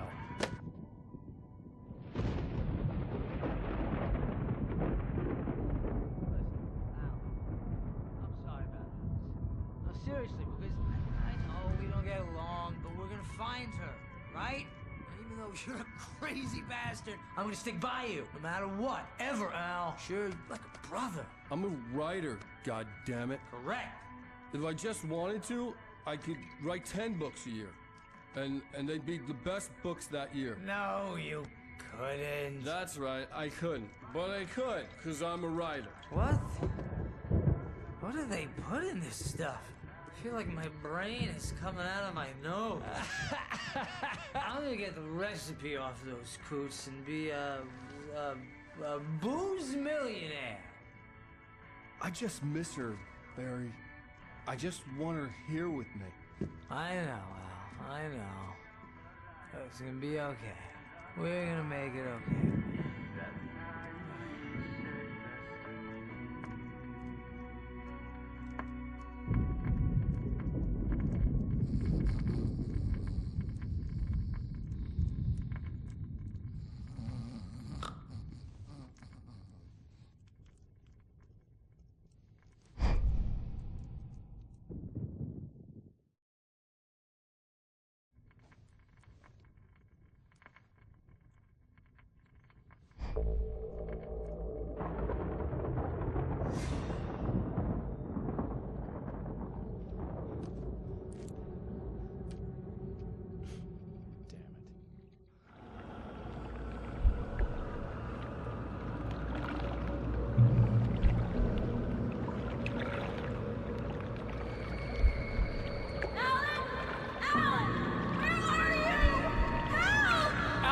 I'm coming! It's all right! I'm coming! It was a crazy drunken dream, and yet it was more than that.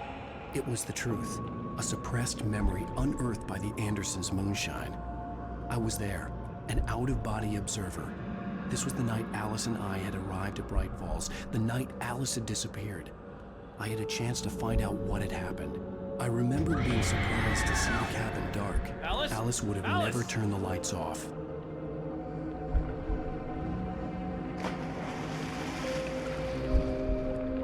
I remembered thinking I caught a glimpse of her form underwater, sinking into the darkness. Diving after her was the last vague memory I had of that night. After that, the next thing I could remember was waking up behind the wheel of the crashed car and finding the first pages of the manuscript.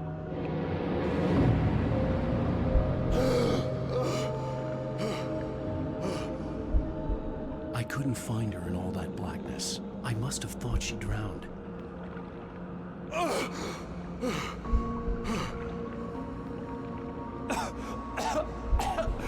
Alice!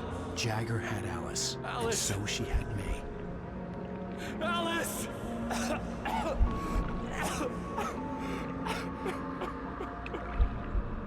I'd been easy prey. Look at the cabin. Is there someone in the window? Alice? Maybe she didn't drown after all. Maybe she's inside. Alice! Yes.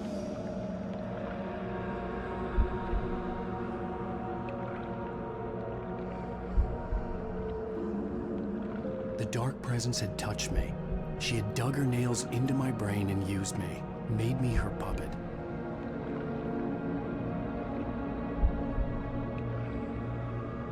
She must be here somewhere. Maybe upstairs in the study. Alice! Yes, that's where she is.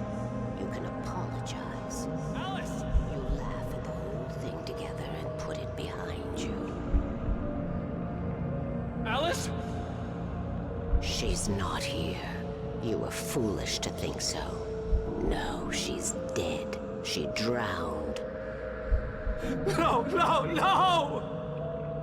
It's your fault your wife is dead. You are guilty. All she wanted was to help you right. You killed her. Oh, hush. There's still hope. Cauldron Lake is a special place. Here, you have the power to change things. She wanted you to write. I will tell you what to do.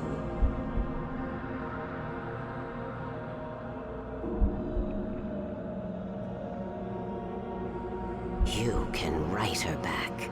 The story will come true, and all will be well again.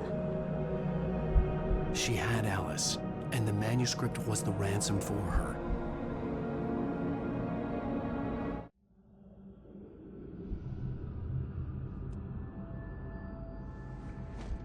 Yes. I'll write. I'll fix it. I'll bring her back.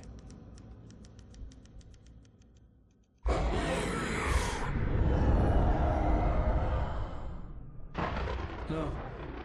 I wrote it. I remembered it all now. In the dark, I'd written for days, a week, almost a complete manuscript of a novel entitled Departure. Jagger had been my editor, whispering in my ear, making sure that the unfolding story would make her more and more powerful. I thought I was saving Alice. Even with the cobwebs she put in my head, some part of me had been aware enough to write my escape into the story, to bring a light into the cabin to release me before I could finish, to interrupt the horror story before the ending, where darkness consumed everything and everyone. Zane was weak and far away, but I had written him into the story, and his light had been enough to set me free. It isn't here now. I'm here because it was written. I brought the light to set you free. You must hurry. It will know I'm here. It will be back soon.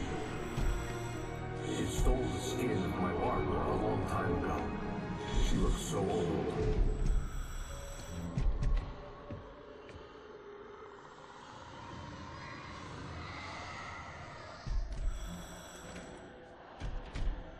I'd woken up, confused and groggy, my mind consumed by darkness and fear. All I could do was to escape.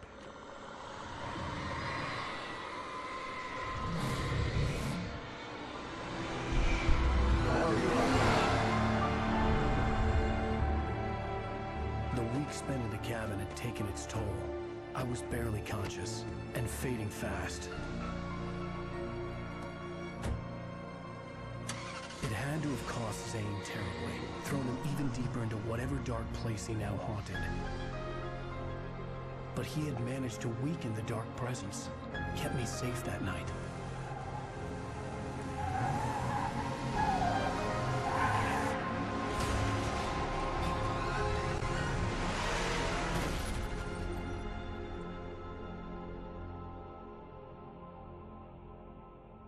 I wrote it. It's my fault. That's right, James Joyce. It's your fault, and you're gonna pay for it.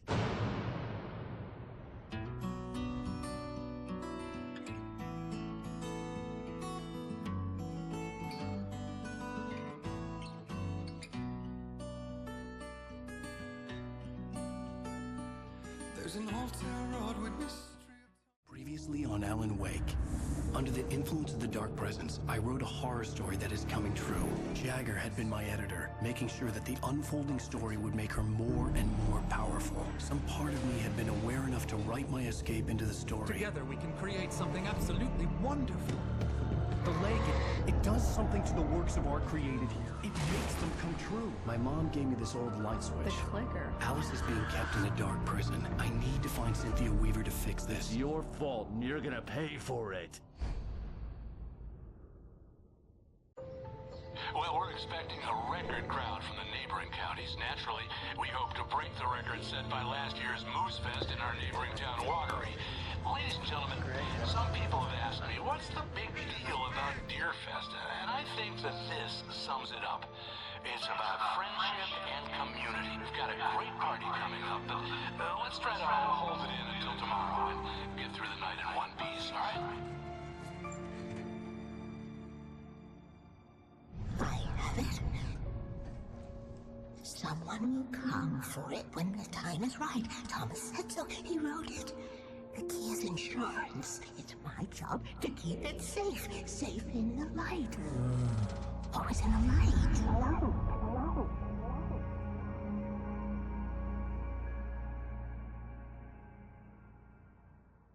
All the manuscript pages were gone. The FBI agent had taken them.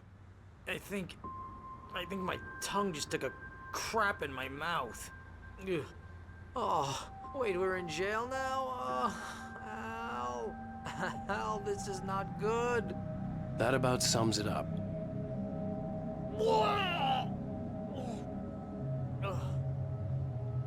Oh, I am never drinking again.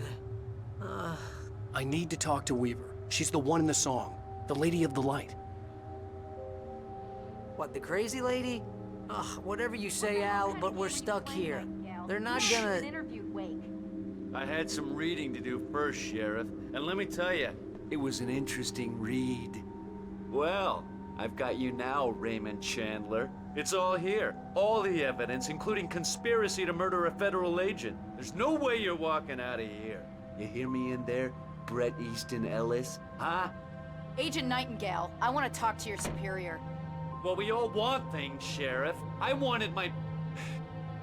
Look, that's not possible right now. Agent Nightingale, I insist.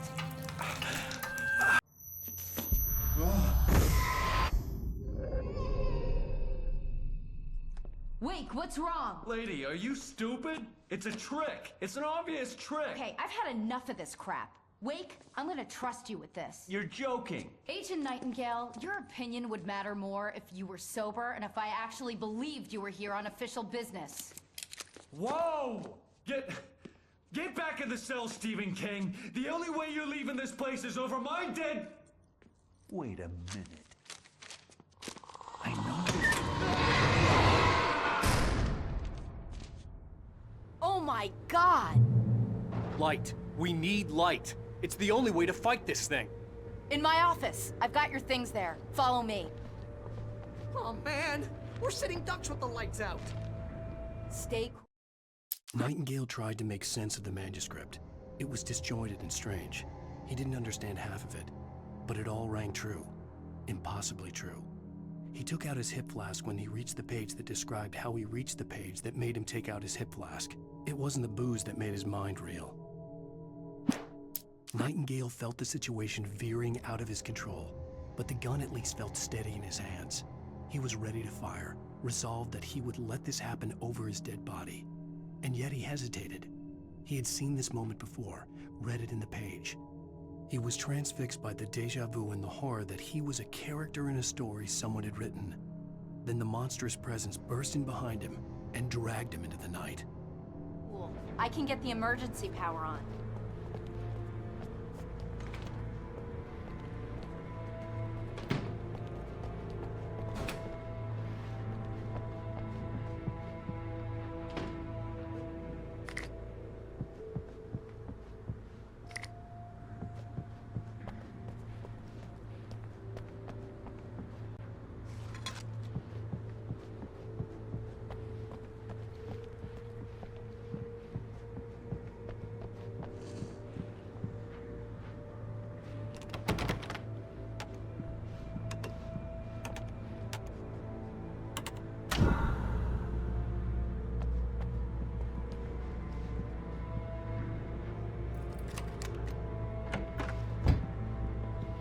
things. Wake, what do I need to know? What do you need from me? They can be hurt in the light, only in the light. And I need to find Cynthia Weaver. She can help me stop this. Light. Check. Cynthia. She lives in the old decommissioned power plant. I can get you there pretty quickly in the rescue chopper. Come on, let's get back to your friend. Wheeler, I need you to stay here. What? No! We're going to fetch our ride, but I have friends who need to be warned about this, and I can't be in 2 places at once. I need your help. Well, okay. Here's a list of people and phone numbers. I need you to call them and tell them you have a message from me. Night Springs, okay? They'll know what to do. Night Springs? Like the TV show? Gotcha. Oh, hey, that radio guy is on the list, Maine. Who's Frank Breaker? He related to you? My dad. Hey, is this like a secret society? Can you do this? You'll be safe here. The backup power's on. These guys need to be alerted, just in case we don't come back. You'll come back for me though, right? As soon as we get the chopper ready. Thanks, Wheeler. I owe you one. Okay, let's go, Wake. Through the back. My hangover wants a pizza. You think there's any way I could order one, Al?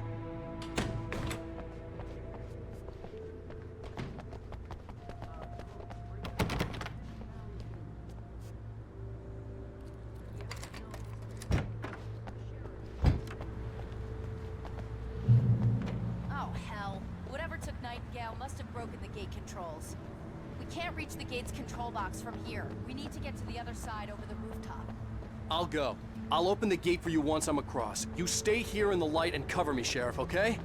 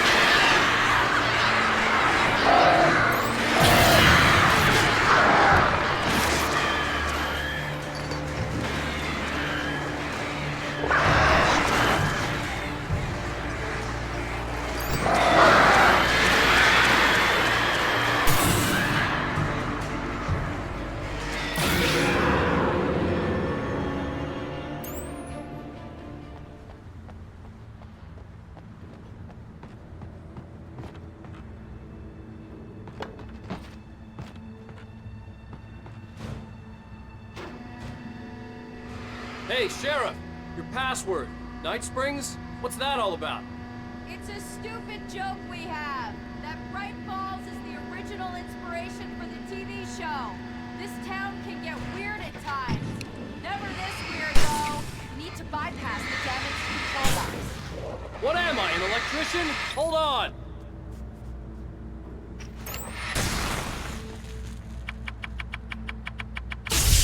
Ow, damn! That's smart. Good job, Wake. Okay, stick close. Our first stop is the town hall. The keys to the chopper are there.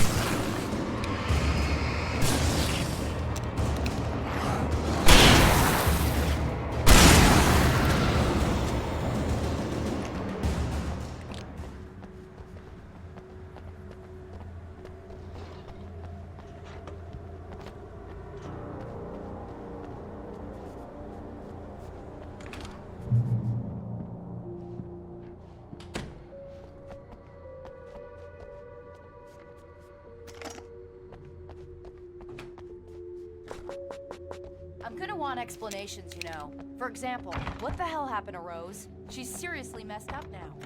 The same thing I think happened to me after I arrived. During this week, you can't remember? Oh, I remember now.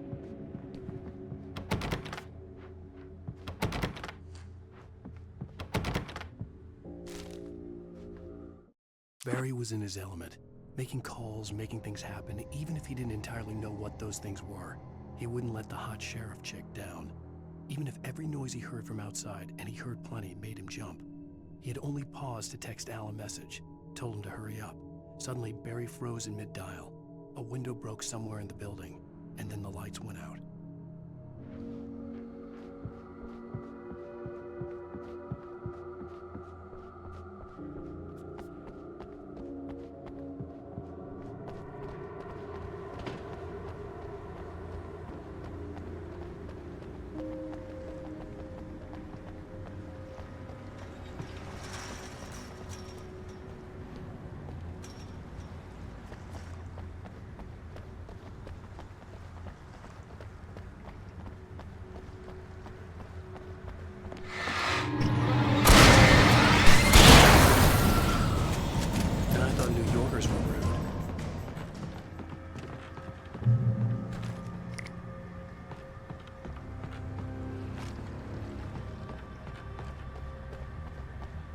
You have the right. I understand these rights.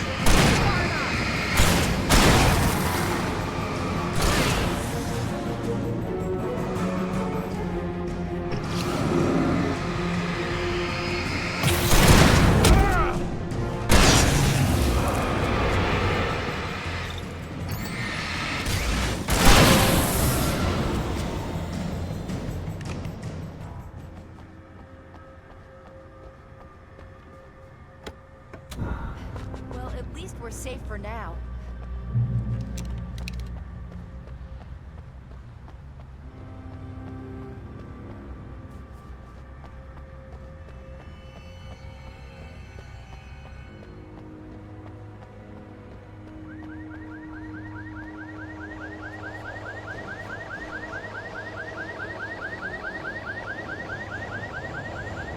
Wait, over here! There's light!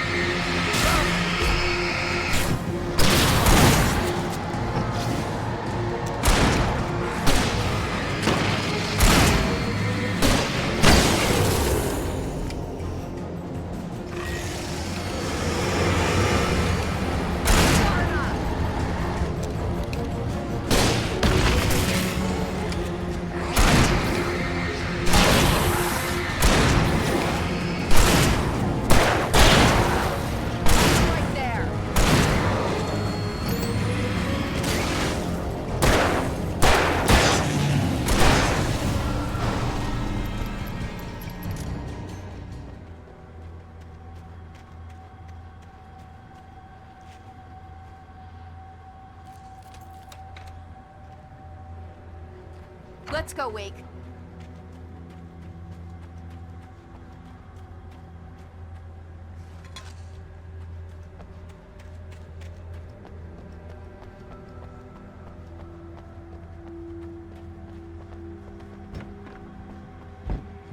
Okay, someone's messed with the fuse box here, but you should be able to jury-rig it while I find the keys.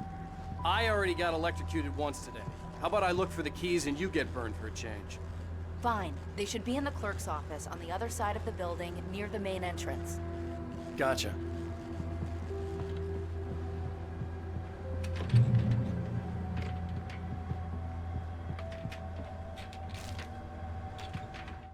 The darkness that wore Barbara Jagger's face was furious. The story in the manuscript had been making it stronger all the time, but now the light had set the writer free and hurt it, weakened it. It was only a matter of days before the dark presence would be strong again, but meanwhile, it would be difficult to recapture the writer.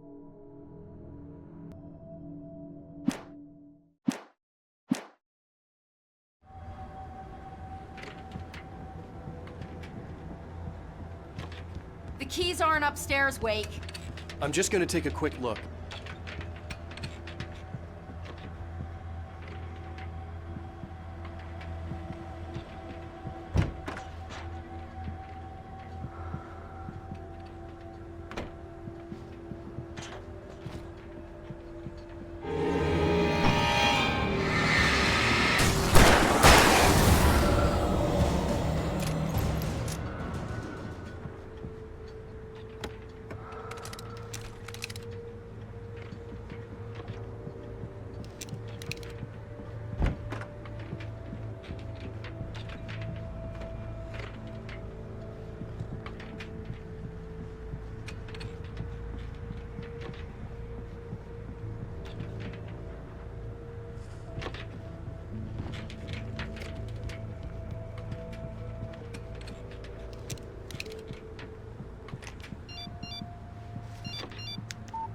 The message was from Barry.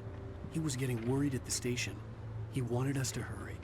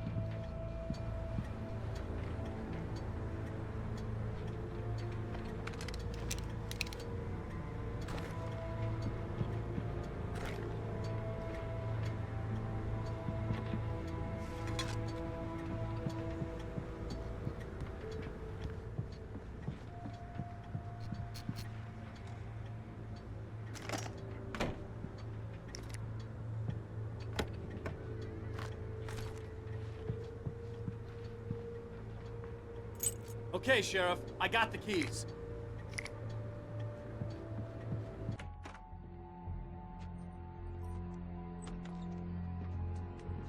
Barry? Why isn't he inside? Oh God! Oh God!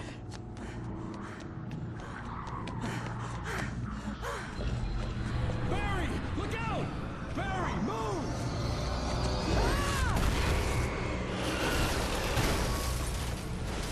Barry! He made it inside, Wake. He's okay. The storefront's blocked. Come on, Wake, let's go around. We can meet him in the back.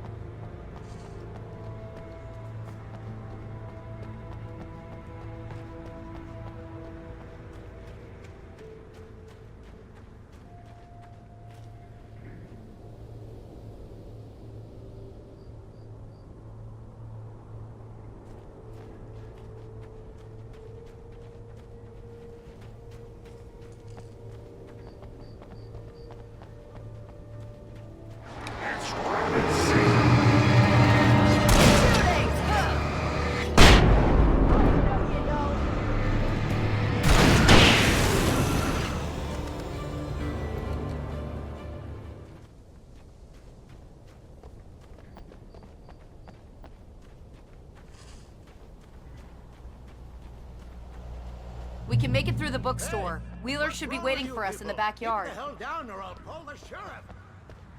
Oh, hi, Doc. I've got it. Don't worry about it. Sarah, about time somebody showed up. All the shooting in the air is idiotic. One of these days they'll kill somebody. And over Deer Fest. I know. Go back to bed. He's got a point, Wake. Look, this town can't take this. It's me they want. The sooner I get out of here, the sooner you can all get back to life as usual. I hope you're right. Come on, let me get this door open. Wait, you got the keys to the bookstore? Perks of being the sheriff. A girl needs to get around.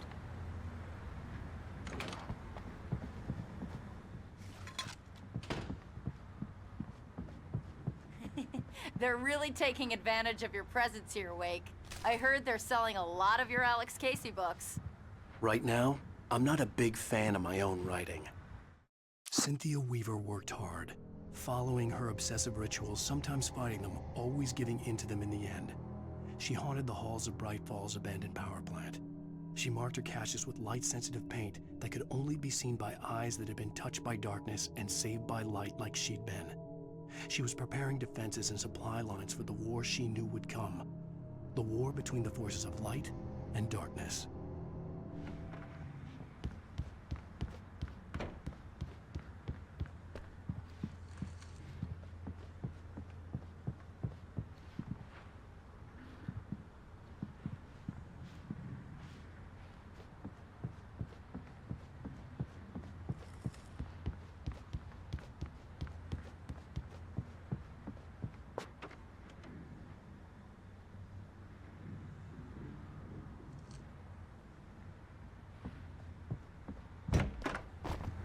I don't see Barry. Look, Wake! Maybe that's him. That's the way to the chopper.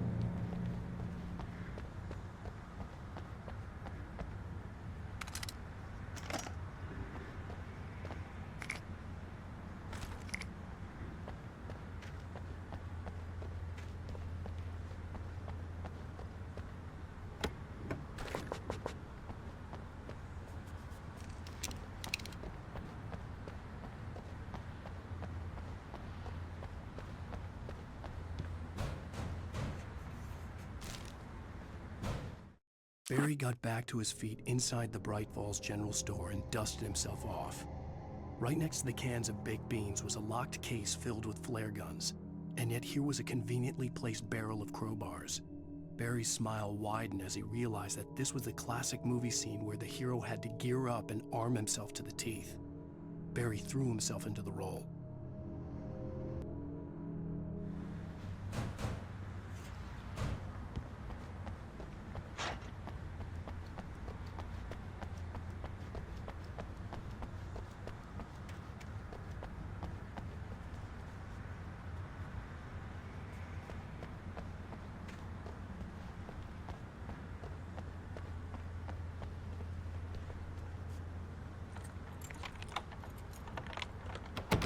I'm gonna give Pastor Howard a piece of my mind about this lock. Ugh, I told him to get it fixed.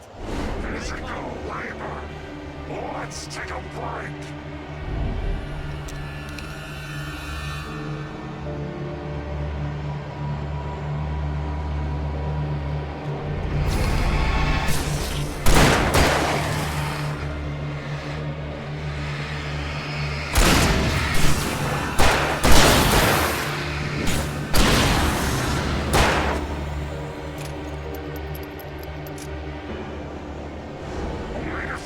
Fatty acids are good for your heart.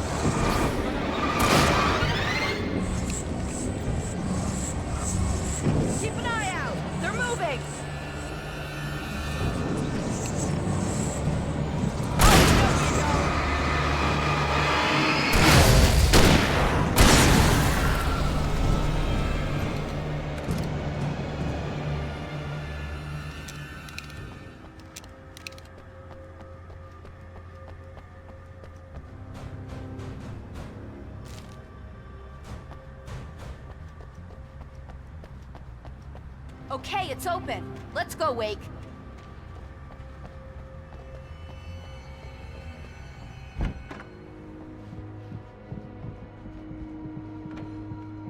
Wow. We keep them lit all night long on the night before Nearfest. Why? Well, it's tradition.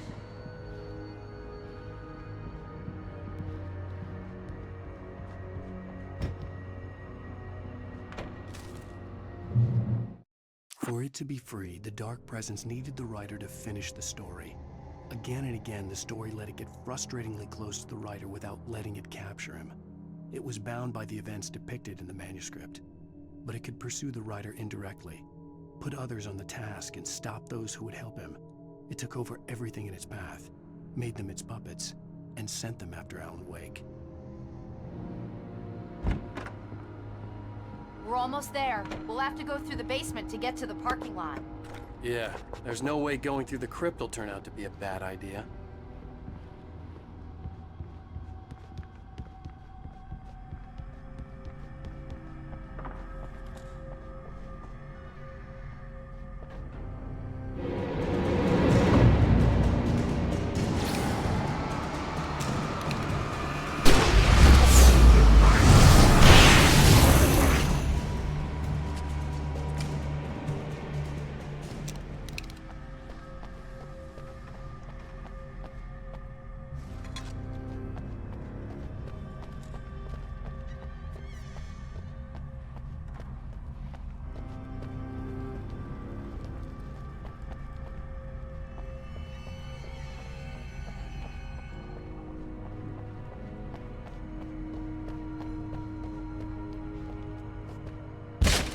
Did you call 911?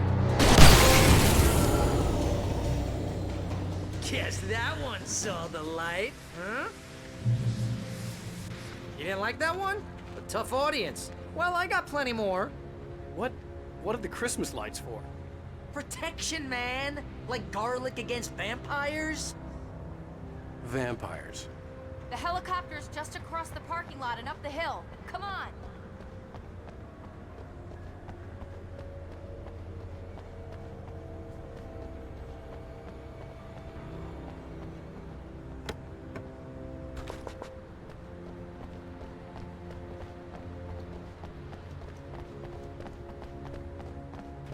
Bright Falls General Store is now my favorite place in the entire world. See this headlamp? It's like a superpower. I can just look at one of those things and they die. It's my flaming eye of Mordor. I wish I didn't say that. Hey, I want a headlamp. Last one. Bastard. Alice had screamed until she had no voice left to scream. Around her, the darkness was alive. It was cold and wet and malevolent and without end. She was a prisoner, trapped in the dark place. The terror would have burned her mind out, but one thing made her hang on. She could sense Alan in the dark. She could hear him. She could see the words he was writing as flickering shadows. He sensed her too. He was trying to work his way to her.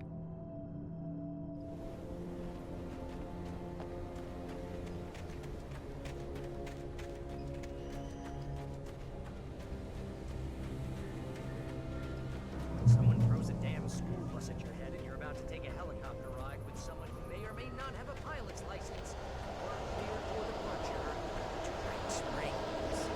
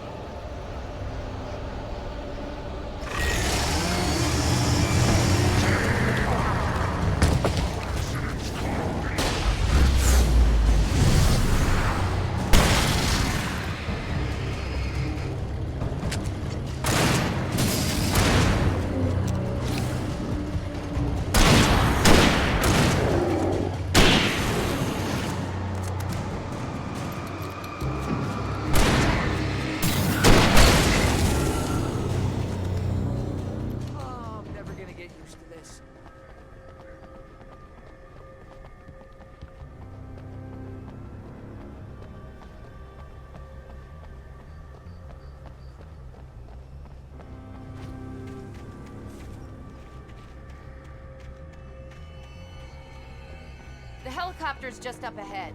I'll need a while to prep for takeoff. Don't take too long. I want to get out of here.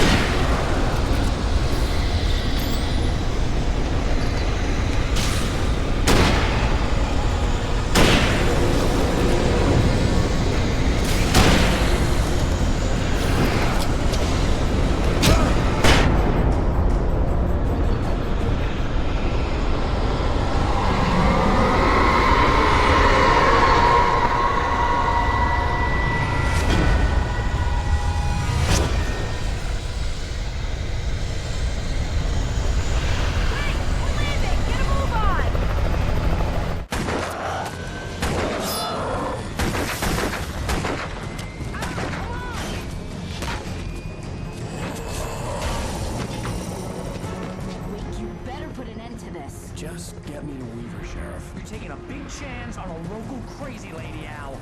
I hope you're right about her, or we can kiss this town goodbye.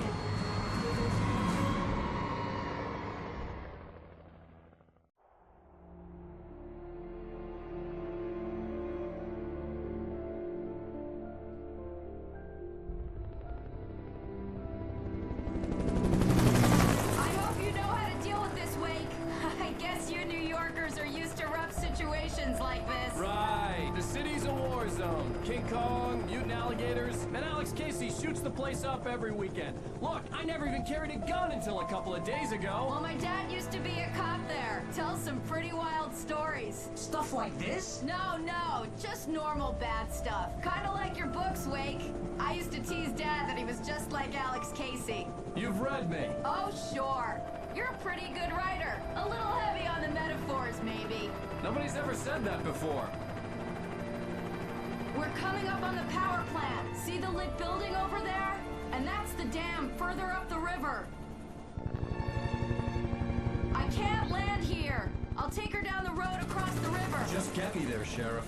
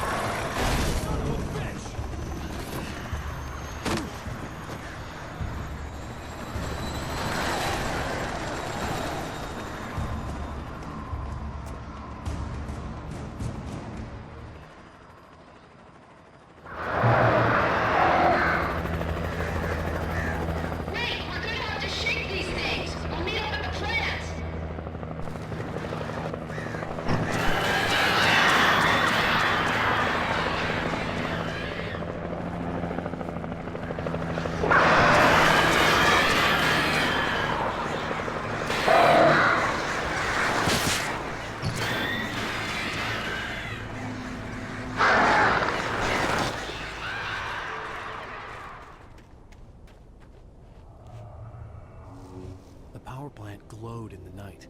It was close, but I had to find a way across. Making her way through the water pipe alone, Cynthia was angry at the writer. Foolish young man, taking unnecessary risks. And the way he broke the rules. Didn't he understand what was at stake? Since the terrible days in the 70s, she hadn't wavered once, as hard as it had been. She was tired of protecting the town all these long years, and now only wanted to rest. The story I had written in the cabin had come true. Touched by the dark presence, I had written a horror story, but the end was still missing. The story was incomplete, and the last unfinished page of the manuscript still sat in the typewriter in the cabin study. If I could get back there, if I could read the page, then I could write my own ending to this story and save Alice. I recognized the logo on the power plant sign. I'd seen a version of it painted all over the area, signifying hidden caches of supplies.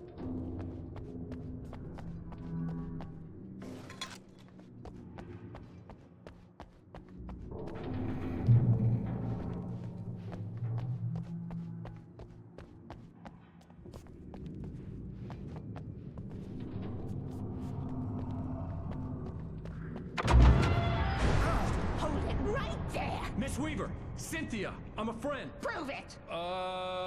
You knew Zane, Thomas Zane. You're the Lady of the Light in the song. You can help me. About time. Young man, I've been waiting a very long time for you.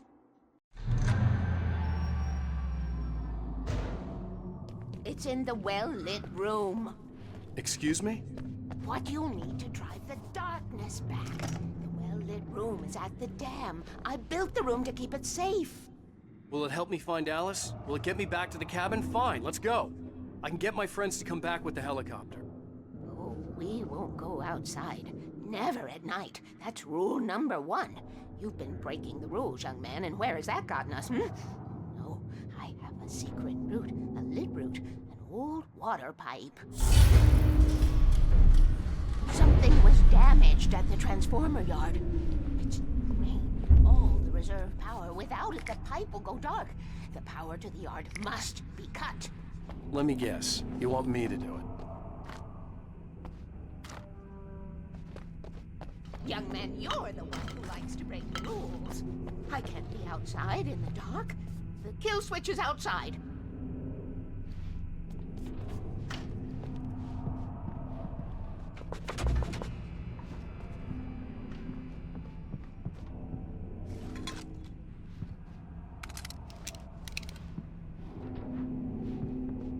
I have been preparing for these times, the dark tides.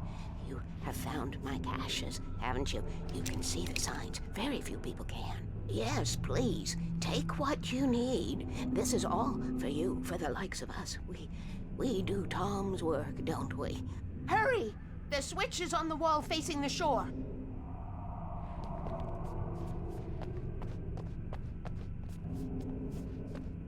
I cannot take you to the well-lit room if the lights in the pipe go out. You must go out.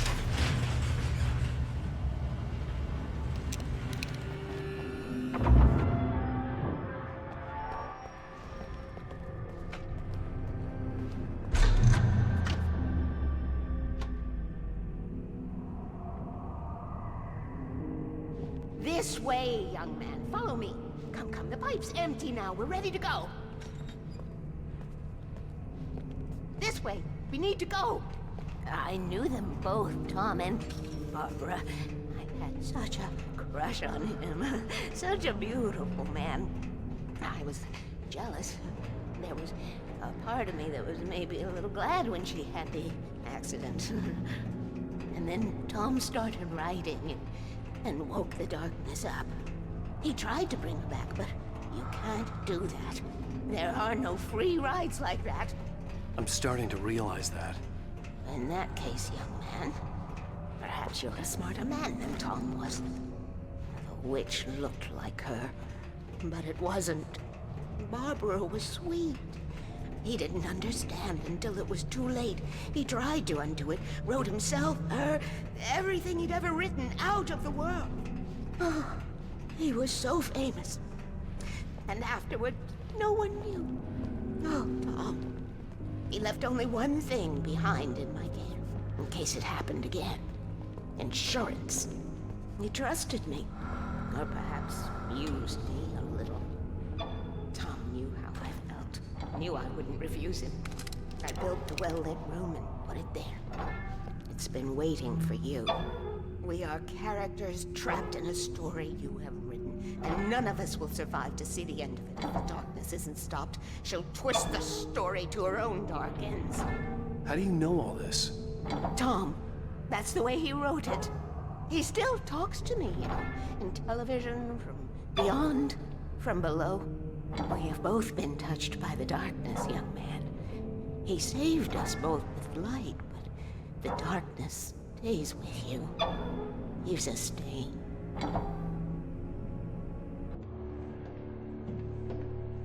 This pipe will take us directly to the well-lit room.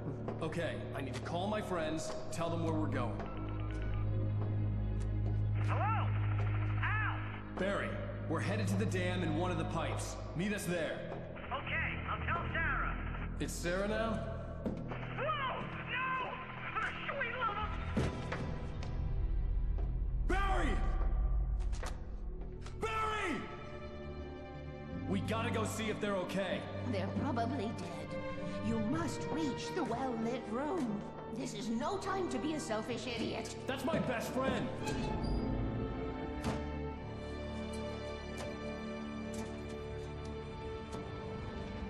Well, be a fool. I'll use the pipe. I'll meet you at the dam if you make it.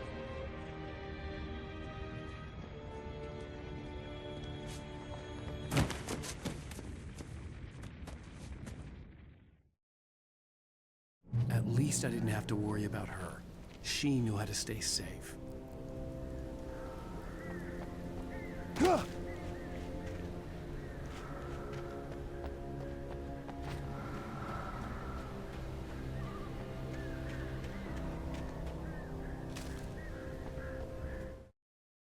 Sarah was almost starting to relax.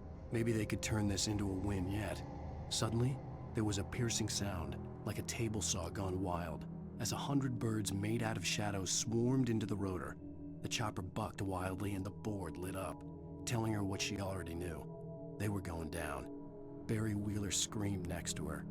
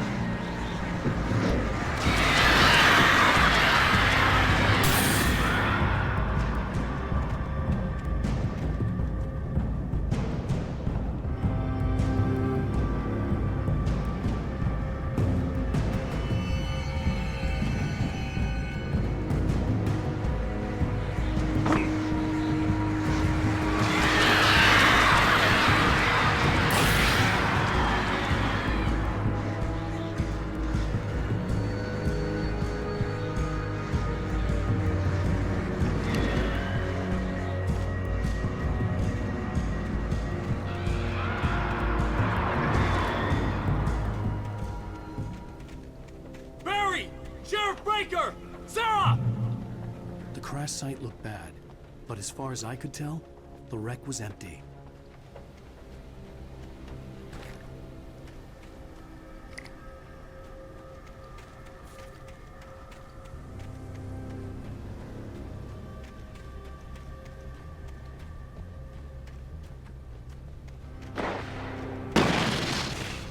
Barry! Barry! Watch out! They're coming! Hang in there, I'm coming!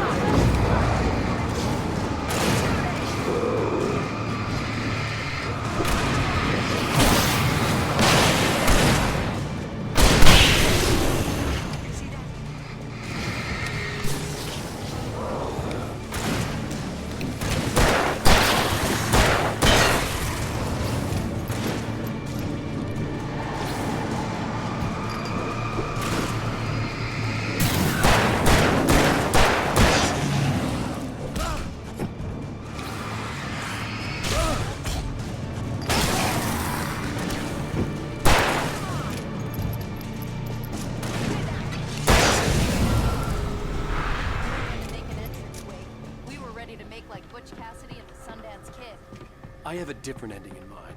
Yeah, I'm fine. Thanks for asking. I knew you'd be all right. How's that? The flaming eye of Mordor? Weaver will meet us at the dam.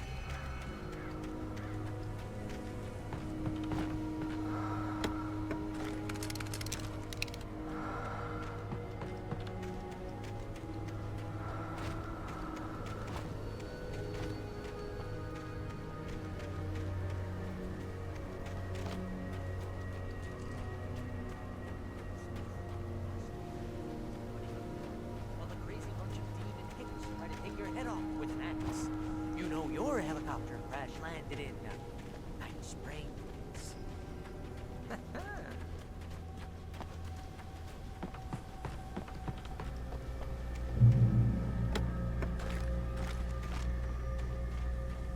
Oh, I can't take much more of this.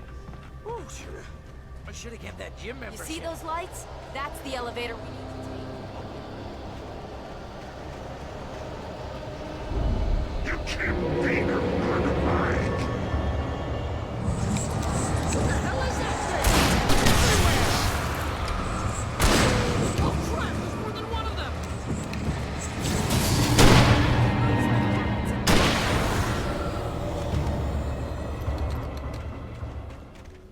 Was that it?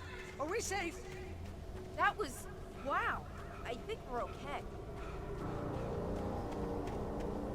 Hey, Al, I got a bad feeling.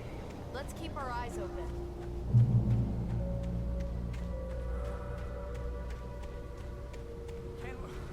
Can we just stay here until morning, Al? Wait, call the elevator. I'm keeping watch. I think I hear something moving around.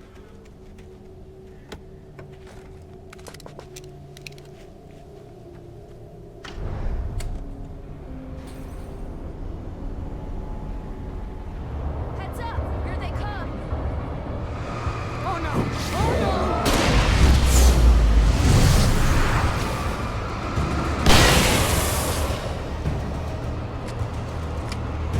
They're coming! We have to hold them off!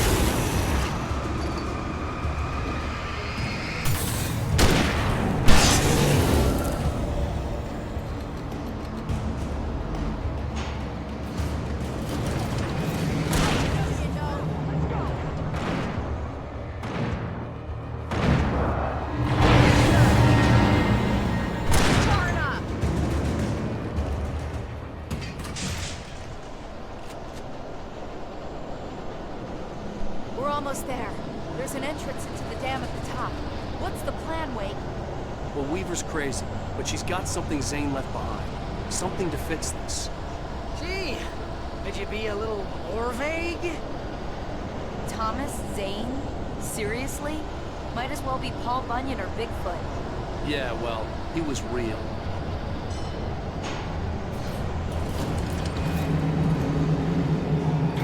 Let's be careful, okay? Oh, jeez, I hate this. Okay, Wake. There's a button over there that opens the door. I think something's broken. Hold the button down so we can get in.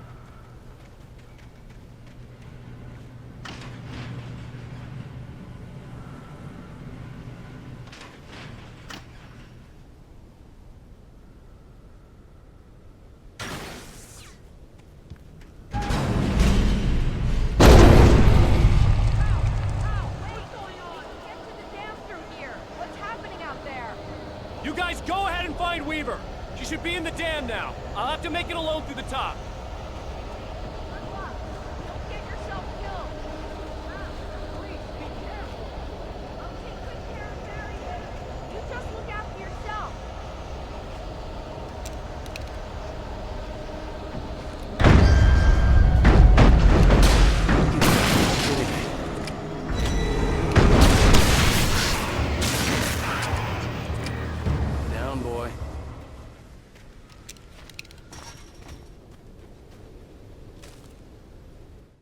Thomas Zane knew he had to remove all that had made this horror possible, including himself.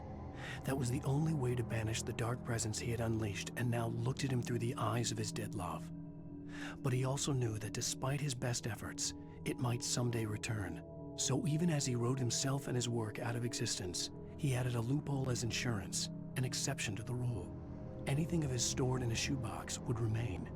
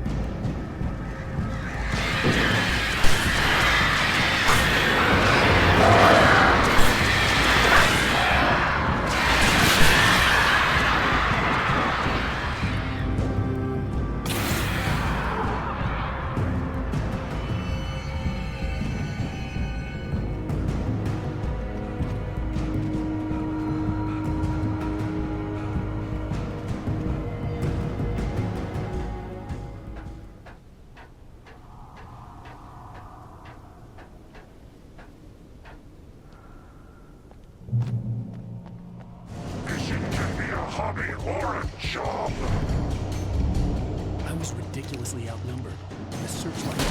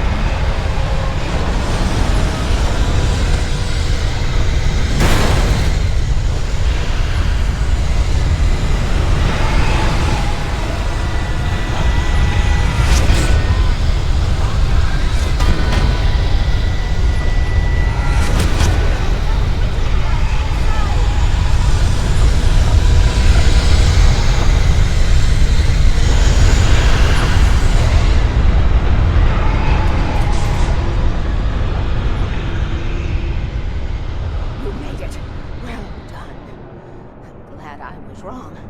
But it was a foolish chance to take. Don't worry about the noise. We're safe here. I have looked after the well-lit room for many, many years now. There is no shadow in the well-lit room.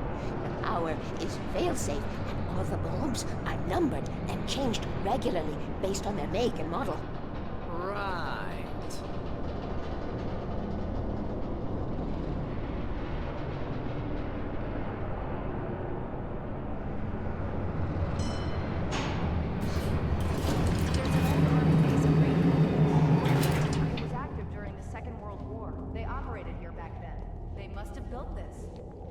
Yes, they did. It's my place now.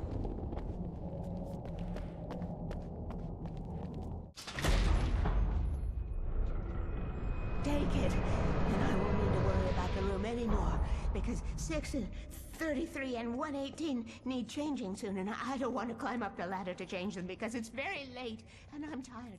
And if you take it, I won't have to do that anymore. The page was autobiographical, a memory from my childhood. But I didn't write this. It was a page written by Thomas Zane. None of them were supposed to exist anymore. Alan, 7 years old, would fight sleep to the bitter end. When he did sleep, he soon woke up, screaming, the nightmares fresh in his mind. One evening, his mother, sitting by his bed, offered him an old light switch.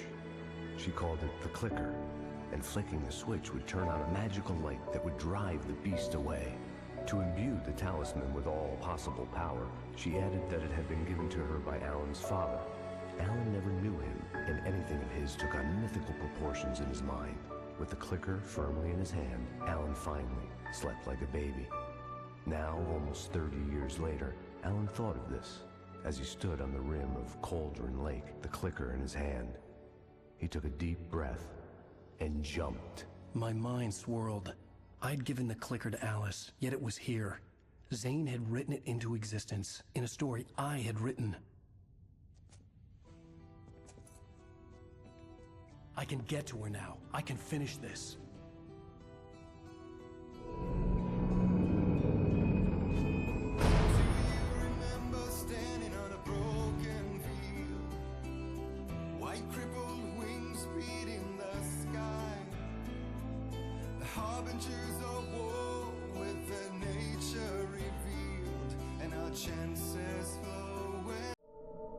Previously on Alan Wake, I wrote a horror story that has come true. Thomas Zane did the same in the 70s. You will go no further. If I continue like the Dark Presence wants me to, the story I'm writing won't save Alice. It's a horror story. No one will survive. You knew Zane! Thomas Zane! You're the Lady of the Light in the song! He left something behind to help me. The clicker. Alan thought of this as he stood on the rim of Cauldron Lake, the clicker in his hand. He took a deep breath and jumped. I can get to her now. I can finish this.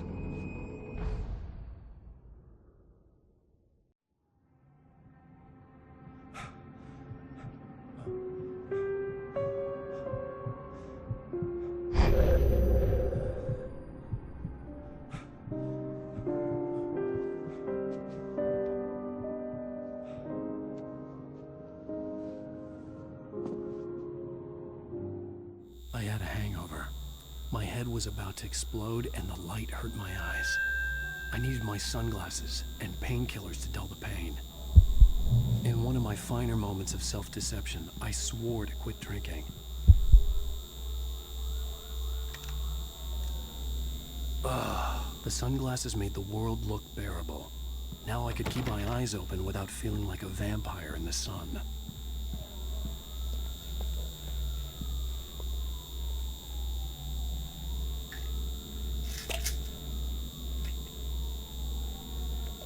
The pills worked fast. The prospect of being awake started to seem bearable again.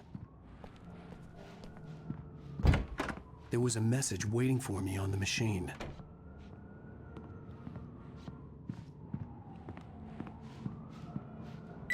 You have one new message. Al! Are you still asleep? Wakey, wakey! You should have your show on your TiVo. If Alice wasn't too mad to record it. As she called me earlier and really chewed me out. Yeah, we went a little overboard last night. But parties are a part of this business.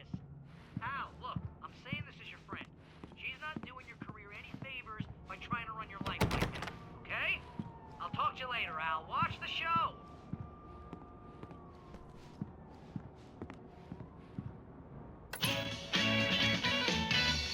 Ladies and gentlemen, welcome back to the Harry Gallic Show. Thank you. Thank you, everybody. We have a great show tonight. I've been talking with the best-selling author Alan Wake about his new book, The Sudden Stop. Yeah, good read. Go buy it. No, it is a good read. Look, I'm gonna be honest here. Is that wise? No, but I'm gonna do it anyway. I got people who give me the lowdown on books. I'm a busy guy. But this one, I actually read from cover to cover. I mean, I'm a big fan. Wow, thanks. Now, this might be a spoiler for those who haven't read the book yet. Based on the sales figures, the 2 people out there who haven't read the book yet. But this last book is all about the death of the main character, the hard-boiled New York detective, Alex Casey. Now, there's been a lot of outrage about this. Why the hell did you kill Casey? What the hell were you thinking, man? Good riddance. No, seriously though, 7 years and 6 books is a long time. He was a gloomy guy to spend all your working hours with, and it was a good run. But it's time to explore new things. My next book will be a departure from the old for me. You selfish bastard, always thinking of yourself. Well, you've certainly given us a lot of entertainment over the years. And now that you mention it, Casey was a gloomy guy. Never had much luck with his love life with the ladies. Was that autobiographical in any way? Yeah, no kidding. Casey's lady friends tended to die on him. With Casey, it was all about his pain. No, nothing autobiographical about that. I'm a happily married man. My wife is my muse. Well, congratulations. That's great to hear. So, how's the publicity tour been treating you? Good. Great. But I gotta say, I'm glad to be back home in New York. Well, you've certainly been on the news a lot lately. Lots of parties and, you got into a fight with some paparazzi. Oh, man. Well, that guy was really in my face. I lost my temper. I know that wasn't cool. Well, you are famous for that temper. Well, I did also write several books. Well, your latest novel is called The Sudden Stop, and it's in bookstores now. Go get it. That means the 2 of you out there who haven't bought it yet. Ladies and gentlemen, that's all we have for you tonight. I want to thank all our guests for the evening. Alan Wake, Sam Lake. Once more, do the face for a Sam. And our musical guests, Poets of the Fall. Thank you. At least I've been funny. I told myself I could live with that. I didn't say anything stupid, if that's what you want to know. Okay, Grumpy.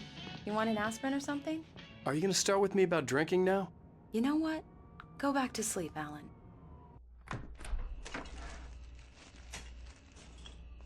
What? Now you can't even talk to me? Well, this morning I was angry because you said you'd be home at midnight and you showed up at 7 a.m. and passed out in mid-sentence.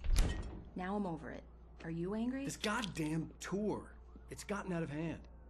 Oh, honey. It's almost over, right? We can get back to normal. Then you can start writing again. I'm sorry, honey. Alan, you're not thinking straight. Just take a shower and go back to bed, huh? Yeah, you're right, honey. I'm sorry. Once this is over, let's go away together.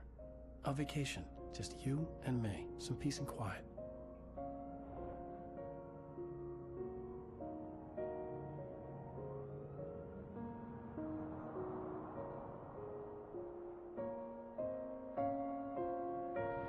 Somehow, the clicker was the key to the cabin. I had to return to Cauldron Lake to save Alice.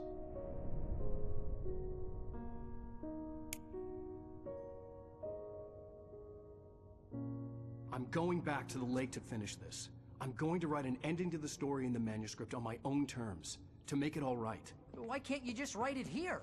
The last page is still in the typewriter. I need to read it first. Everything needs to be just right. Zane tried to cut some corners, and it didn't end well.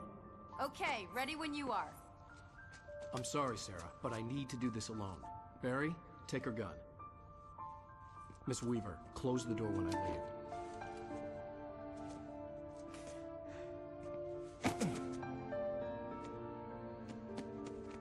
Good luck, Al. See you later.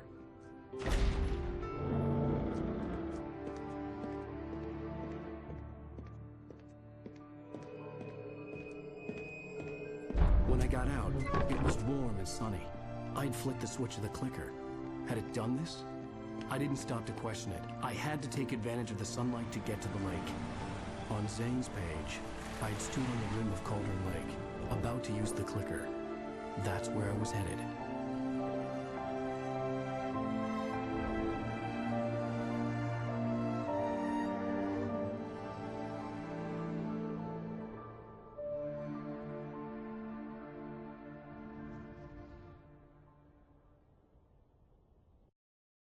Alone, in daylight, surrounded by the beauty of the Pacific Northwest landscape, it was hard not to let doubt creep in one last time. I could still chalk everything up to a dream, a delusion. I had enough imagination to make up something like this, having been in the cabin all this time, trapped in a story inside my head, gone mad from grief over Alice's death like Hartman had claimed. There would be no way of knowing. I told myself it didn't really matter. My course was set.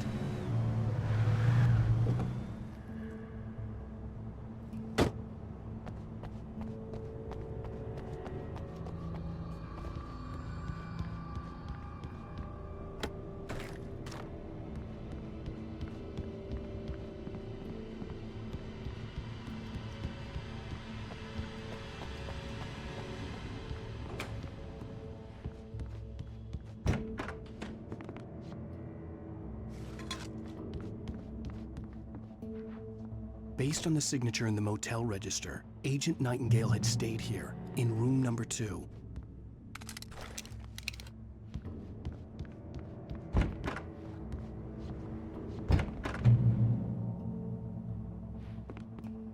This had obviously been the room where Agent Nightingale had stayed when he hadn't been busy harassing me.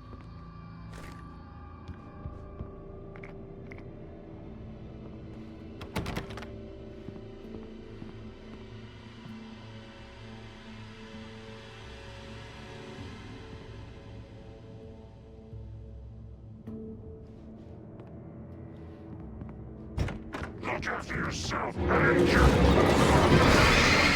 have fooled me.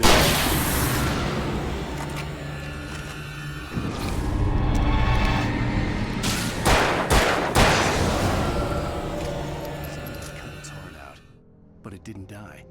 The thing that wore Barbara's face kept crooning sweet nothings, sugar-laced with poison. He put on the suit, untied the monster from the chair.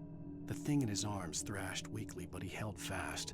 He stepped outside, off the pier, and into the dark water, a sinking pinprick of light descending toward a bottom that never came. When I told Barry my plan back in the well-lit room, I'd acted as if I knew what I was doing. I didn't. I was operating on the shifting logic of a dream. I had to fight my way to the lake through the horrors of the night. I had to flick an old battered light switch imbued with childhood magic. I had to write a happy ending to a horror story. I had to save my wife from the dark prison she was being held in.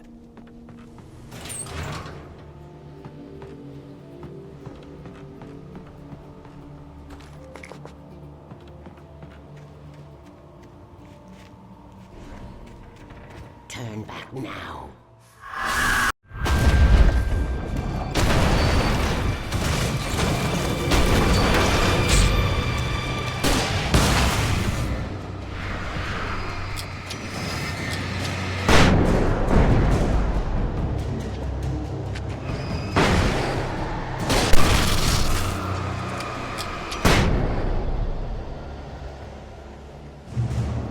Do as you're told.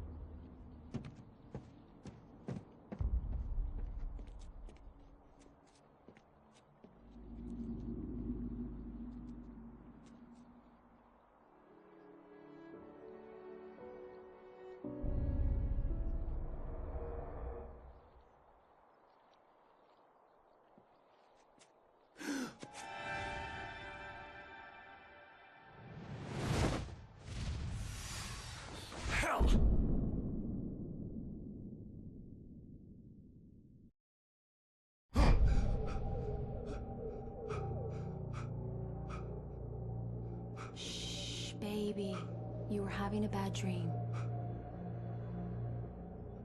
It was just another nightmare. No. Everything's fine. You're home. It wasn't a dream. Everything's fine. Turn the lights on. Turn the lights on! Shh, baby. The power's out. There's no light. Come back to bed and I'll make you forget all about your fear in the dark. My fear? It's your fear. Why aren't you afraid? You're not Alice. Turn the lights on now. Where's the clicker? What did you do with it? Alan, honey, you're still 1 foot in a dream. You're not making any sense. Come back to bed.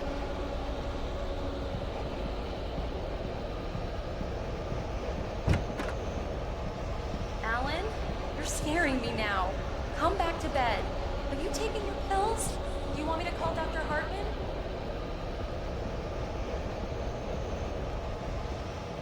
Come back to bed, Alan. Come back to bed, Tom.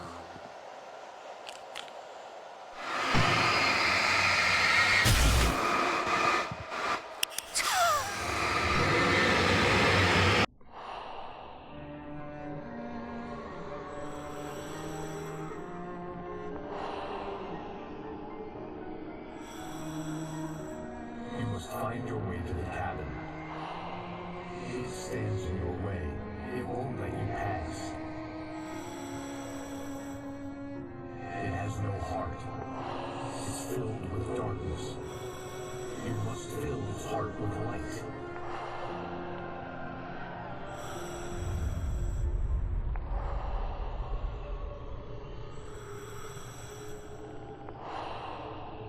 Don't mind him. He's Mr. Swift. Your friends will meet him when you're gone.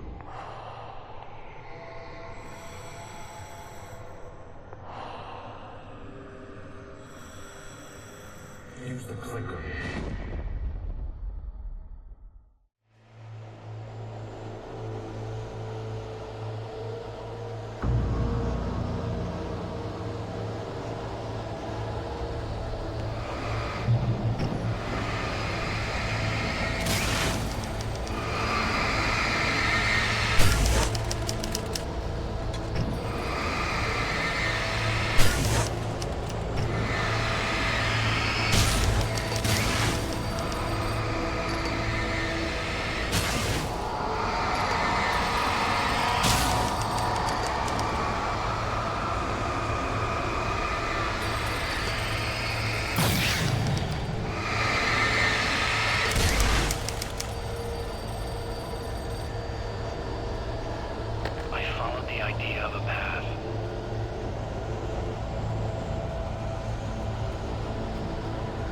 I'm leaving you. What? I'm leaving you, Alan. I met someone. I'm in love with someone else. Alice? No, what do you say? You can't. You don't love me. You even love yourself. All you do is torture yourself with work you can't do anymore. No, I love you more than anything in the world. You're my muse. Who are you? What have you done with my Alice? Alan? I'm bringing myself across the arena. Put the light back on. What are you doing, Alan? Stop. Put the light back on. It wasn't true. Nothing like that had ever happened. You're not my Barbara. Tom, let me go. I promised to be good. Please, untie me, you naughty boy. I will help you write your masterpiece. I will love you forever. No, you're not Barbara Jagger. I made a terrible mistake. I should have never written you back. You came back wrong. Your heart is filled with darkness. Put that knife away, Thomas. Put it down. Heart is filled with darkness. Cut it out. Take you back to the depths of nature. I willed the cabin to be real. Filled with darkness. Get away from me, you hag. Where am I? Let me go. Alice! Alice! I'm coming! Your husband refused to do as he was.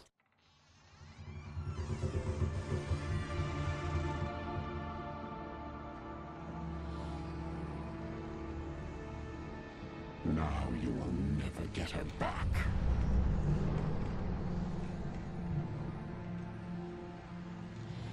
I am much older than you. Older than your first work of art. I will find a new face to wear. Someone else to dream me free.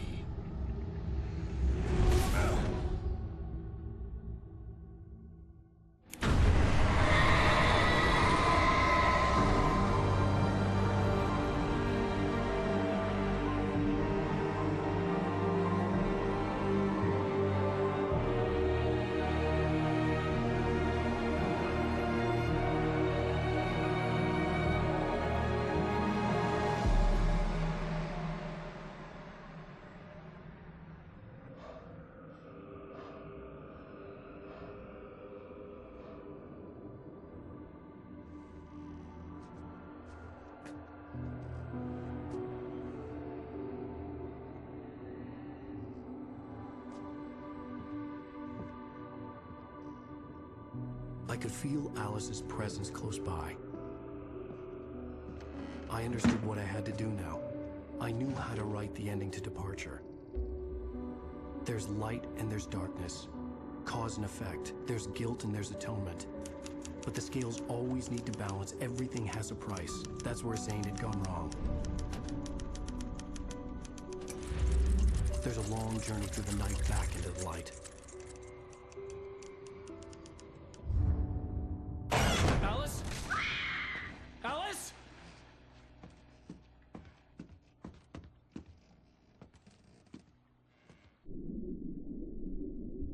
Oh no!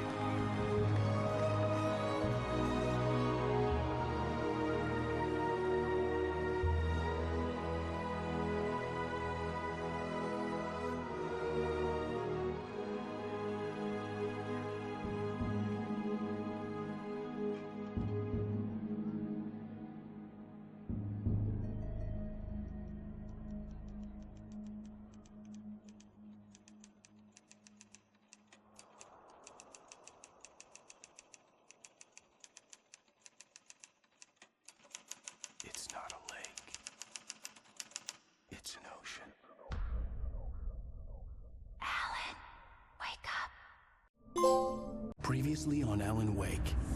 Something I only know as the Dark Presence held my wife captive and used her to make me write a horror story that came true. I'll bring her back. Some part of me had been aware enough to write my escape into the story.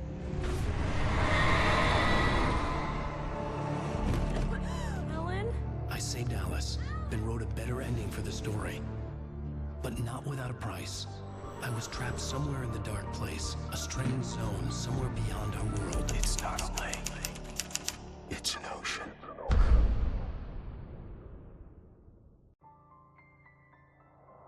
After the completion of any difficult undertaking, there are mixed emotions.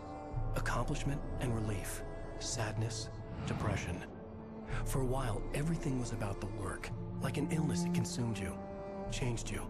You locked yourself away from the world to do it, and now you need to recover. Learn to live without it. Find a way to crack open the door and let the light back in. I knew this place. It was familiar, but wrong somehow. Welcome to the... Everything had a surreal, dreamlike quality. I can't believe it. I had a disturbing feeling of deja vu. I had no idea why I was here or where I had been before this moment. But something was waiting for me at the back of the diner. Try the coffee. Just don't blame me when you fall in love, because it'll break your heart when you have to leave. Here is no longer human. Nothing but black coffee under a thin layer of skin.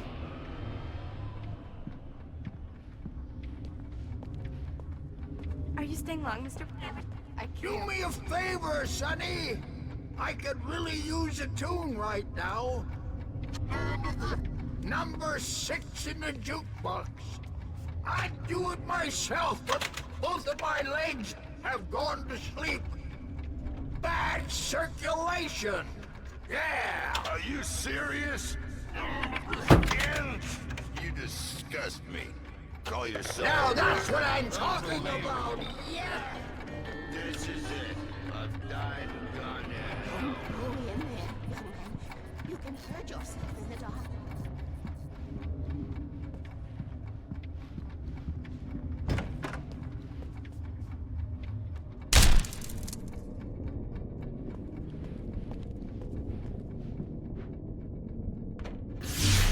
Alan, listen to me.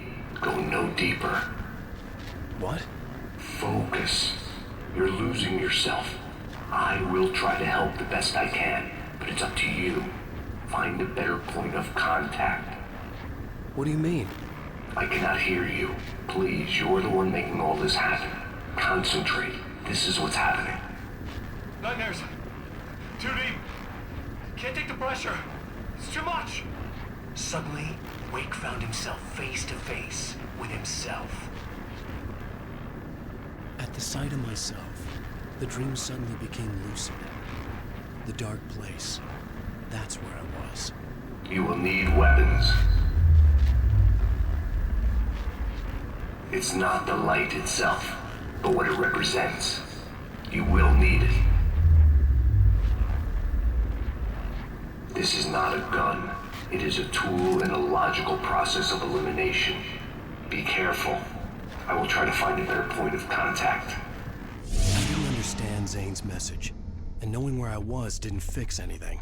Something had gone wrong after I had finished departure.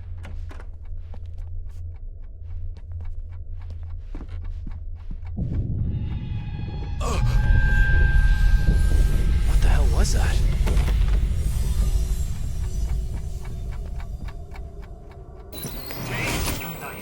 The diner had become deserted. Then the door was smashed off its hinges and Wake had to fight for his life.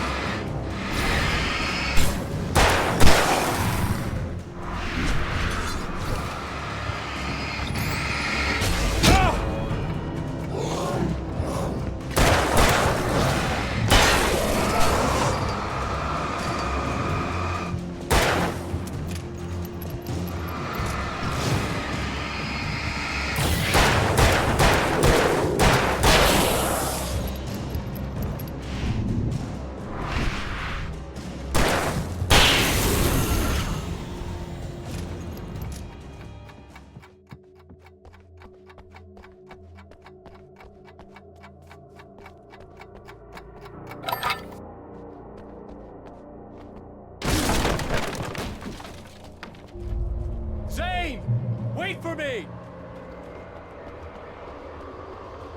The world had become twisted.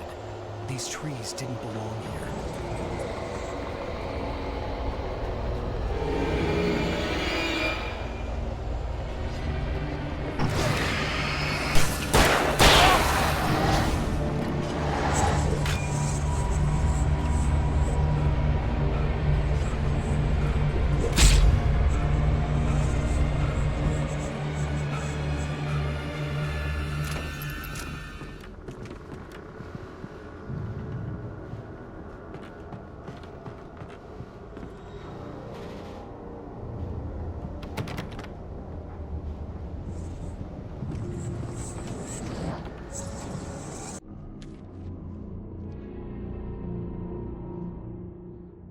I knew it was my writing, but the words were jumbled, dreamlike fragments. Reloading frantically. The rounds just a stone's throw away from the tent. But it was just the radio. She was startled by the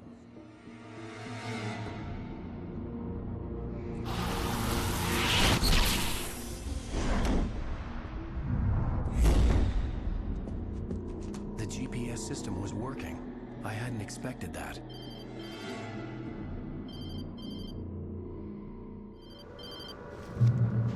Hello? I'm trying to reach you. Can you hear me? Can you hear me now? Yes. Listen, I can help you, but you're drifting deeper. I can't reach you. You must come to me. I can't maintain the connection. Use the words. Follow the signal. It made no sense for the GPS system to work. I doubted any satellite was in range here. These were alien skies, but it was guiding me towards something. Towards Zane?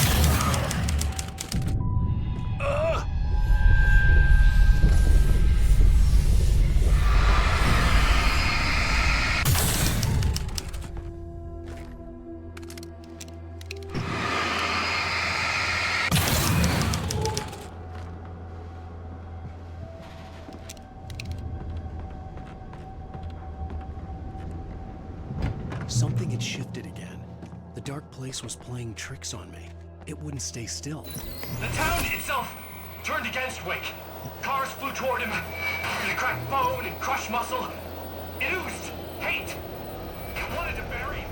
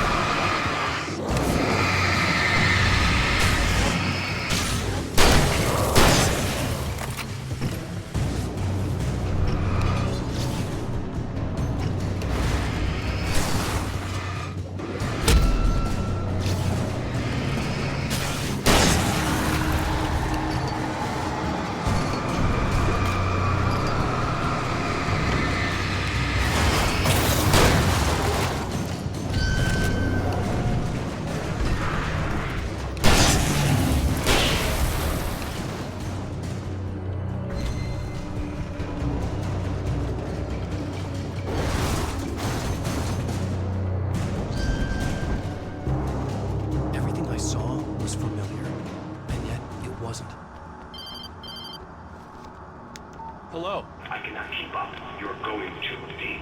I will try to guide you. Follow the signal. I'm trying! You must face yourself. Follow me. Oh! The GPS system was supposed to lead me to Zane, but the shifts were interfering with it. I had to keep trying. I wouldn't survive alone. The changes were becoming more violent. The street wasn't so much ripped apart as it was missing. I reached down and scooped it up. Everything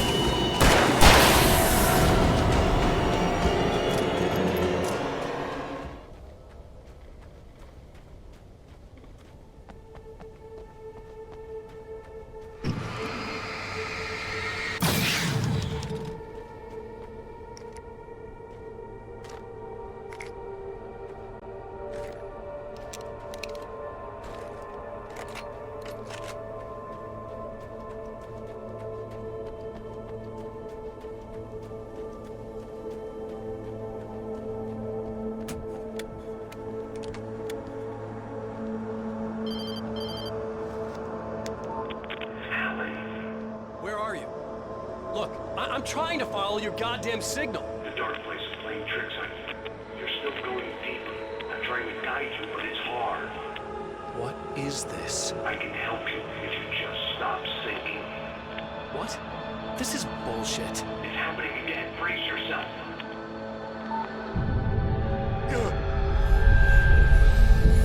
I was running after Zane, and he was telling me I was going too deep. It was ridiculous, but I was more scared than amused. I felt like I was being hindered by an unseen force in ways I couldn't fight. All I could do was keep moving.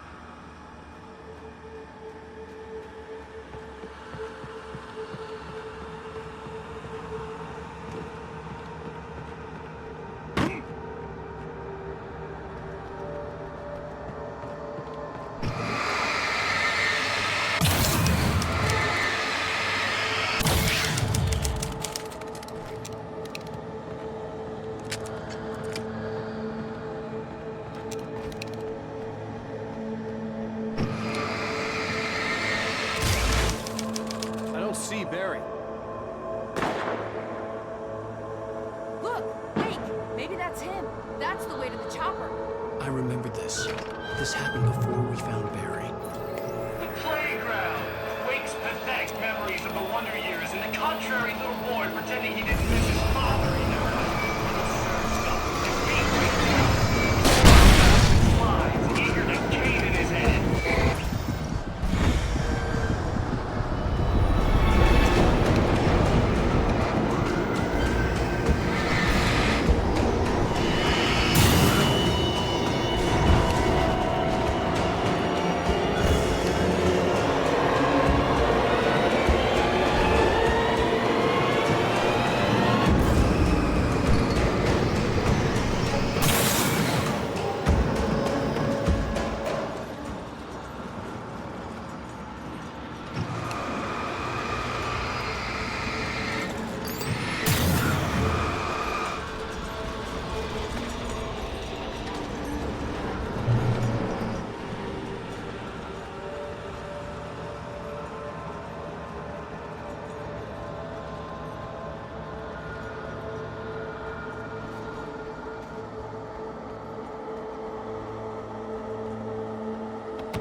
I had to find the key to get the door open.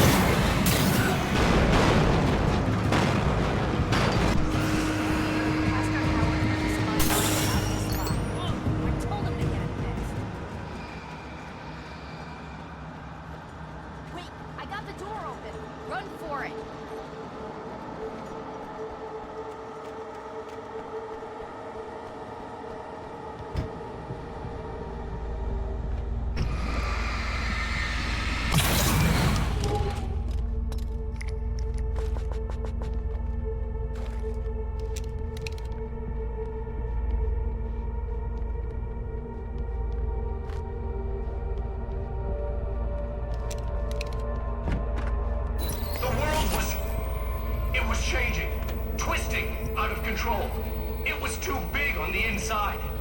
He couldn't see the ceiling. Something was moving in there. He was lost. He couldn't find the exit. Asshole.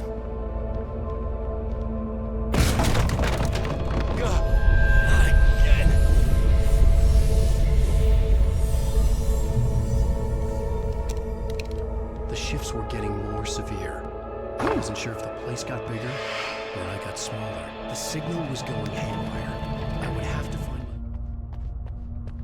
my... Zane left me a page. He was trying to help me.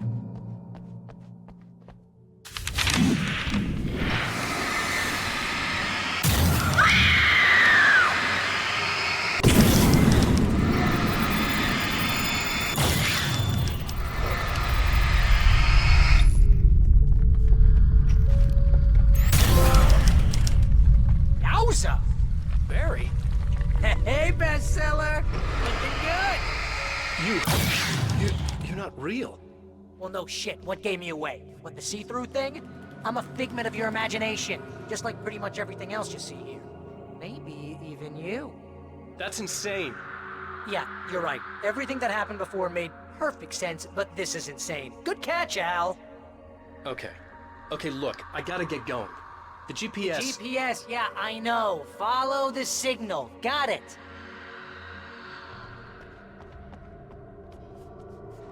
So, anywho, I'm here to help you out now. The thing is, you need to get a grip, all right? You nag the way the real Barry does. You know that? Well, hey, you know, be fair. It's not my fault you think I'm annoying. I don't think you're annoying. Al, baby, relax, it's cool. Just try to stay on the ball here. You need to do what Zane tells you. He's been here for ages. He's like the expert.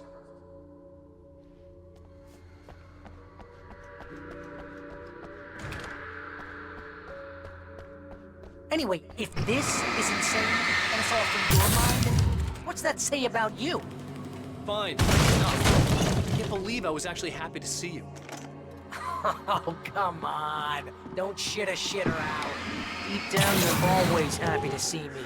Can't lie to yourself, know what I'm saying? I must be a sucker for punishment. You? No, really? And I always thought you went out of your way to I think the signal's avoid pointing trouble. towards that thing in the distance. Thanks. Yeah, Thanks for that'd that. be the Biltmore sawmill. How the hell do you know that? I don't know anything you don't. So why don't you ask yourself that? Huh? Maybe you saw a sign for it back in the real world, or maybe it's the sawmill because I said it's the sawmill and now you can't get it out of your head. Fantastic. Woo! Mama! Hey, Al! I guess the pen is mightier If you complete that sentence, you're fired. mightier than the sword. Anymore.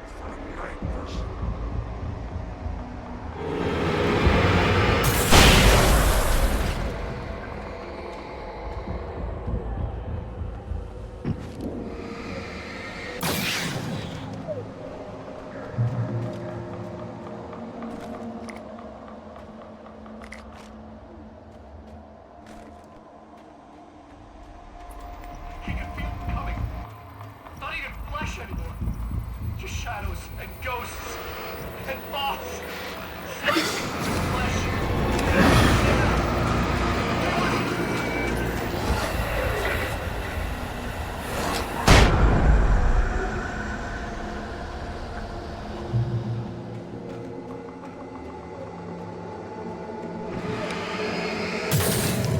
You know, you're gonna have to make your way closer. The solution probably has something to do with those words. Yeah, you should probably use them. Oh, I know.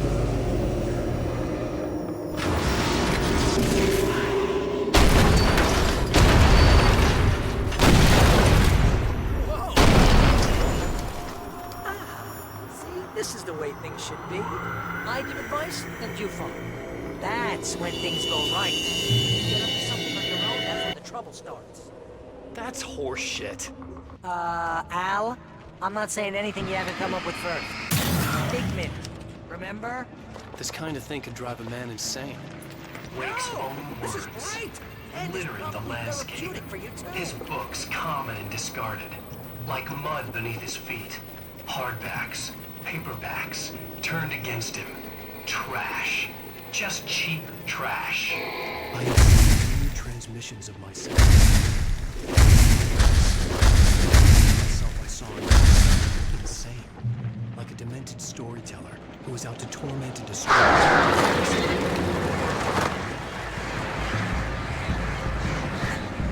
Get off me!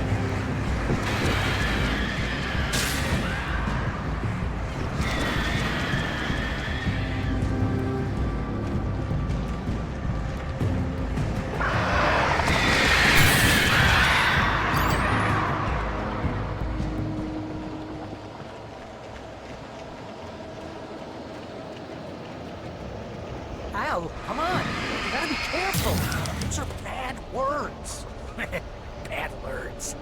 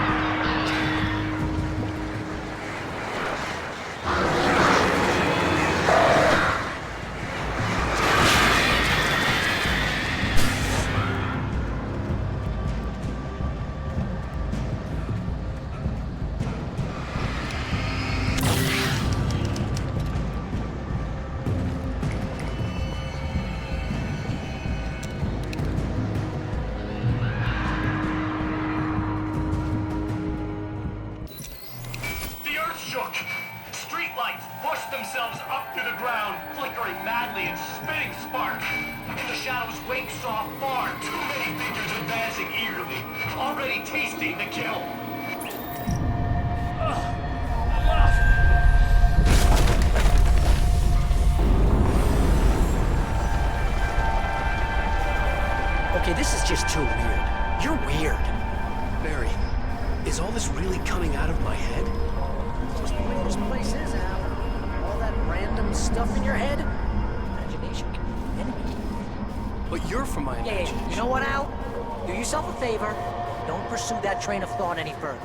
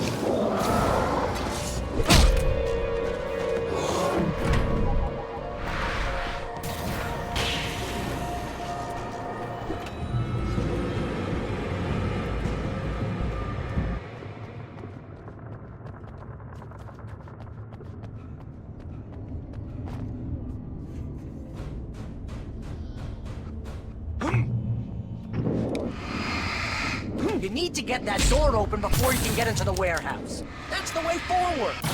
If I'm making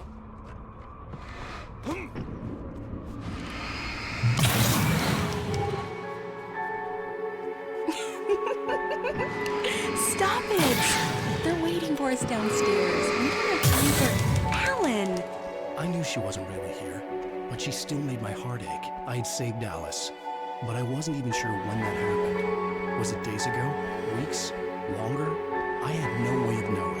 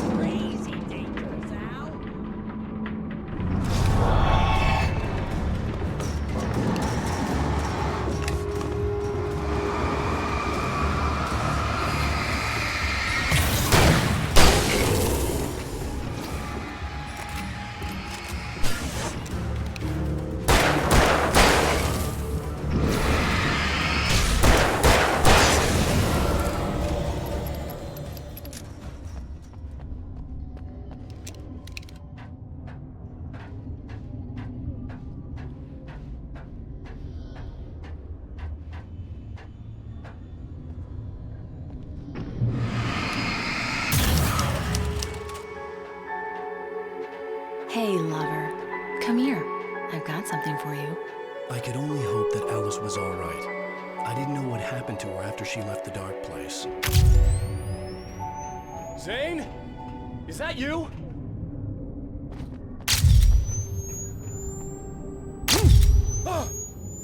Hey, hold that pose. That was a good one. Like this? Yeah, but smile a little more. No, that's too much. You want to look mysterious, maybe a little tough.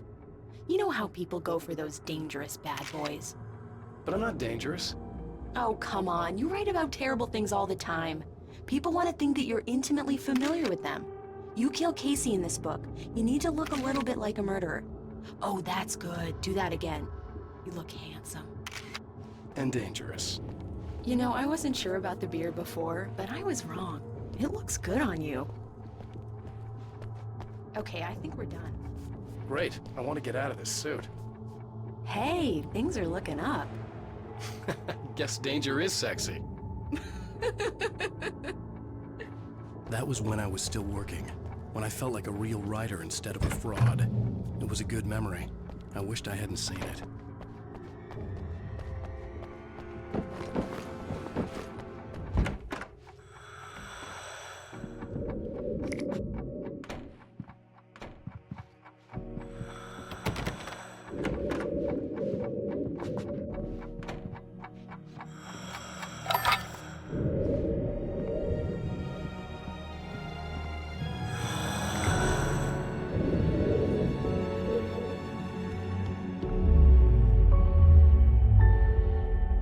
Alan, you made it. This area of the dark place is calmer, at least for the time being. We can talk here, but we don't have much time. Zane, how do I get out of here? That's what you face. That's you, even as we speak. Darkness. Darkness coming! Swept him away. Lost. He knew. He knew! He couldn't hold on. He knew there was no way out. Oh! No! I'm right here, What was Zane! going wrong? That's not me, it's Wrong. just... I don't know, an echo, a hallucination. The dark presence. The dark presence is not responsible for this. You are making this happen. You're trapped in your own nightmares. You are fighting yourself. Wake didn't understand it. He would never make it. He would never wake up. He'd get swallowed up in the rising tide of darkness. It was coming. It was coming. Shut up! Gah! No! Alan, you mustn't. Swept away by the gathering insanity. Zane was gone. Wake could feel the pressure, gnawing at his mind. The darkness wasn't so bad. It was in him. He felt it. He knew the voice spoke the truth. It was just too hard to think. He couldn't make sense of it. Couldn't. He wanted to go with the flow. Stop thinking and just let go.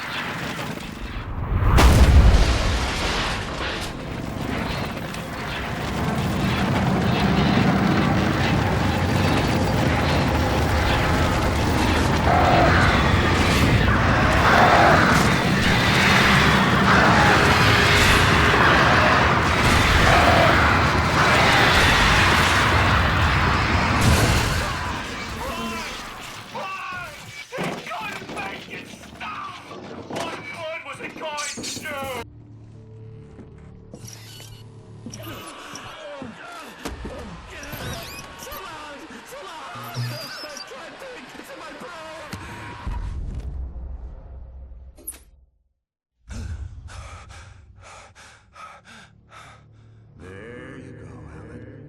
Hartman? It's all in your head. You've been making it up. Really, Wayne. Come on. Your delusions.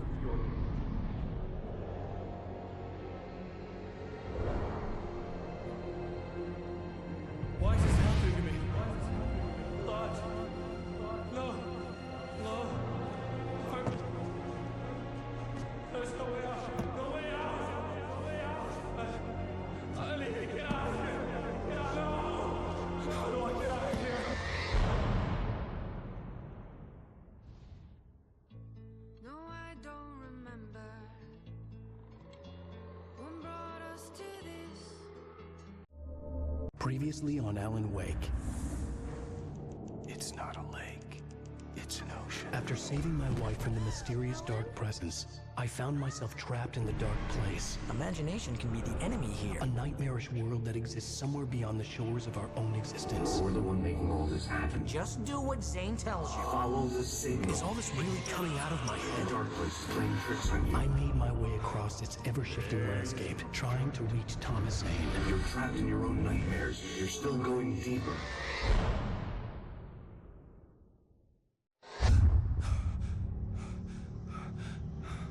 There you go, Alan. Hartman. It's all in your head. You've been making it up. Really, Wake. Your Delusions are out of control. Get out of my head. Seriously, Al, you need to get a grip. You know reality's different here. See what I mean, Al? Ugh, I think I'm stuck on this side. Well, you're gonna have to find your way out of there. I'll wait. Just remember, you're still in the dark place. You know that, right? I don't want to alarm you, pal, but it's sink or swim time. Fine. I could feel the pressure mounting. Barry was right. Time was running out. Everything I saw was a dark, twisted version of reality based on my memories and thoughts.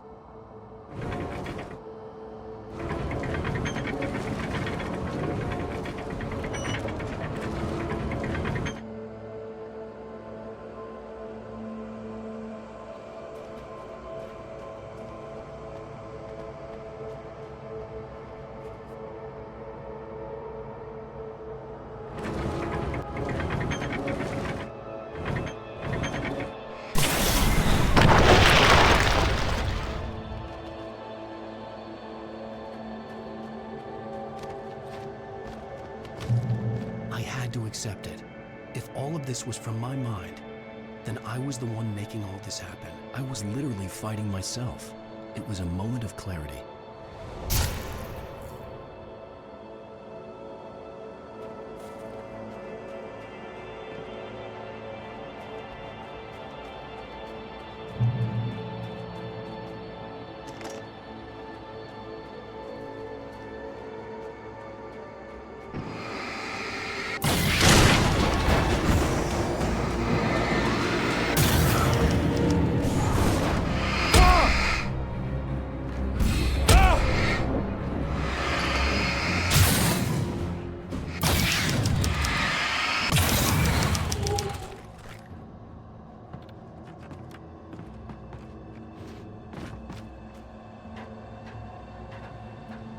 After finishing Departure, I felt finished myself. All I had wanted was to save Alice. After that, a part of me had been ready to just give in and die. But I hadn't given up. Thomas Zane had reached me. I had run across the nightmarish landscape following a signal from him. He kept telling me I was sinking, going too deep. I wasn't sure if he meant the dark place or inside. Perhaps they were one and the same.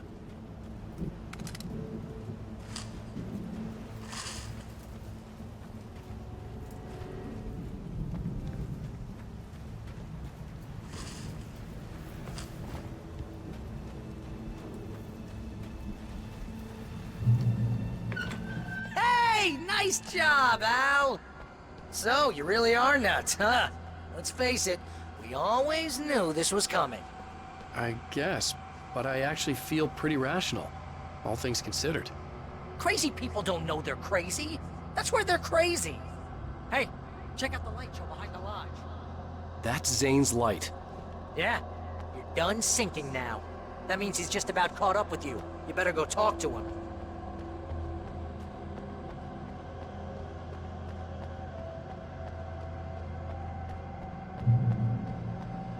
Lots of fireworks here. Nice! Wake heard the old gods play. Music came out all wrong. It attracted the horrors.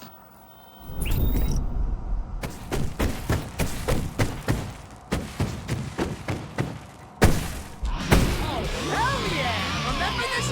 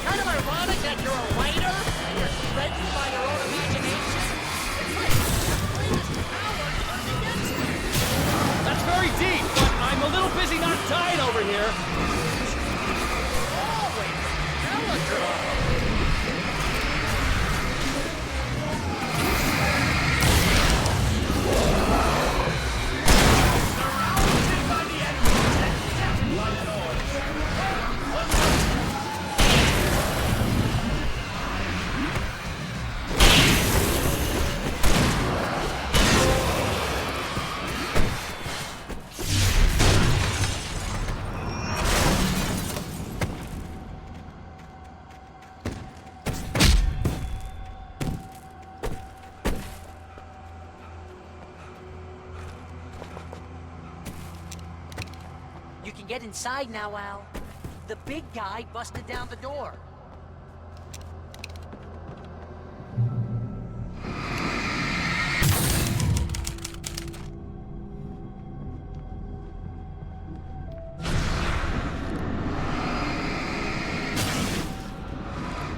Whoa.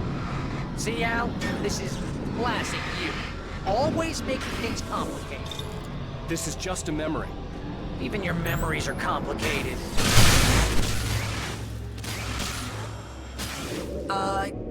Yeah. So, I guess we need to talk to Zane out there now that he's actually here. I'm just gonna, let you non-imaginary people talk in peace. You're not coming? Nah, that was a crutch, Hey, you're moving up in the world, buddy.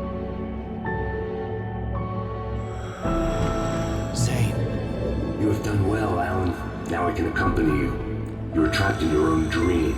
You must wake yourself up, but first, you have to reach yourself. The cabin. Yes, my cabin. It will not be easy. Your previous work can help you. I still have some pages of your manuscript left. Words like that have power here.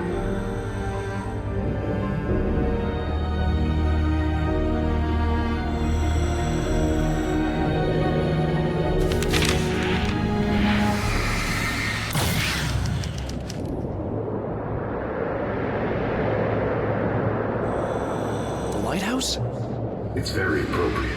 I can help you reach it. But after that, you will be on your own. I cannot enter the cabin now. The dark presence made sure of that on our last encounter. You are facing yourself, the parts of your mind that are hard to control. This is not a fight anyone else can win for you.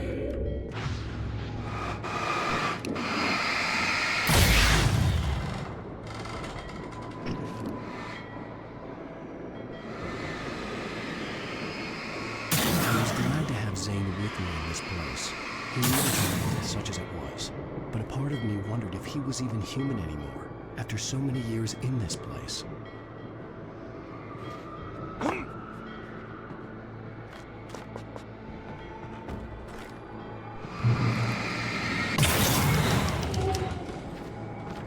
The world was tilted.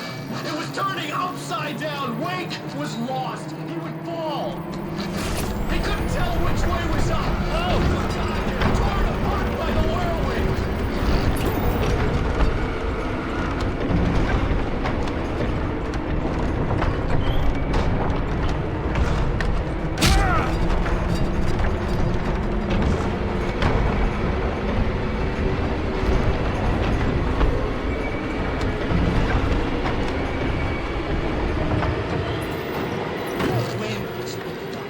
Wake was too high. Too high! At this height, the water... You can't want me dead this bad. The storm was coming! It was throwing off!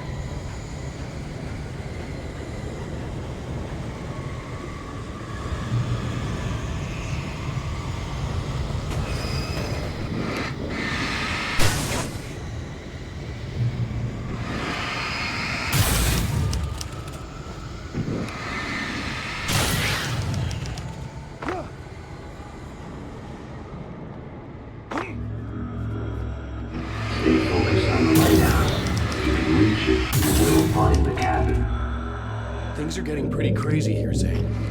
It's to be expected. You are struggling to reclaim yourself. The landscape reflects that strain, but each step takes you closer. If you persevere, you can attain the lucidity that fends off the darkness.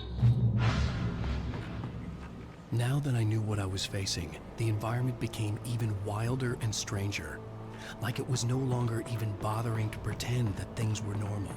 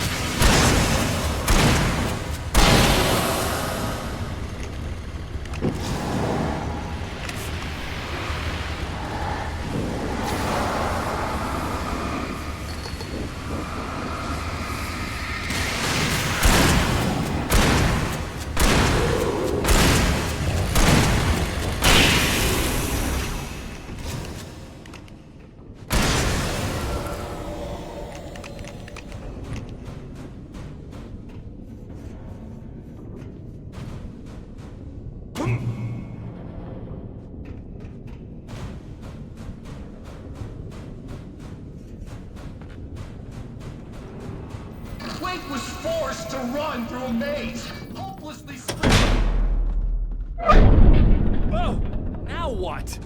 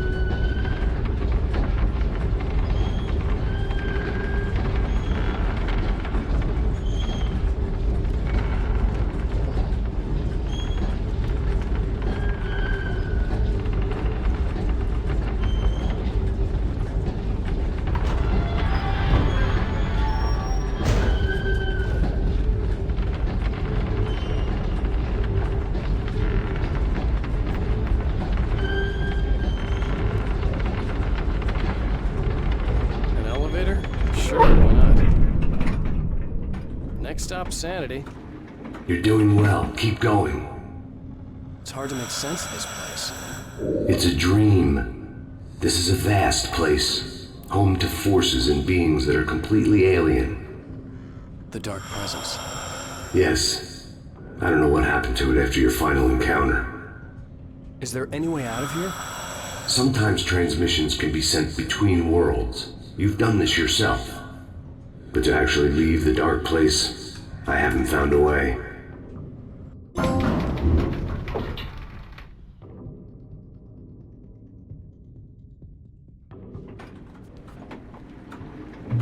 Stucky's gas station. It's something I particularly wanted to see, but obviously I wasn't the one to Another memory made real. Wake would never make it. The insanity he was facing was already a part of it, in him, his own doing. He couldn't possibly win.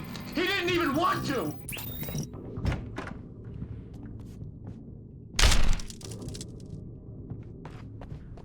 At least the lighthouse was much closer now. I would have to make my way up there somehow.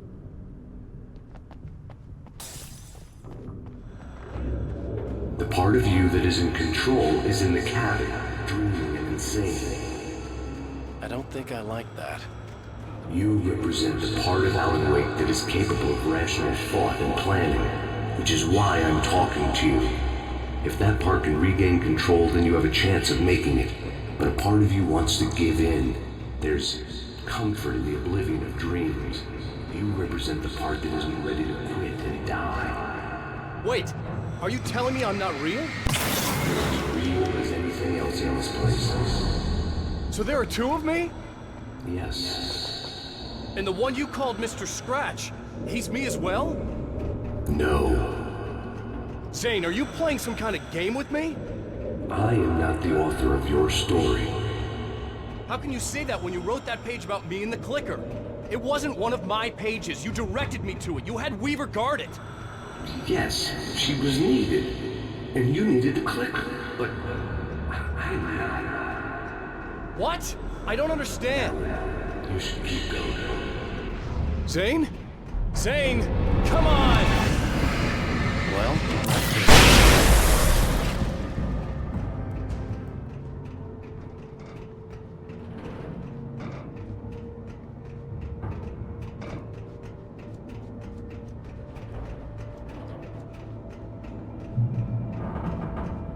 The bridge groans in the unnatural wind.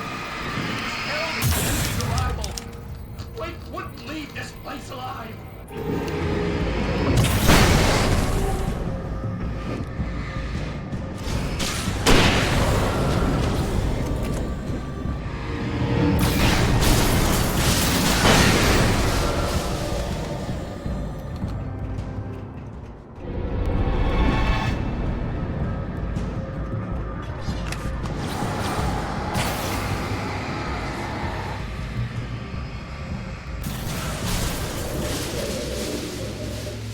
A moment.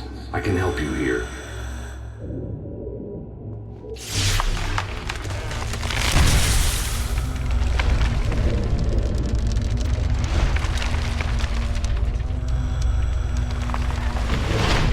how the hell are you doing that? It's like learning to control your dreams. There's a connection. You were in my dream. Yes. I taught you. You fixed the foolish mistake I made with Barbara.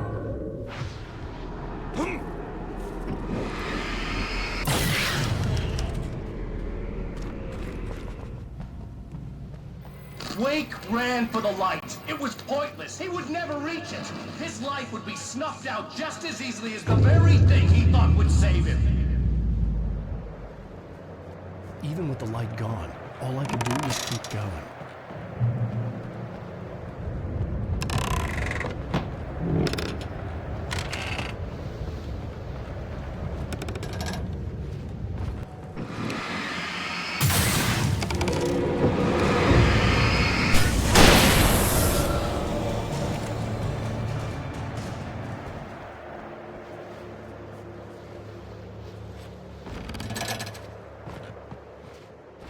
Let's not beat around the bush. You have a lot of problems, Alan.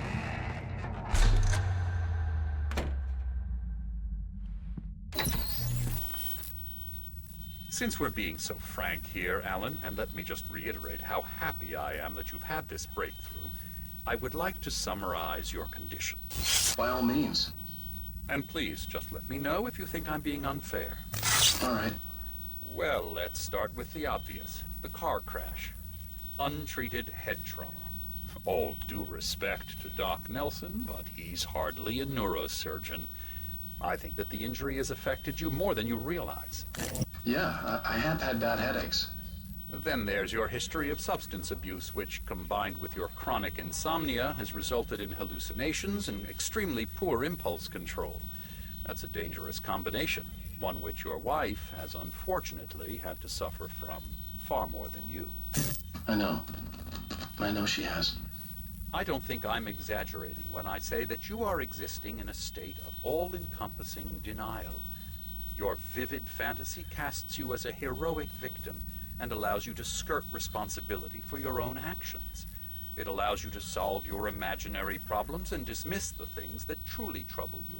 In your self-serving delusions, your personal problems are assets that allow you to save Alice, perhaps even the world. Dr. Hartman, I think that's spot on. I can't argue with any of that. Well, I'm sure I'm stating the obvious. I don't want to labor the point, but, well, No, I understand. It's important that I face it. Precisely, Alan. You've put so much effort and imagination into this self-deception, but what good has it really done for you? You refused my offer of help, and here you are. Did being so obdurate really get you to a better place? No.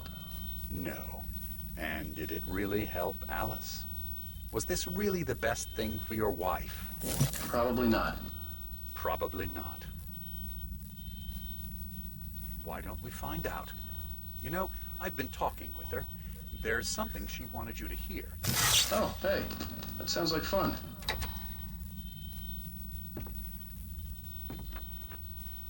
All I ever wanted was to help you, Alan. I ate all the shit you handed out and tried to understand your pathetic, wealthy white male drama until my life consisted of managing your never-ending crisis. I hate you for your childish temper and the arrogance and self-indulgent pride that undermine all efforts to drag you out of the hole you insisted on digging for yourself. I hate you for leaving me in the dark with that insane monster bitch! All you had to do was act like a loving human being for once in your life and stay with me. If your dramatic exit hadn't been more important than making sure I was all right, she would never have taken me. I don't know where you went, but that's okay. I don't want to know. I don't think I'll ever be all right. The only thing that keeps me from killing myself is the hope that I'll never see you again. Ouch. I just can't argue with that. I think I should stay here before I ruin what life she has left. I think this is a breakthrough, Alan. I'm really very proud of you.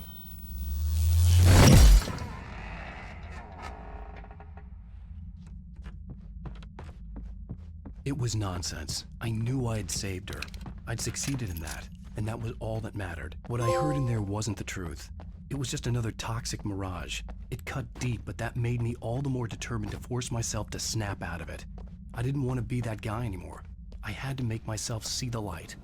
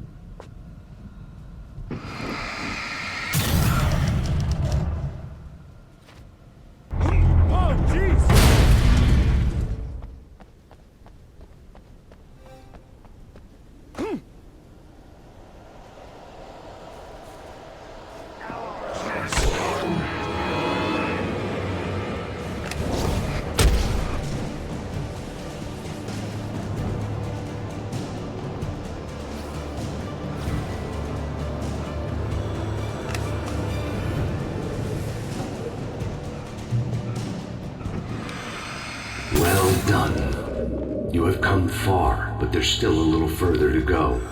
You must take full control of your own mind. Reject all of the fantasies you have constructed. Yeah, well, I think I can do that. A lot of the stuff I've seen here is personal and ugly as hell. I'll admit it hurts, but it's not fooling me. I know it's fake. Good. You are aware. The part of you bent on self-destruction is not.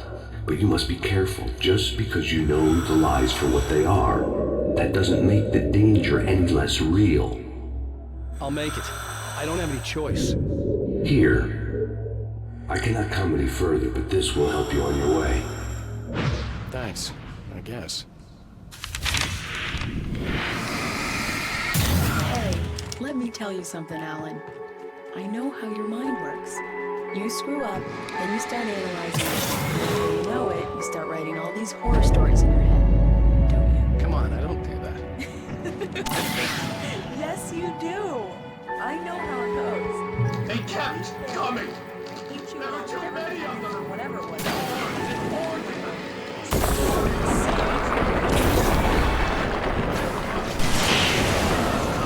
It was sheer love you, and I'm not going anywhere.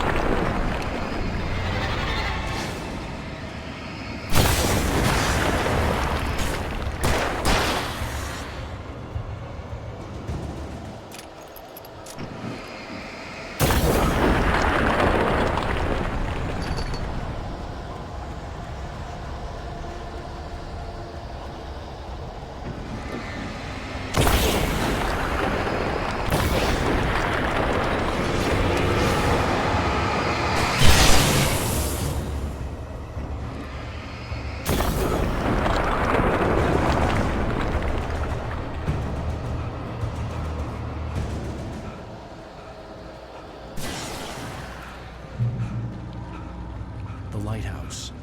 I was relieved to have made it here, but I wasn't sure what was going to happen now.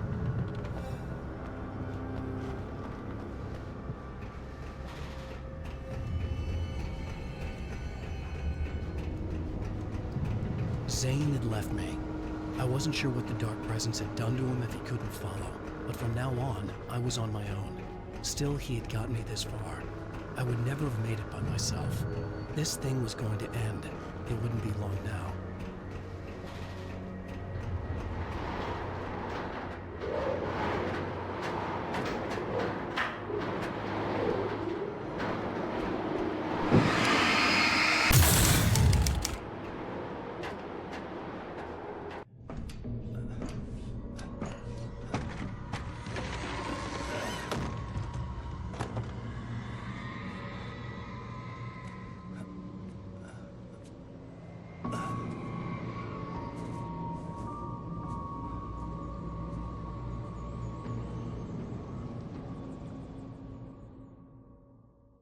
I was surprised by the change of scenery, but not much.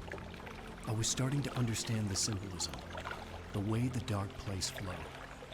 Wow, it's gorgeous, Alan. It's something, all right.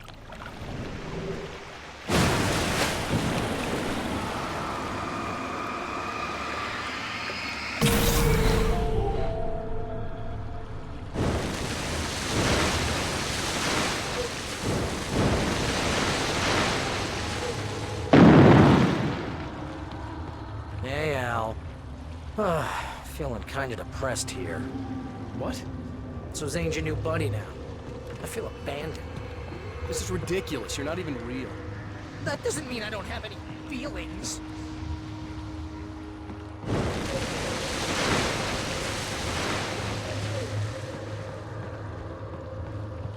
Thing is, you need to get all rational here. Abandon your fantasies, right? Well, I kinda hate to say this, pal, but I'm one. Fine, you're abandoned. Bye. Al, what I'm saying is the only way you're getting in that cabin is through me. It's one of those kill your darlings things. But hell, you're used to that, big shot writer. Am I right? It was in everything. It was even taking the people Wake knew, turning his friends against him. They were all against him. What does it say about you when you're this desperate to keep yourself from getting bitter? Here we go! I'm earning the 15% commission.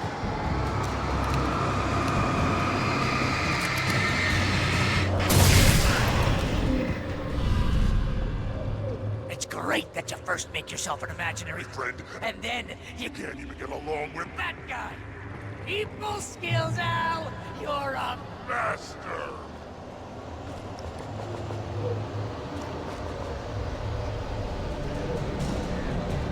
Let's crack that writer's block of yours, Alan! You're a modern master of crime fiction, an expert on murder and dark alleyways,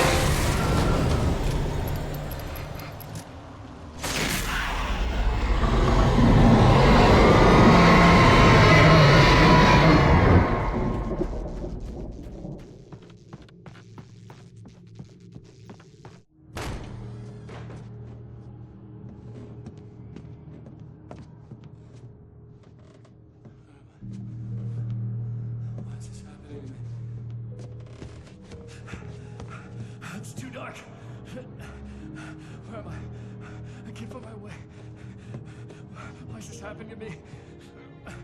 Can't find my way. It's too dark. Why is this happening to me?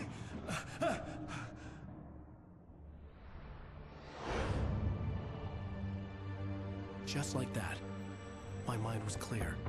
Zane had been right. I could think clearly again. But I couldn't survive in this place the way he had, and I might not make it back a second time. Leaving this place would be hard. Maybe impossible.